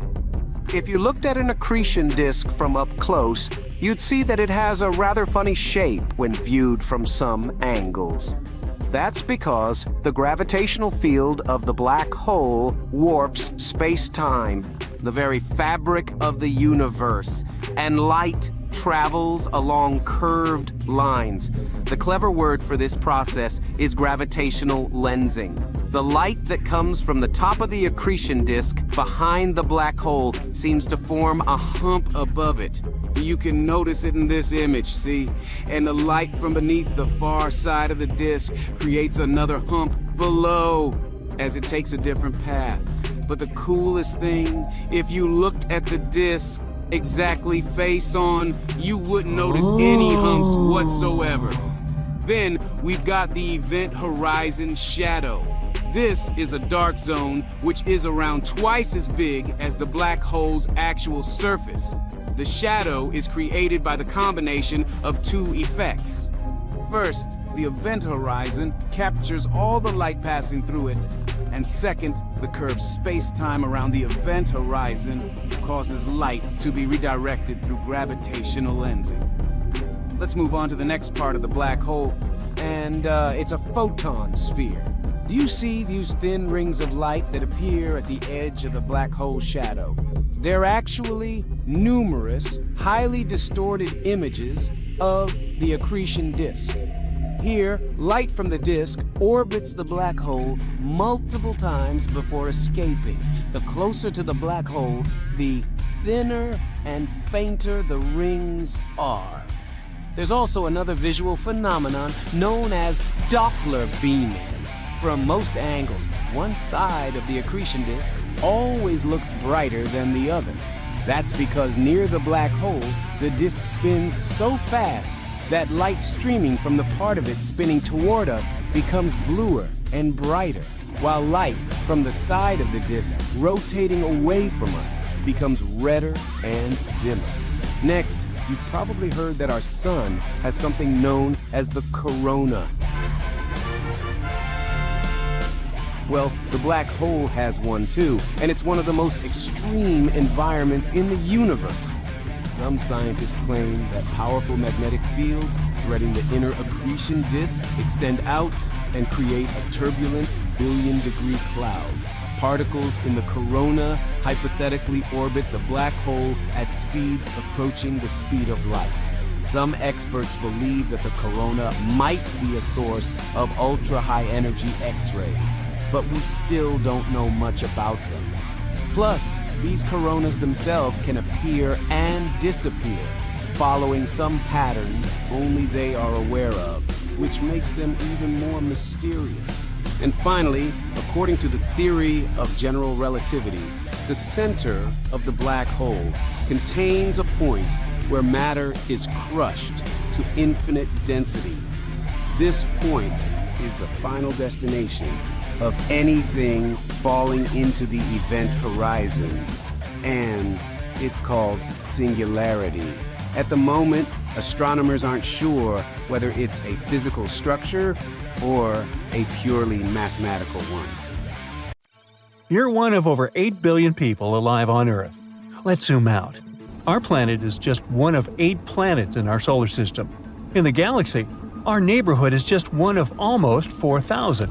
And from what we know so far, there are billions of galaxies in the entire universe. That itself may also be growing. It's highly unlikely that we're the only living creatures in the universe. Surely, there must be some other habitable planet. Here's where the Fermi paradox comes in. The idea got its name from a man named Enrico Fermi. Back in the 50s, he pointed out that if other life forms were out there and had the tech to travel through space, they should have visited us by now. These days, we have better telescopes that allow scientists to discover over 5,000 planets outside our solar system. Yet, still no sign of life. Throughout the years, there have been many suggested solutions to the Fermi paradox. These outer world beings may be just too far away for a friendly chat. We've seen it in movies, spaceships traveling between stars as easily as cars on a highway. But in reality, making a way through space is a slow and cumbersome process. Even our fastest rocket would take thousands of years to reach a nearby star. When you add in the vastness of the cosmos, it's like trying to find a living needle in the biggest cosmic haystack available. Now, we could just as easily be the very first civilization to emerge in the universe. It's a lonely thought, and it also puts a lot of pressure on us. If we're the only ones, we need to preserve life on our planet, not just for our sake, but also because if we fade away, all life fades away with us. The universe has been around for billions of years, but intelligent life like ours has only existed for a tiny fraction of that time. Maybe we're just early bloomers, waiting for someone else to catch up. To support this theory, a study was done in 2015 using the Hubble Space Telescope. And this is what it showed. Out of all the worlds that could sustain life, only 8% are as old as the Earth. The rest of them are too young and still haven't reached that point in their evolution for life to thrive. There could also be the possibility that our galactic relatives are watching us from afar. A scientist from another planet may be studying us as primitive life forms right now. He may not want to disturb us just yet. The same way we look at ants in an ant farm during science class. On that same note, maybe they're just not ready to interact with us because they've calculated a precise, perfect timing for our meetup. So they're lying dormant in a hibernation status, and they might be right to do so. Why rush into things when we've got all of eternity ahead? There's also the idea that our planet and us humans just aren't cool enough for others to play with, and won't be until we're evolved enough to be welcomed into the Galactic High School's senior class. Or perhaps life is more fragile than we believe. A 2016 study suggested that it's in the early years of a planet where life makes its way. That's when the planet is cool enough for water to form. But those conditions may not last long thanks to the greenhouse effect.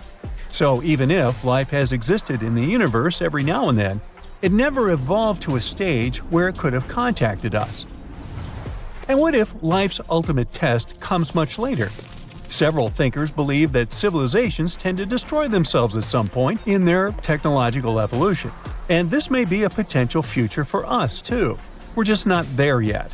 Maybe we'll come to build technology so smart and so powerful that it will overwhelm us, leading to our demise.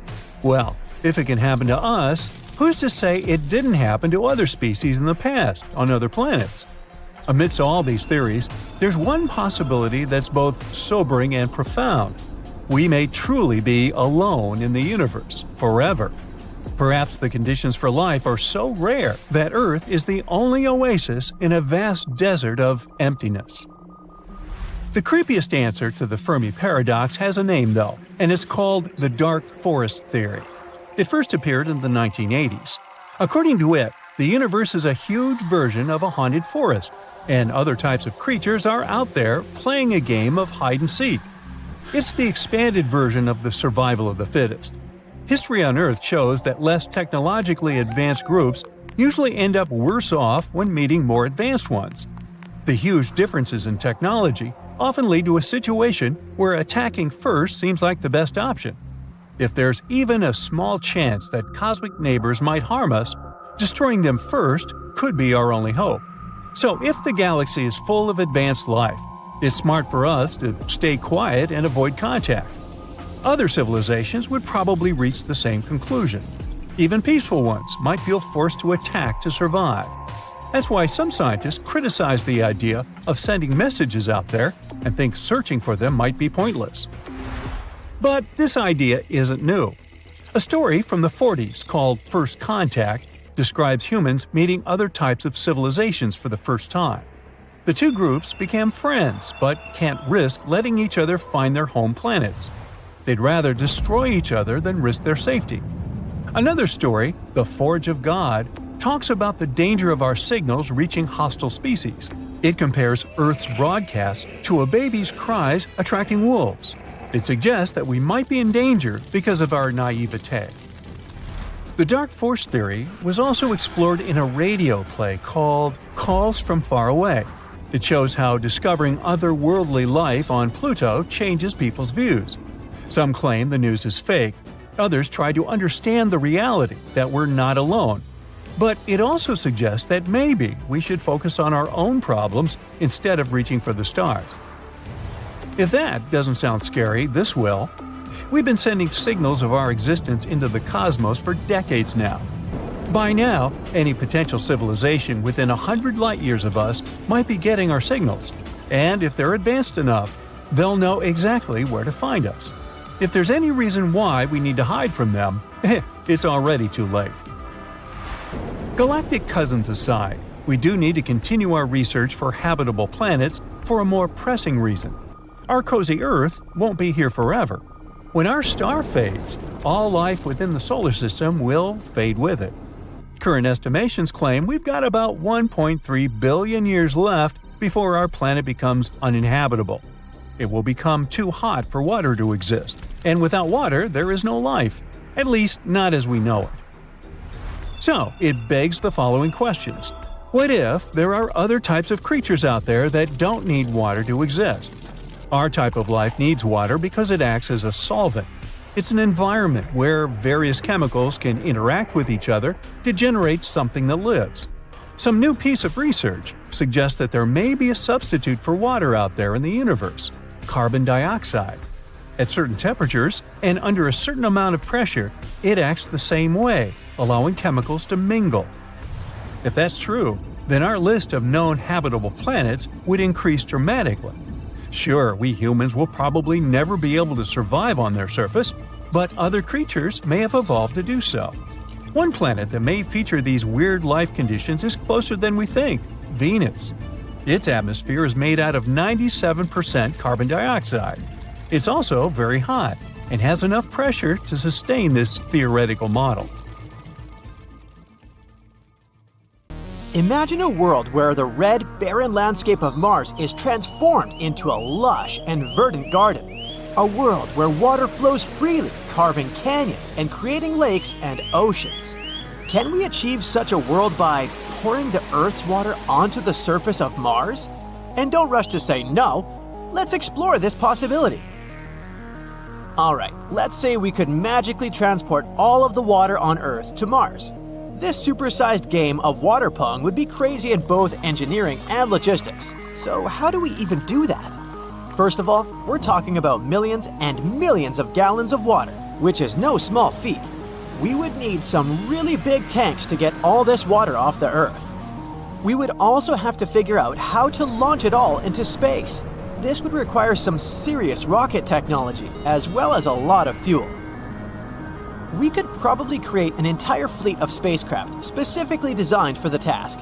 Just imagine that, a fleet of giant water tankers packed with tons of carefully harvested water, blasting off from Earth's surface and hurtling through space at unimaginable speeds. Wouldn't that be a cool sight? Now, another way. Probably a better one would be to launch a large number of smaller missions over time, each carrying a smaller amount of water until enough of it has been transported to Mars. So, let's say we manage to do all that. What happens next? After we get to Mars, we'd need to distribute this water all across the planet. We could use a network of underground pipes or some special drones to transport the water to different locations. This is just some basic things, and as you can see, we already need a lot of planning and resources. Moreover, a crazy operation like this would require a massive coordinated effort from scientists, engineers, and space agencies all over the world. And let's not forget about the costs. No wonder that scientists don't really consider it a viable plan. But the scale of this operation isn't the only problem. Hypothetically, let's say that we figured all that out and poured the Earth's water on Mars. Now what? Well, believe it or not, it would be almost completely useless. Our main challenge will be the atmosphere and current climate of Mars. Mars is a dry desert with an atmosphere that's only about 1% as thick as Earth's. This means that any water poured onto the surface would quickly evaporate. It would be pretty hard to create a stable environment when the entire lake can go poosh in a matter of seconds. And if the water doesn't evaporate, then, on the contrary, it will turn into ice. Mars' surface temperature is well below freezing. Thin atmosphere only makes things worse. Another challenge is that Mars has a very weak magnetic field, which means it has little protection from the solar wind. Solar wind is a stream of charged particles that are constantly flowing out from the sun. These winds are pretty dangerous. They can strip away any water that's put on the Mars surface. Also, the solar radiation on Mars is much stronger than on Earth. This would make it even more difficult to maintain any liquid water there. And finally, don't forget that we also need to purify this water to remove all the bacteria before drinking it. But let's not give up. If we stay super optimistic, we can still try to solve these problems. Basically, we need to find a way to maintain liquid water in one place for a long time and make sure that it doesn't freeze or evaporate. So how do we do it? There are a few ways we can go about it. Number 1, insulation. We could wrap all the water containers in insulation materials, like foam for example, or some reflective materials that can help to keep the water from freezing. Number 2, heating. We could use various heaters and devices to keep the temperatures above freezing, even thermal blankets. Although this would require a lot of energy and would be a difficult task. Number 3, underground reservoirs. We could dig a large hole and cover it with a transparent material to allow sunlight to pass through. This would help keep the water warm and insulated. Number 4, salinity. Adding a small amount of salt or other dissolved minerals to water can lower its freezing point. Although we'll need much more salt for things like lakes, and this method isn't the most efficient. And finally, number 5, building a greenhouse. We could build a greenhouse or some other structure that can trap heat and create a more Earth-like environment. This option is probably the best one.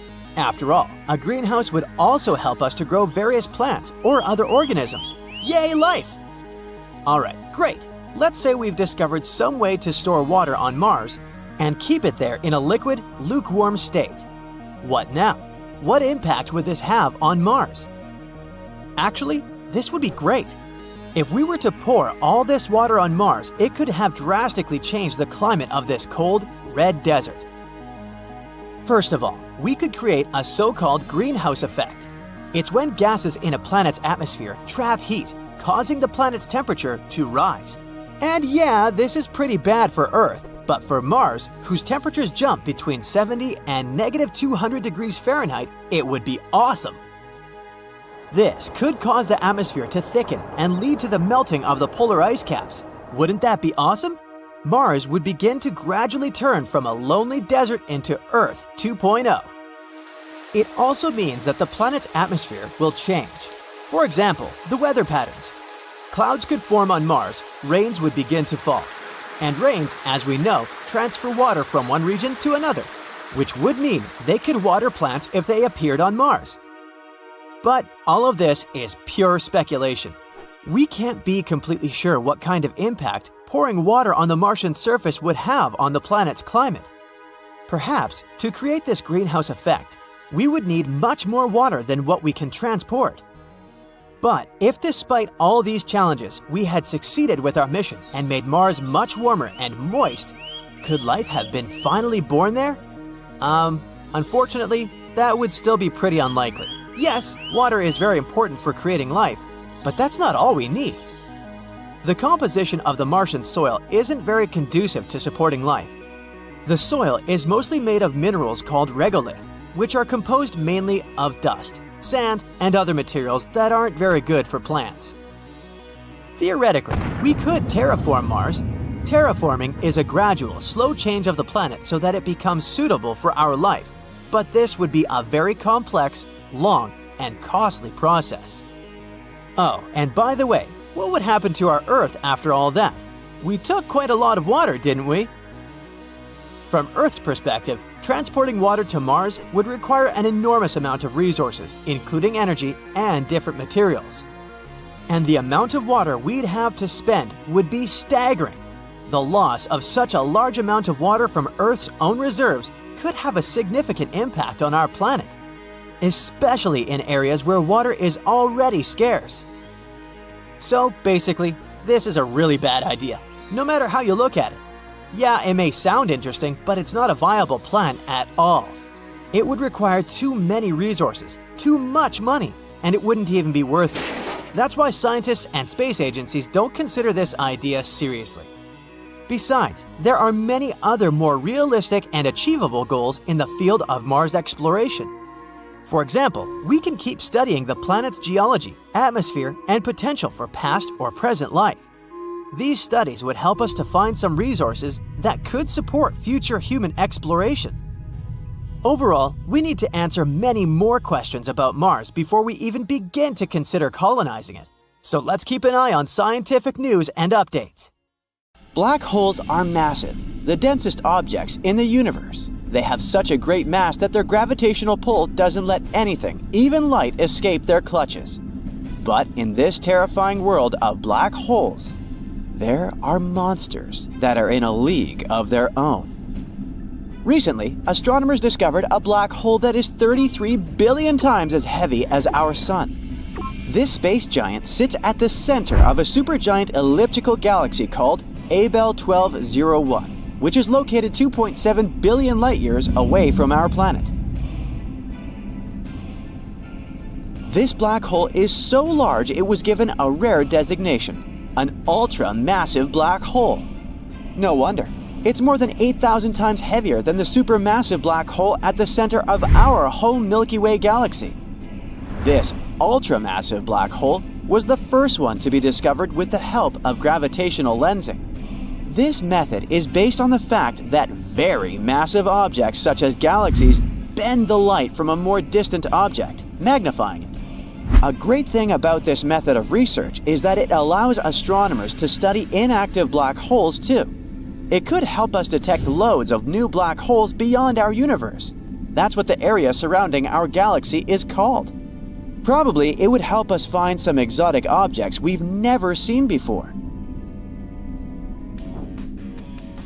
Now, let's speak about another awesome instrument that efficiently helps us explore space, the James Webb Space Telescope. When it stares at young galaxies, which would look like mere red specks to you, it sees an astonishing number of cyclones churning at their centers. Those are black holes. Interestingly, giant black holes were believed to be big players in early cosmic history. But James Webb regularly finds an unexpected number of these beasts. For example, using the telescope, astronomers have detected a supermassive black hole from when our universe was less than 600 million years old. In universe terms, it's just a baby. This is the most distant actively feeding supermassive black hole ever observed. It's located at the heart of its host galaxy called Sears 1019. The black hole is surprisingly small and not massive at all. It's actually one of the smallest found in the early universe. It's equal to approximately 9 million suns. It might sound like a lot, but in reality, supermassive black holes tend to grow to billions of times the mass of our star. There's another unusual thing about this find, and scientists are having a hard time trying to explain it. You see, it's supposed to take way longer than 600 million years for a supermassive black hole to grow to its full potential. The development happens when a black hole either feasts on surrounding matter or merges with a larger black hole. Even black holes similar to the one at the center of our Milky Way galaxy, which is almost 4.3 million times the mass of our Sun, are supposed to be seen in the more recent universe. Actually, scientists have long suspected that supermassive black holes probably existed in the early universe. But this theory has been proven only thanks to the JWST and its infrared eye. It's shown that the black hole Sears 1019 is actively munching on all the matter it can lay its hands on. Such feeding black holes are usually surrounded by swirls of gas and dust, falling inside them, called accretion disks. The gravitational force of a black hole heats this matter, and it makes the disk shine. And that's not all. Extra strong magnetic fields produced in this process channel the matter to the poles of the black hole. From time to time, this matter is released into space in twin, powerful jets. They move at a speed that is close to the speed of light, which generates incredibly bright light. Astronomers were watching the galaxy hosting the unusual old black hole as part of the Cosmic Evolution early release SINCE survey. They saw the galaxy as it was when our 13.8 billion-year-old universe was just 570 million years old. Besides the super old black hole, scientists spotted two other ones. Those probably appeared 1 and 1.1 billion years after the Big Bang. They also discovered 11 ancient galaxies that existed between 470 and 675 million years after the beginning of cosmic history. Now, how about having a look at the biggest black holes astronomers have found so far and finding out what would happen to Earth if one of them was to enter the solar system? NGC 6166 is a monster that has grown to have a mass of 30 billion solar masses. It's an elliptical galaxy that has an active nucleus at the center. It's also one of the most luminous sources of X-rays. The galaxy's supermassive black hole powers two symmetric radio jets in the opposite direction, which is the result of the infall of gas into its center. Another peculiar thing about NGC 6166 is that it shows a blue shift, which means it's moving towards us. Is it time to pack up and move out of our solar system? The next supermassive black hole is located in the constellation of Draco, approximately 10.4 gigalight-years from us. The mass of this supergiant is more than 30 billion solar masses. Besides being incredibly massive, the black hole is also really big. If it replaced our Sun, the diameter of this hole would extend to the orbit of Pluto. The next black hole is one of the most interesting on our list. It has a mass of 40 billion solar masses and is actually a blazar. It's the most energetic of all quasars, super bright distant objects. The blazar's luminosity is 300 trillion times that of the Sun, and more than 25,000 times as great as the luminosity of all 100 to 400 billion stars of the Milky Way galaxy combined.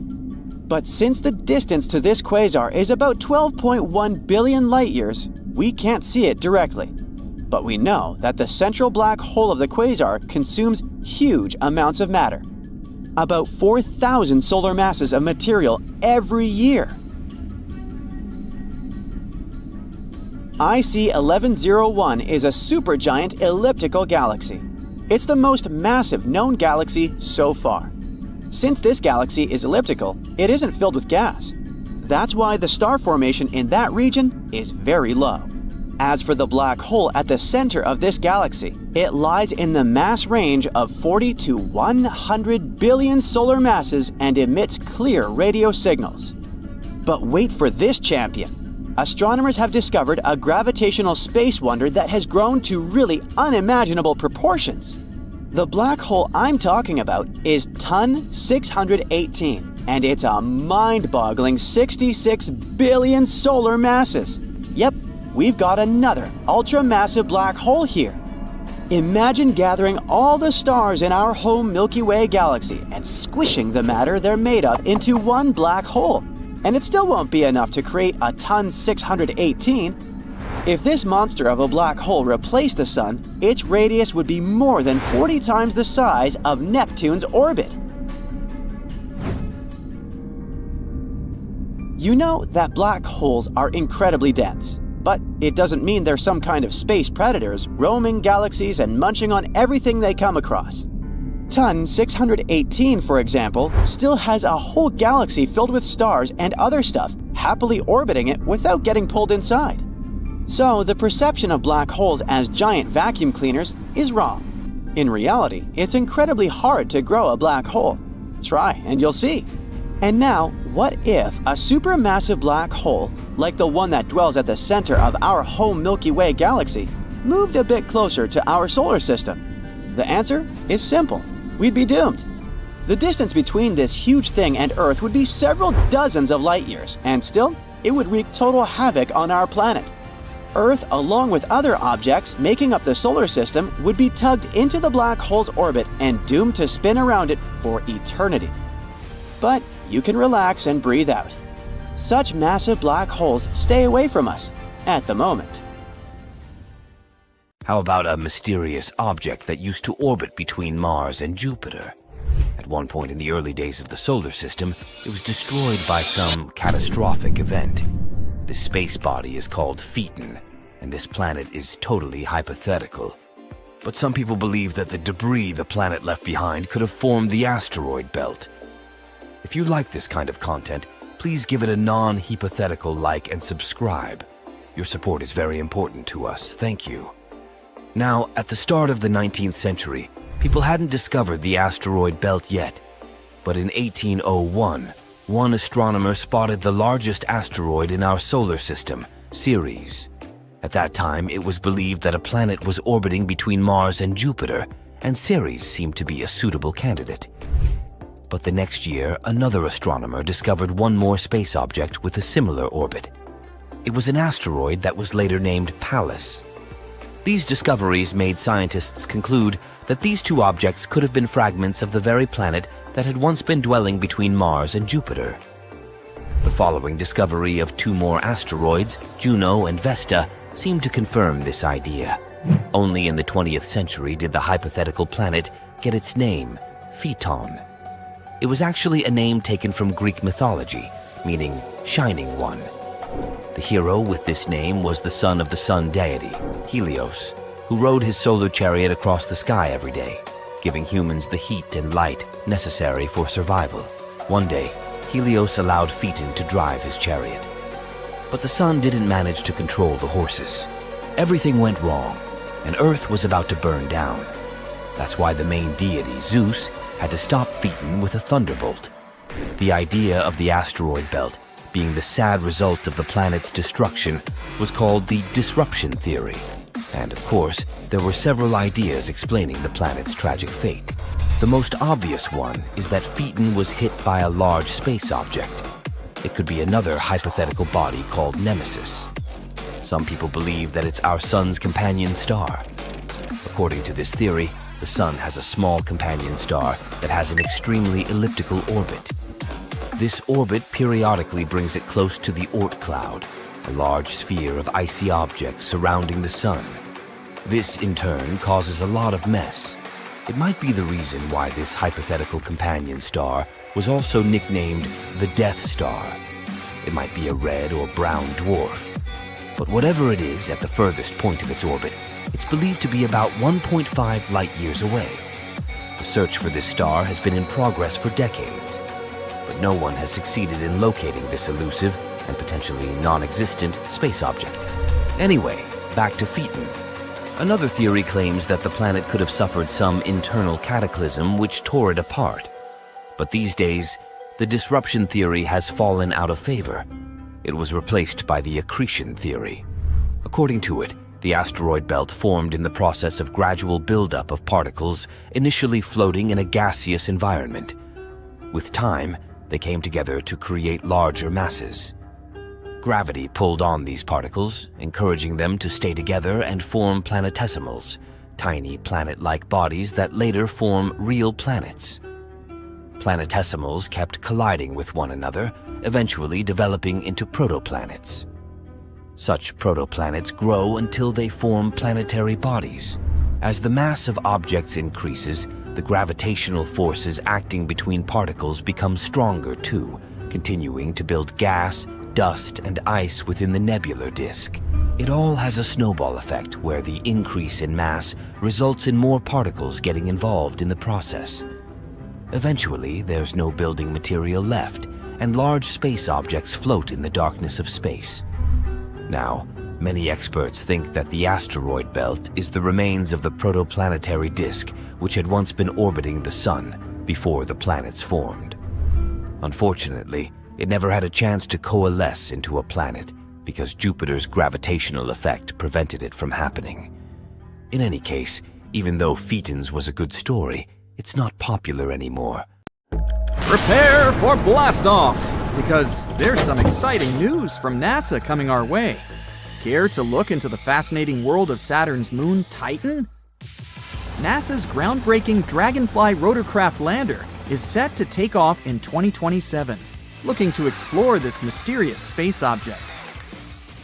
Now let me introduce you to Titan. It's an icy celestial body with an atmosphere filled with nitrogen, and it might even have an underground ocean. Titan is also home to rivers and lakes that flow on its surface. But guess what? They're not filled with water like our lovely planet. They have methane instead. Now let's check out Titan's celestial credentials. It's not just any moon. It's the second largest in our entire solar system. It's only 2% smaller than the biggest moon we have hanging around our neighborhood, which is Jupiter's Ganymede. Titan's size even puts Mercury to shame. And did I mention that its atmosphere is 4 times denser than that of Earth's? Thanks to Titan's lower gravity and thick atmosphere, Dragonfly is the perfect robotic companion to uncover its hidden treasures. Let's move on to Dragonfly, the star of NASA's upcoming mission to Titan. This cosmic drone is not your average explorer. Equipped with a full array of interesting gadgets, Dragonfly is like a flying laboratory, ready to uncover more secrets of Titan. It's the first interplanetary rotorcraft lander probe, designed to take us on an epic journey of discovery. And don't let its name fool you. Dragonfly won't just buzz around aimlessly. This technological marvel is able to glide for several miles between different locations on Titan's surface. Think of it as a cosmic Uber service for scientists.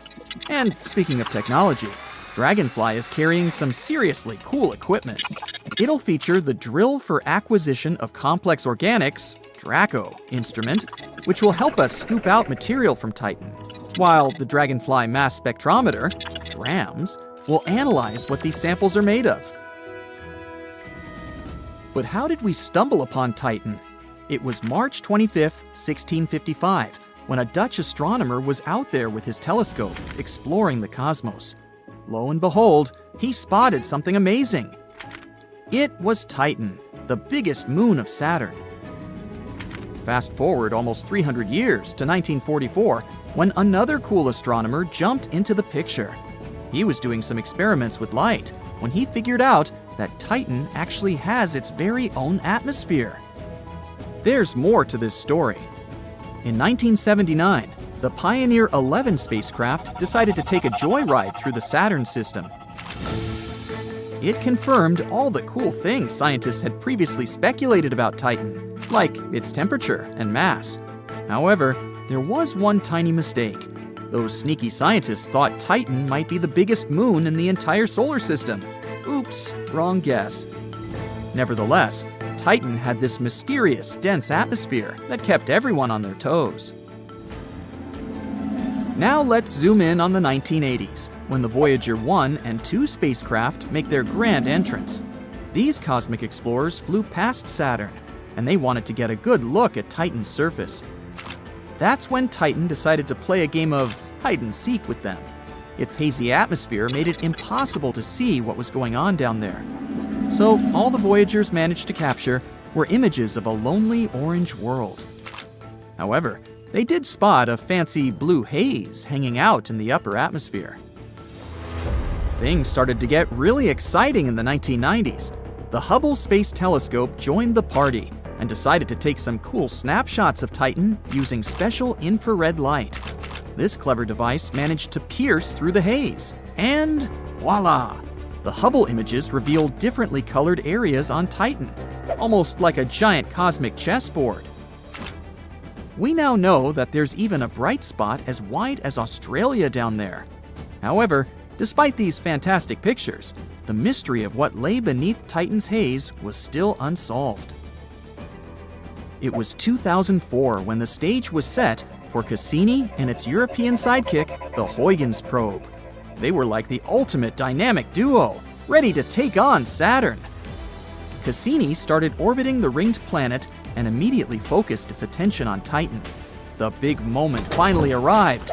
On January 14, 2005, the Huygens probe pierced through Titan's atmosphere. During its descent, Huygens collected all sorts of amazing data, snapping images and analyzing the atmosphere. The probe then transmitted this valuable information back to Cassini, which, like a cosmic courier, sent it to us eagerly waiting Earthlings. Over the next 13 years, Cassini flew close to Titan over 100 times, using all sorts of fancy instruments to get a good look at the moon's surface and atmosphere. Scientists could finally confirm that Titan had clouds, lakes, and rivers, and there was also some rain pouring down its surface. Thankfully for us, Titan isn't the only moon in our solar system that could technically harbor life. Take the wondrous moon of Neptune called Triton. For starters, it's the largest moon of Neptune, but it's also a real oddball. Among the many moons out there, only 5 are known to be geologically active. And guess what? Triton is proudly part of this exclusive club. It loves to show off its geysers, which spew nitrogen gas. Picture Triton as a fashionista in an icy ensemble. Its surface is mainly frozen nitrogen, giving it a chill, frosty vibe. You might want to bring a warm coat if you ever visit. Now, you may be wondering how Triton manages to keep warm in such a frigid environment. Well, it's got a secret weapon called tidal forces. Imagine Triton and Neptune engaged in a cosmic dance, creating gravitational friction. This dance seems to generate some heat, helping to warm up Triton's waters. With all this talk about heat, you might be getting excited about the possibility of life on Triton. However, finding life on this moon is about as likely as finding a unicorn riding a skateboard. Voyager 2, the only mission to ever fly by Triton, made its journey back in 1989.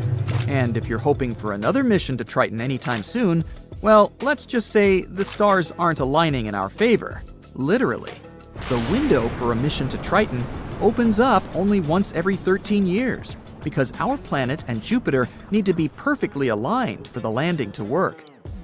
Scientists would use the gravitational pull of the largest planet in our solar system to safely deliver a probe on Triton. Now, let's address the elephant in the room, or should I say, the polar bear. It's so cold on Triton that hopes for life to survive unfrozen are about as slim as a toothpick. Sorry, potential little microbes. You might need a few extra sweaters to set up shop down there. Even though Triton may not be the most welcoming place for life, it's still a celestial gem worth exploring. Scientists also believe Triton wasn't always a part of Neptune's crew. As it turns out, Triton was most likely just minding its business, hanging around aimlessly in the distant Kuiper Belt. Along came Neptune with its mighty gravitational pull and snatched Triton right out, officially making it a moon of its own. Just like our trusty satellite, Triton is also stuck in a permanent face-off with Neptune. One side of Triton always has its eyes locked on the planet. As for this amazing moon's fate, things aren't looking so good in the long run. It's already getting closer and closer to Neptune every day. Why is that, you might wonder? The problem is with those tidal interactions, which are playing some cosmic tricks on Triton. They're causing its orbit to wither away, like a slow-motion dance towards Neptune. Scientists predict that in about 3.6 billion years, Triton will cross an invisible boundary. If these current calculations are correct, there are two possible scenarios. It'll either have a collision with Neptune's atmosphere, or it might just break up into tiny pieces. If the latter happens, an all-new ring system would form around Neptune, just like the one we see around Saturn nowadays. Triton is not the only satellite that might end up this way. Phobos, one of the Martian moons, is likely to disintegrate too, and sooner, in 30 to 50 million years. How is the death of the universe possible if the universe is infinite? The concept of the universe's death is more about its state and less about its size or infiniteness.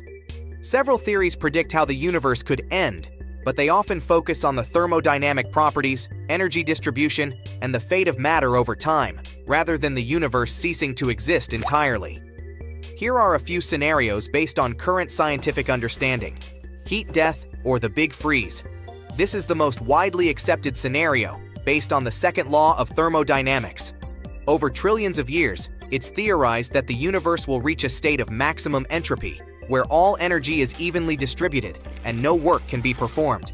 The universe would be cold and dead, with all stars burned out, and every bit of energy spread out thinly across an ever-expanding cosmos. Big Rip. This theory suggests that the expansion of the universe, driven by dark energy, could continue to accelerate indefinitely. Eventually, this acceleration would become so powerful that it would tear apart galaxies, stars, planets, and finally molecules and atoms themselves. Big Crunch. The opposite of the Big Bang, this theory proposes that the expansion of the universe could reverse, causing the universe to collapse back on itself into a singularity. This scenario is less favored now because observations suggest the universe's expansion is accelerating, not slowing down. Big Bounce.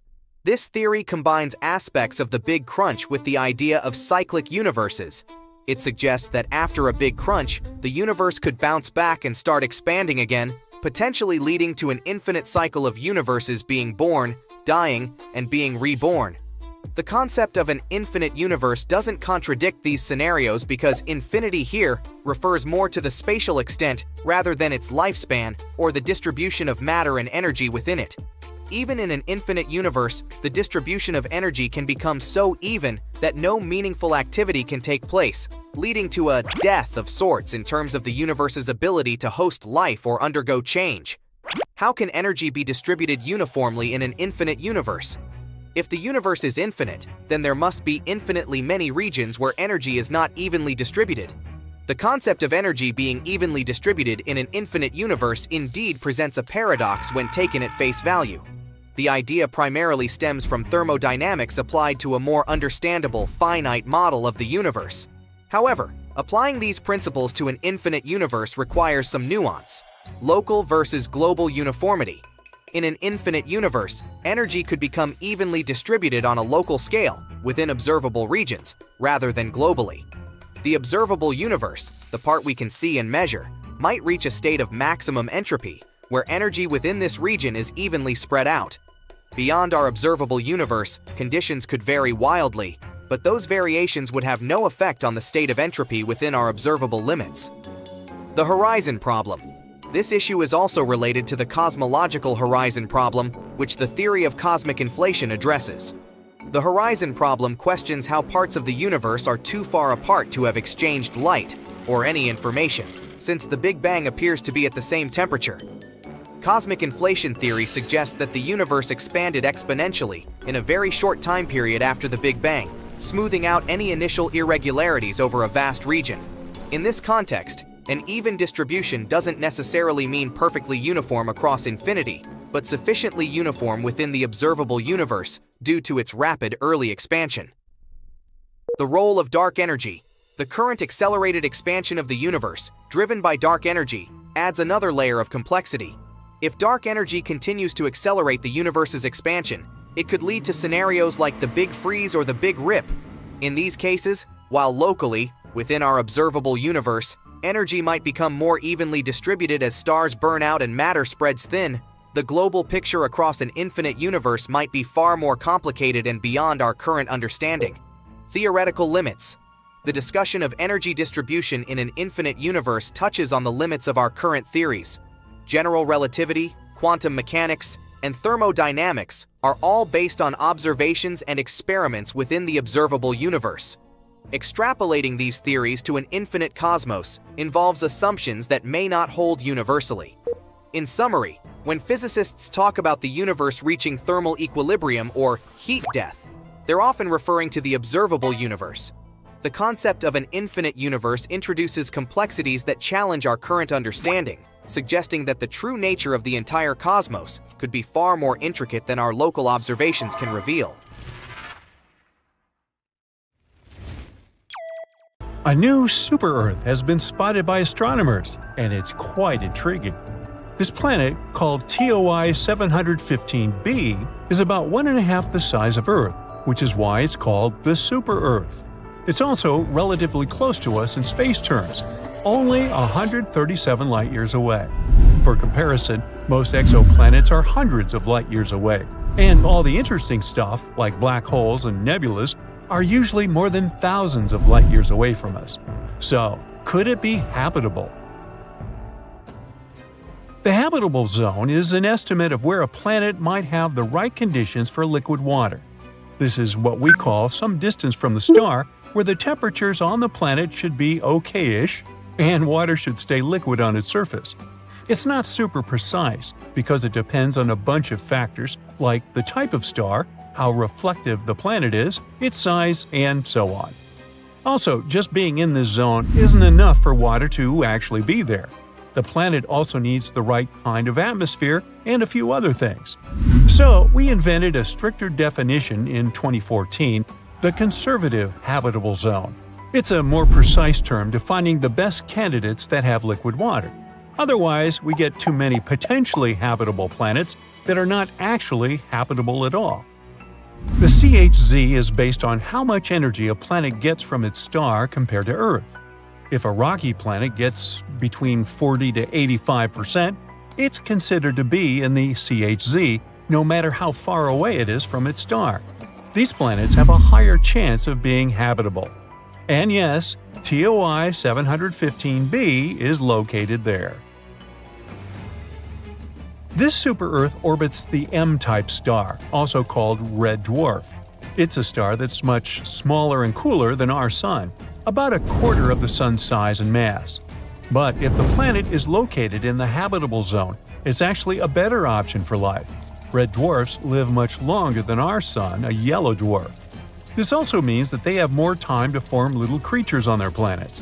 And this red dwarf really is older than our star. Our Sun is 4.6 billion years old, and this star is 6.6 billion years old, give or take a few hundred million. It doesn't have much magnetic activity, so it's not dangerous. It doesn't flare up like younger red dwarfs. These flares can be super strong and might even hurt planets by taking away their atmospheres.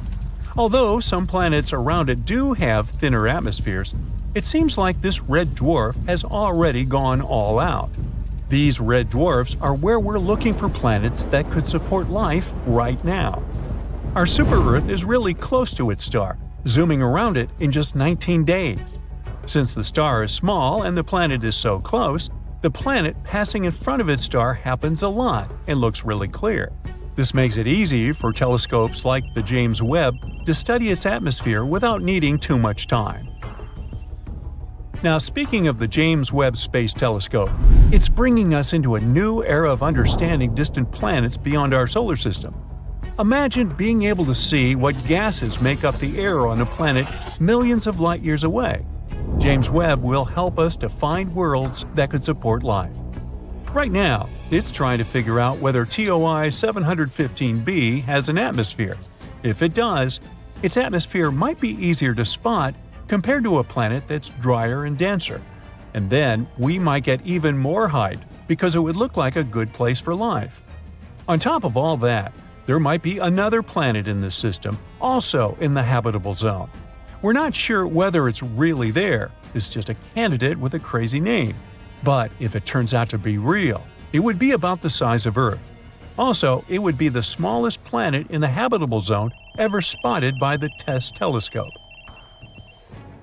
Now, another cool thing about TOI 715b is that it cannot just have water on it, but be an entire water world.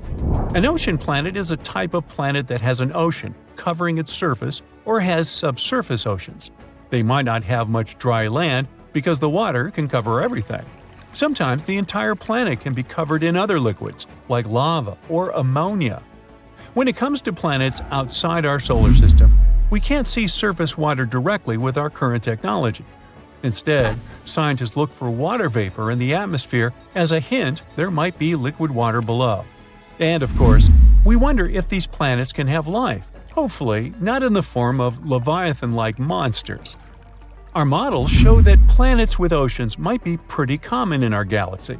This means there could be lots of ocean worlds out there waiting to be discovered. But the most important part about TOI 715b is that it's in the so-called small planet radius gap. If we give the planets a lineup, there will be those that are bigger and smaller than Earth. But there's a sudden gap in planets that are about from 1.5 to 2 times bigger than ours. Where are they? This gap is interesting to scientists because it tells us something about how planets form and change over time. It's not that planets don't form in this size range. They actually start off larger and then lose some of their mass, like a balloon gradually deflating. Perhaps it happens because of how they orbit their stars, with stars blowing away some of their mass as they dance around it, as our Sun does with gas from comet tails. This gap holds a lot of mystery, and planets, like our new super-Earth, are clues that could help us unravel it. We aren't sure whether it exists around red dwarfs. Maybe it's a gap in how dense these planets are, rather than in their actual size. So studying our discovered planet is even more interesting. It'll help us learn more about distant stars and their planets. Now, I mentioned TESS a while back. NASA's TESS, Transiting Exoplanet Survey Satellite, has been in space for 6 years now and has been incredibly successful. NASA launched TESS because we already found over 5,000 planets orbiting other stars, mainly thanks to the Kepler telescope. But Kepler mostly found large planets, not necessarily like Earth. we decided to focus tests on finding smaller Earth-like planets around nearby bright stars, making them easier to study with future telescopes. Here's how it works. The camera observes stars and looks for changes in their brightness. If the brightness suddenly drops for a while and then gets back, it could mean there is a planet passing in front of it. But stars can dim for other reasons too.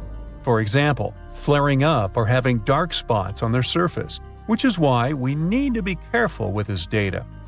TESS shows us the size and orbit of these planets. Then ground telescopes help determine their mass. With these three parameters, we can figure out what the planets are made of and if they're rocky like Earth or gassy like Jupiter. Yeah, you want to avoid Jupiter after taco night. One example of TESS's discoveries was the TOI 700 system. There, it discovered its first ever Earth-like planet, TOI 700d. This exoplanet also orbited a red dwarf, and it's even closer to us, about 100 light-years away. Unfortunately, it's unlikely to be habitable because the temperatures there are crazy. Another big discovery was made in the AU microscopy system. TESS discovered a planet about 4 times the size of Earth and another nearly 3 times Earth's size. This system has become a key area for studying how stars and planets form and change over time. TESS has also spotted a variety of other exciting finds, including supernova, hot worlds, and so on. And as it enters its 6th year, we can only expect more exciting findings to come. This planet is as light as that piece of fluff stuck to your sweater. In the scientific world, it's called WASP 193b, but let's call it the Cotton Candy Planet. It's located around 1,200 light-years away from us. Sure thing we'll never see it with our own eyes, but scientists say the Cotton Candy Planet is pretty much Jupiter's bigger, bouncier cousin, 50% more massive. It has an extremely low density combined with other factors, such as high temperatures and the infrared brightness of its host star, that make it look special. May I have a close-up here, please? Thank you. See how fluffy it is? Right now, you understand that it would be impossible to stand on its surface. Anyways, it's not often that you meet something like WASP 193b at a planetary party. Such planets might be fluffy because they're getting cooked by their parent stars, puffing up like a marshmallow that's seen too much campfire action. But the thing is, if you're that close to your star and mostly made of a hydrogen-helium cocktail, you're not gonna keep your puffiness for long. It's like trying to hold on to a balloon during a hurricane. Exoplanets like this fluffy guy here are pretty rare, but there's also WASP 100-07b, and it looks squishy too. This one kicks back 200 light-years from us, and it chose the constellation of Virgo as its official residence. From some perspective, you might say that this planet is a copycat of Earth. It has helium, and its atmosphere contains sulfur dioxide. There's some resemblance for sure, but WASP 100-07b has the density of a marshmallow. It means we can snoop through its atmosphere easier than we could with a heavyweight like Jupiter. Scientists were beyond surprised when they peered through their super space goggles, the James Webb Space Telescope's MIRI-cam. They spotted clouds made of the stuff that builds beaches, silicate, or as you might know it, sand. Imagine sandcastles in the sky. Those sound clouds are way up there in the penthouse suite of WASP 100-07b's atmosphere, where the thermostat reads a breezy 932 degrees Fahrenheit. Normally, you'd need 1,832 degrees Fahrenheit to cook up this kind of cloud, so scientists are scratching their heads. How did those grainy puffs get all the way up there? Turns out, WASP 100-07b might be running its own sandy water cycle, but with scorching silicates instead of H2O. Silicate particles get whooshed up from the sizzling lower levels by some sort of cosmic elevator, and then they cool off, party together as clouds, and sprinkle down a silicate drizzle. Nobody's packing sunscreen for this kind of sandstorm, though. Now look at this Kepler planet family located in the Kepler 51 star system.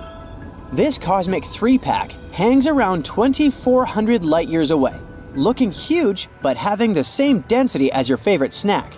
And it's cotton candy yet again. Scientists have been digging into what these space treats are made of. They now believe these puffball planets are big hydrogen-helium gas balloons with a generous smearing of methane haze. It also turns out these planets might be going through a cosmic downsize. Now, let's talk about a planet called Mascara 5b. Nope, it doesn't look like one of those cosmetic tubes from your mom's drawer. Scientists say it's one of the hottest planets ever discovered. They call it an ultra-hot Jupiter, showing off its impressive size, almost twice as big as our very own Jupiter. The dayside temperature is around a scorching 4,892 degrees Fahrenheit, while the night side hits 4,172 degrees Fahrenheit. No chance for any sort of life to survive out there. Actually, it's the second hottest nightside temperature ever recorded. To put it in perspective, the temperature of molten lava sits between 1,292 degrees Fahrenheit and 2,282 degrees Fahrenheit. So, the planet is a whole lot hotter than this scorching liquid rock. Its temperatures even surpass the melting point of most metals, which is around 3,632 degrees Fahrenheit. Scientists mention that the insane heat on this planet is comparable to the exhaust of a rocket engine. Back in 2005, one famous star called... Wait, is that a name or a phone number? Whatever. So, turns out this star has a hot sister, and they have very similar names. This hot sister has B at the end. Well, this place looks like something from a sci-fi movie as it rocks a mesmerizing blue marble vibe, according to NASA. Such an appearance results from an atmosphere packed with hazy clouds laced with glass. The rain on this planet is glass-filled precipitation that likes to fall sideways, thanks to fierce winds blowing at a speed of 5,400 miles per hour. And yeah, it's the hot sister for a reason. Scientists have measured the daytime temperatures in this nightmarish world. It's around 1,700 degrees Fahrenheit. So when it rains on this planet, it's more like molten glass pouring down instead of your typical waterworks. You may not know it, but space is swarming with wasps. I'm talking about planets called WASP. Meet WASP 76b. This sizzling hot Jupiter-like planet is so out of this world, it rains iron at night there. The daytime side is no less of a fiery nightmare. The temperature there is about 4,300 degrees Fahrenheit. WASP 76b may be slightly smaller than Jupiter, but don't underestimate its grandeur. This fireball is located 640 light-years away from Earth, and its terrifying climate is the result of one seriously extreme orbit. You see, these gas giants are fittingly known as hot Jupiters. They like to keep it hot, so they orbit way too close to their scorching host stars. In this case, WASP 76b is nearly 10 times closer to its star than Mercury is to our Sun. That's way too close for comfort, leaving this rebellious planet tidally locked to the star. So, while one side basks in eternal light, the other is trapped in perpetual darkness. 55 Cancri E is a total gem. It's the raddest super-Earth ever spotted. Scientists initially believed it was packed with so much carbon that its insides were blinged out with diamonds, thanks to insane pressure and sizzling temperatures of 4,892 degrees Fahrenheit. But researchers put a dent in the diamond hype, showing there was actually less carbon than we had originally thought. Well, diamonds aren't actually that rare and expensive after all. They're just well marketed. The last destination for today is GJ 1214b, located 40 light-years away from Earth. This planet is like a supersized Earth, almost 3 times bigger in diameter and a whopping 7 times heavier.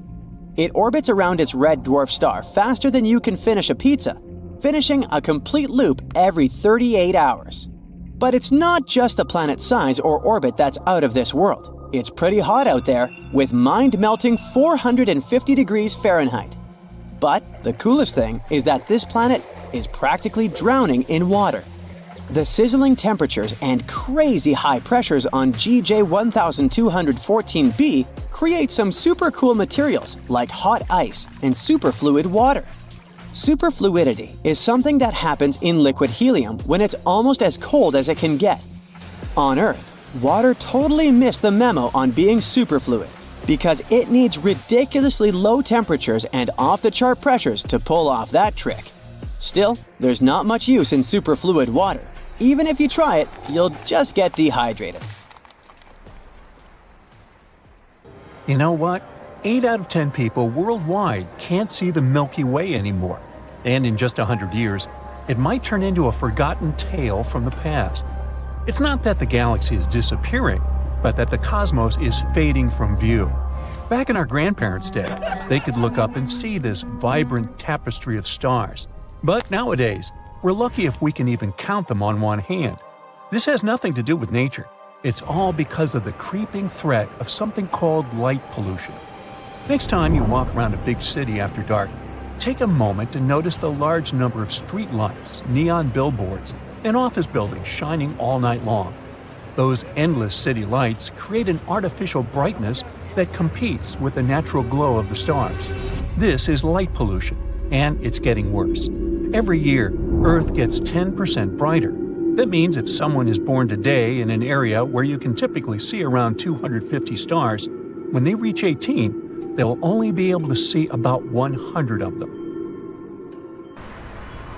Unfortunately, that's already a problem in big cities, where looking up at the stars is becoming something that you can only do in planetariums.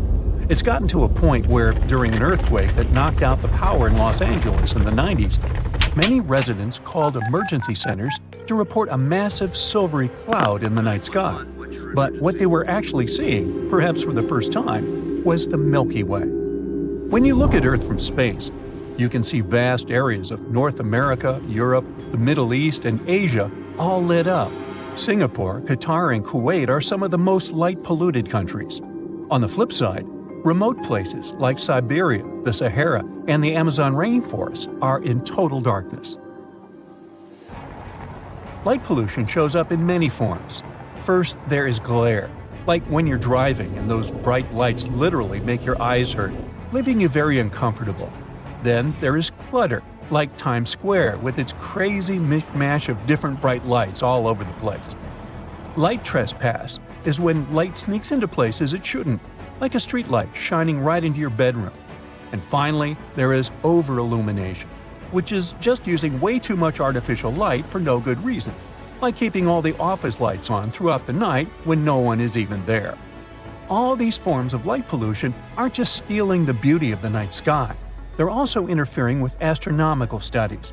When we rely too heavily on artificial lights, it messes up the work of Earth-based telescopes. And when that equipment can't do their job properly, we end up needing even more expensive space telescopes like Hubble and James Webb. And let's face it, that costs us billions. Turning night into day actually affects all of us, not just astronomers. Nighttime light messes with our sleep schedule and our body's internal clock. This clock keeps things like brain activity, hormone levels, and cell functions on track. So when it's disrupted, it can lead to serious issues like depression, insomnia, heart problems, or worse. One key process that gets messed up is the production of melatonin, a hormone that kicks in when it's dark. Too much light at night lowers melatonin levels, leading to stress, anxiety, headaches, and sleep deprivation. Blue light is the main villain here. You might think that turning on night mode and getting that orange glow in your phone screen is enough, but it's not. Blue light is also present in LED bulbs, the kind we use at home and in city lighting, because they're cheap and energy efficient. My point is that blue light is basically everywhere, and it's a real challenge to avoid it completely. This is also a big part of why we're not entirely sure how bad light pollution is nowadays. I mean, some statistics suggest that this issue increased by 49% over 25 years, up to 2017. But the real figure may be even higher. The thing is, blue light has shorter wavelengths, and the satellites we depend on today struggle to detect it accurately. meaning they don't quite capture the full extent of the light pollution caused by LED lights. Animals are lost and confused too. Their sleep patterns are also affected. A study from Germany revealed that blackbirds in urban areas are getting active much earlier than those in natural habitats. They wake up and start singing up to 5 hours sooner than their country cousins. Migration behaviors are messed up, especially for birds like sparrows and thrushes who travel at night. You see, they rely on the moon and stars as their internal GPS. So you can imagine how disoriented they get when they spot something like Las Vegas's massive sphere, lit up by 1.2 million LED bulbs. The intense brightness hides stars and disrupts their navigation across thousands of miles and continents.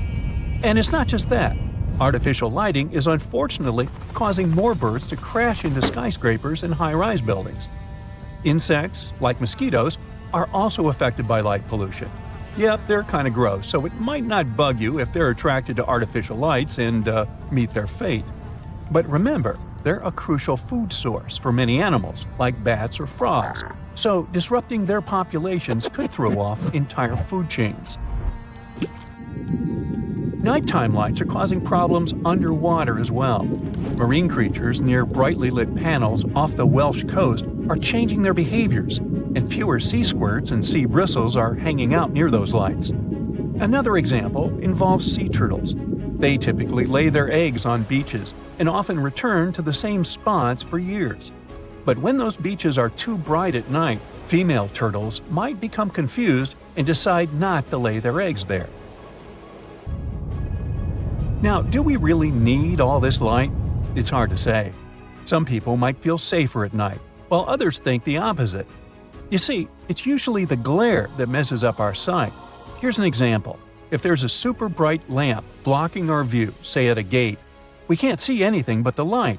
But check this out. If we partially cover the light with our hands, suddenly we can spot an intruder. Wow. What I mean is that more lamps don't always mean more safety. It's all about using them the right way, and doing things like dimming lights can actually enhance security. Plus, it could save you some cash. Speaking of which, light waste has a pretty big impact on the economy. Take a Cobra Head streetlight, for instance. The light projected directly by it is only 30% of the total light it emits. In the US alone, roughly 1/3 of the light at night goes to waste, and that adds up to a staggering annual cost of $2.2 billion. Electric lights aren't all bad, of course. They have done some good stuff for us, like making our days longer so we can get more done and have some fun after work. But we can totally minimize this issue. Turning off all the lights would be awesome, but let's be real. That is very difficult, if not impossible these days. So, what can we do? Get those fancy controls like dimmers, timers, and motion sensors to make sure our lights are super efficient. Go for warmer colored lamps instead of those harsh blue ones. Oh, and consider using fully shielded light fixtures, like those cool vintage table lamps. They direct the light down where you need it, so you don't get that annoying glare or light scattering everywhere. Plus, when you cut down on wasted light, you're not just helping out the planet, you're also saving some cash on your electric bill. Talk about a win-win!